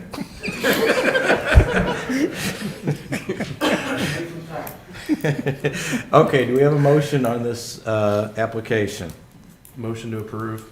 We have a motion to approve. Second. Second, okay. Mr. Hollander, Yes. Mr. Jackson, Yes. Mr. Barr, or Ms. Barr, I'm sorry. Yes.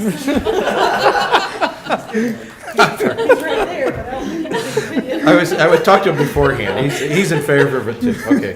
Mr. Carnwell. Yes. Mr. Fromm. Yes. Mr. Ellis. Yes. Ms. Sally. Yes. Spamer. Yes. And I approve it too. Motion passed. Next one is preliminary track approval, PRE 21-01. Property owner is Carol J. Glass, Catherine Barkley Glass, and Thomas E. Glass. Development is DCM Development LLC. The engineer surveying company is Bax Engineering Company. Current zoning is A, agricultural district, 5 minimum acre lot size. The requested zoning is RR, single-family residential district, 3 acre minimum lot size. Recommends low density uses, 1 to 4 dwellings per acre. Proposed lots 32, parcel size 120 acres, .318 acres. Location on the north side of Highway N, approximately 1,100 feet east of Ellerman Oaks Drive, near the city of Wentzville. County District 2, staff.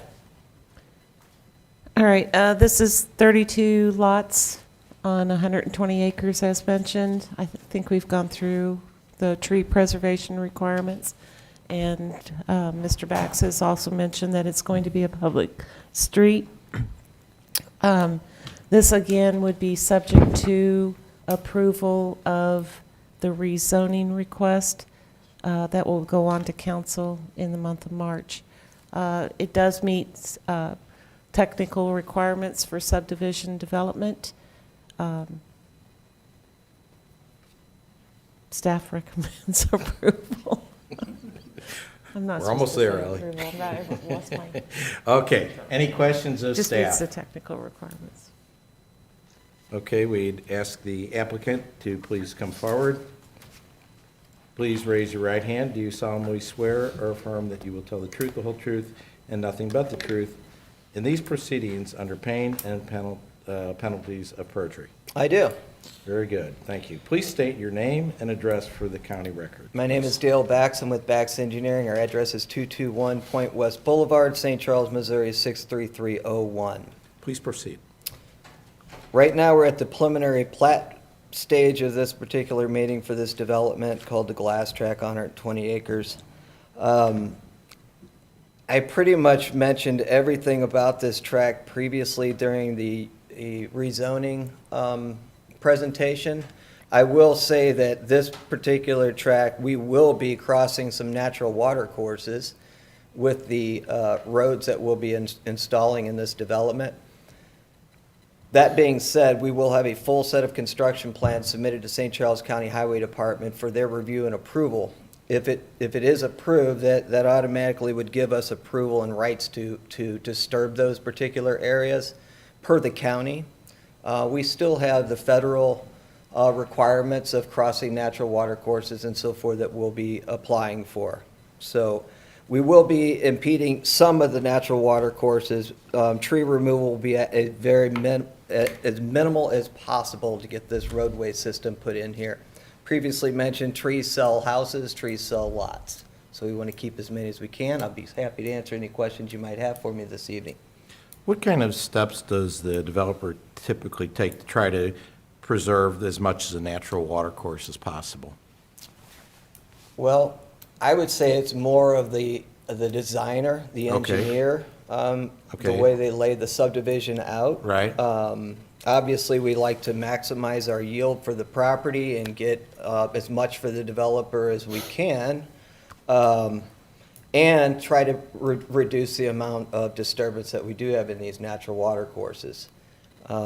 It's just sometimes it's unavoidable if you, to get your streets in there and to utilize the property. So we are going to be crossing a few of those. Per the county's requirements, we'll be doing so. Okay. Anybody else have any questions or comments? This is Jeff Kolb. Jeff Kolb is a representative of DCM Development LLC and an owner in that. I think you would like to say a few words? Well, if I can address. You got to come in and get sworn in. You got to get sworn in. Oh, wait, okay, well, Roger, do you want to ask before bring up Mr. Kolb? Pardon? Okay, come on, Mr. Kolb. Okay, please raise your right hand. Do you solemnly swear or affirm that you will tell the truth, the whole truth, and nothing but the truth in these proceedings under pain and penalties of perjury? I do. Thank you. Please state your name and record for, your name and address for public record. Jeff Kolb, 420 Wolfram Road, Weldon Springs, Missouri, 63304. Okay, go on. The only thing I wanted to request, and I don't know if this is the time now or if it gets addressed in the plans, but hearing what the Klaus family had concerns of the lighting, and I know there's some requirements of St. Charles County to get the RR zoning. if there could be a variance on the lighting to keep as much light off of the, we only wanted to put lights in the cul-de-sac areas and in the interchange and not on the, to minimize as much light shed going to any neighbors. Sure. Most of it's gonna be in the woods anyhow, but I didn't know if we should address that now or if we address that later. That was the only thing I wanted to mention. And again, hearing what they had to say. Sure. We would. You want to be a good We neighbor. would try to accommodate them as I much as we understand. can. I Thank you. understand. Thank you for Staff, do mentioning you that. have any comments on that, whether that would be addressed? Street lighting's not required by St. Charles County, so if they chose to put in street lighting, they could. But Even on a public street? yeah, that's my understanding. Okay. Yeah, All right, sorry, I didn't know that, sorry. yeah, that's my understanding. Okay. It's not required. So it sounds like you do have some flexibility there in terms of what you're going to do with the lights? Excellent. Yeah. Okay, great. Any other questions? Okay, thank you. Now open up to public hearing. Is there anyone who might want to make some comments or questions? Please raise your right hand. Do you solemnly swear or affirm that you will tell the truth, the whole truth, and nothing but the truth in these proceedings under pain and penalties of perjury? Yes. Please state your name and address for public record. Yes. Arnie C., A.C. Dinoff, mailing address, County Public Advocate, mailing address, P.O. Box 1535, O'Fallon. A couple things I just wanted to go through here. I'm for the development. It's a good compromise. However, I'm not really convinced about the water runoff and that they're meeting our new code that was passed by the county council that talks about retention, detention, slow the release, filtering of the water. The septic tanks are of concern. As you can see, I believe there's 32 lots. That's of concern here. And then the final issue that I'd like to bring up, or there's two more issues, Sam's Creek flooding. As you all read the email that was in the packet, the adjoining property owner, Sam's Creek tends to flood, does damage. This will put an additional burden on the watershed, and I don't really think that I see it being addressed by staff or being addressed by the applicant. The final issue is the overcrowding of the schools, the Wentzville School District. We heard testimony earlier. I don't see our partners' letters from the Wentzville School District. If that turning radius is ample enough for their school bus, I don't see a letter from the director of the Wentzville Department of Transportation. I don't see a letter from the Wentzville Fire Protection District, or it might be the New Melly Fire Protection District in that region. In terms of the turning apparatus for a ladder truck or a tanker. And those are my concerns. But overall, I'm pleased with the project, but I'm really concerned about the runoff, the septic tanks, and then our letters from our partners that they can service the needs of these citizens. Thank you. Appreciate it. Any other comments before I bring up the applicant? Okay, please come back up. All the cul-de-sacs in this subdivision do meet the requirements of a 48-foot radius for fire district approval. The Okay. county's requirement is 42. Fire district is 48. So all of these cul-de-sacs are a minimum of 48. And we do have one school district bus turnaround that has already been reviewed by the school district, and those are a 55-foot radius, and we do have one of those as well at our far northwest corner of the development. And so that addresses the streets and so forth. We have done extensive calculations on 3-acre lot developments and water runoff, and increased the amount of water that's being increased on a 3-acre lot development. It does fall under the criteria of St. Charles County. We will be reviewing their new codes and requirements for stormwater, and we will be abiding by all of their codes required for stormwater management and water quality. One natural way of water quality that MSD in St. Charles County has adopted as well is 75 feet of 5% or less runoff. So if you have a 75-foot yard that's 5% or less, they anticipate that water mostly being absorbed within that lot, in that 75 feet. So we'll be looking at all aspects of water quality and detention requirements by St. Charles County, and we'll be following all the guidelines that they've set forth for us. So there is going to be, with the size homes, these are big homes that are going to be built there, there's I would going to be a fair amount of impervious type of surface area.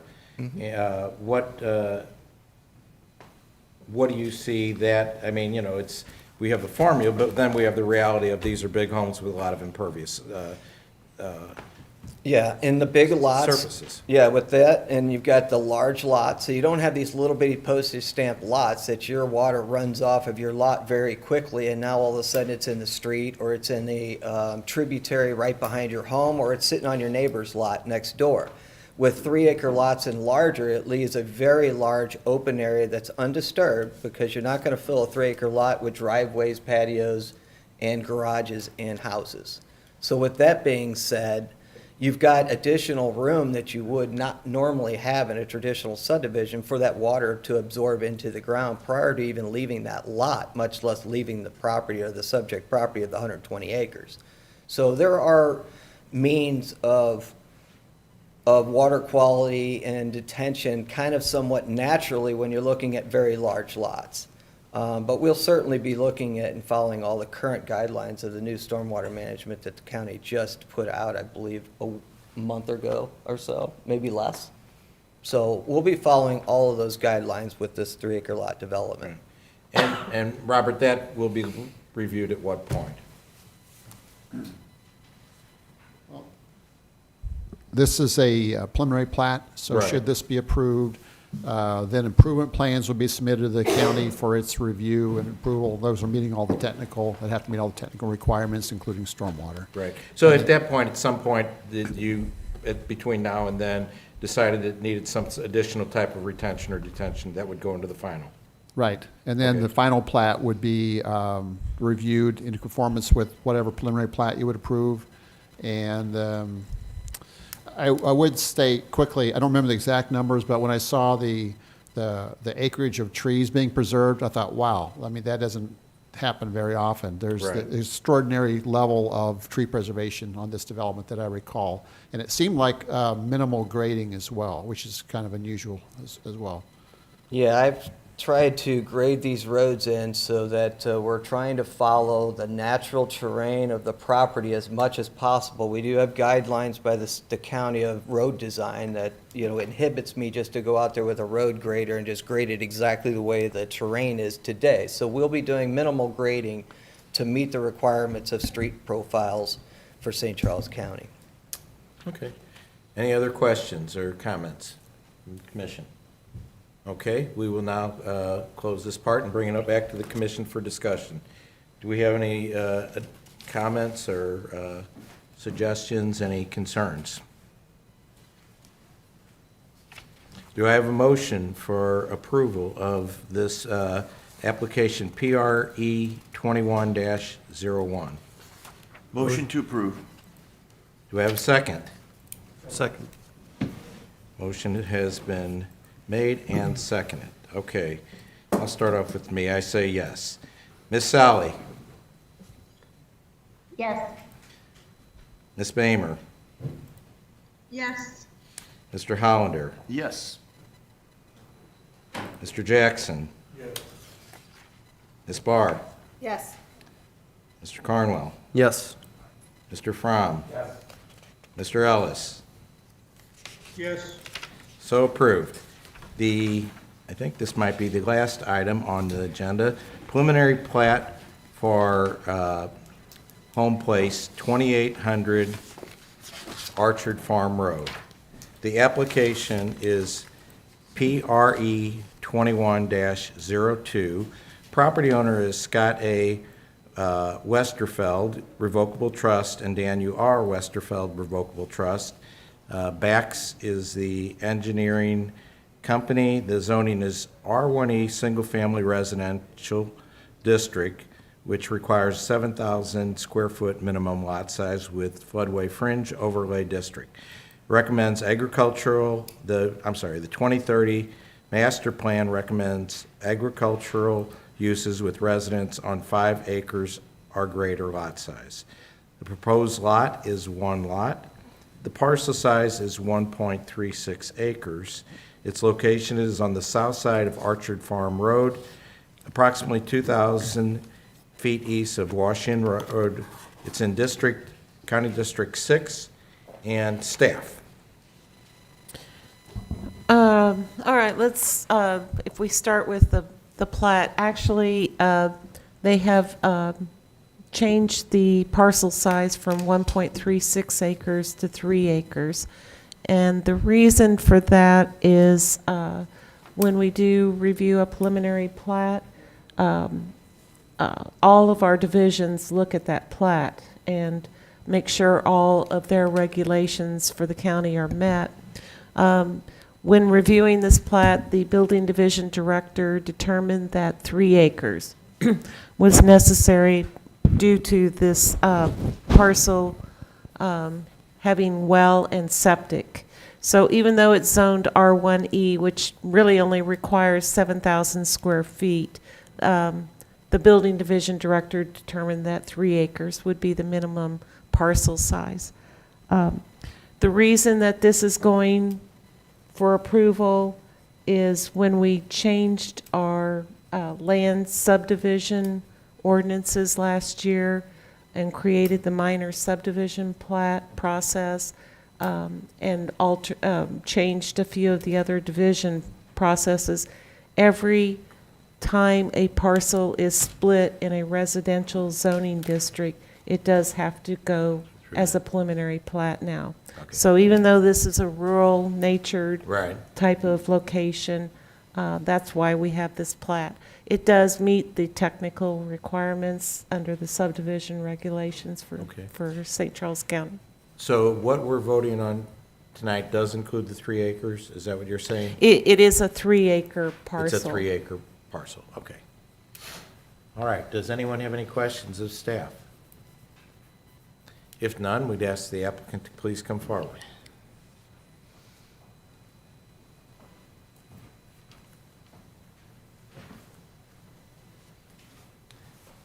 Thank you. Please raise your right hand, what you're doing, okay? Do you solemnly swear or affirm that you will tell the truth, the whole truth, and nothing but the truth in these proceedings under pain and penalties of perjury? Yes, I do. Thank you. Please state your name and address for the record. My name is Daniel Westerfeld, 2790 Orchard Farm Road. Obviously, I'm Daniel Westerfeld Trust, Revocable Trust, so I'm here on behalf of the trust. Our main purpose for this is we're trying to break out the home place, our parents' house, to be able to sell it to one of our family members. So that's why we're here. Okay, so it's just as Ellie was saying, just because it's re-subdividing, that's really the reason That's we're correct. taking a look at it. Yes. Okay, does anybody have any questions? Or okay, I think that's it for right now. Okay. We'll see if there's any comments. So we now open this up to public hearing. Are there any comments? Support. All right, very good. Okay, now bring it back to the county commission here, the Planning and Zoning Committee. Anybody have any questions, comments, or recommendations? Can I have then an motion to approve this? Motion to approve. Motion. Okay, we've got motion and second. Okay, let's see. Mr. Jackson? Yes. Ms. Barr? Yes. Mr. Carnwell? Yes. Mr. Fromm? Yes. Mr. Ellis? Yes. Mr. Hollander? Yes. Ms. Bamer? Yes. Ms. Sally? Yes. And I vote yes also. So we now go on to our down the home stretch here, as they say. There are no tabled or continued items. Do we Motion have to approve the minutes? a motion to approve the minutes from the? Quit talking. Motion to approve the minutes? Motion to approve the minutes, or do we want to read them, or do we want to read them out for public? I'm gonna read you out to the car. Okay, I think we have a motion and a second. By voice, do we have a vote? Say aye. Aye. Any other business, Robert? The only thing I would add is, for the new commissioners here tonight, this is an atypical meeting. It doesn't last this long. Thank you for telling me that. Please know that it's typically like an hour, maybe 2 hours. You're slow, though, that's fine. 2 hours Come on, plus. Okay. don't lie to them. I just mentioned that so you won't go home and think that this is crazy. Okay, thank you. Oh, wait, we've got another, yes. I couldn't get your attention before we approved the minutes, but there was a correction I think that needs to be made. Oh, okay, well, please, let's do that and correct it. What was And the, it may not be, but it looks like on the Leffler estate, let's see which number is that.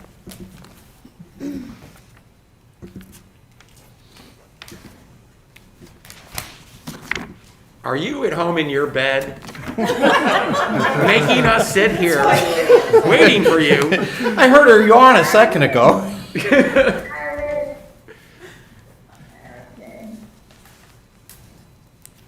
Now shoot.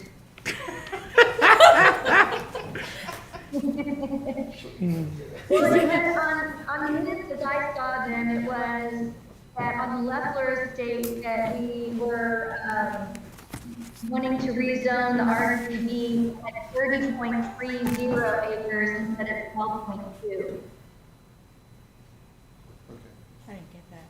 Okay, we can make, okay, that has been amended. We doing the other thing? Okay, does everybody want to now approve the corrected minutes? Say aye. Aye. Meeting adjourned. Yeah. Of course you do. Where are you? record? Like, is this I just want to say thanks.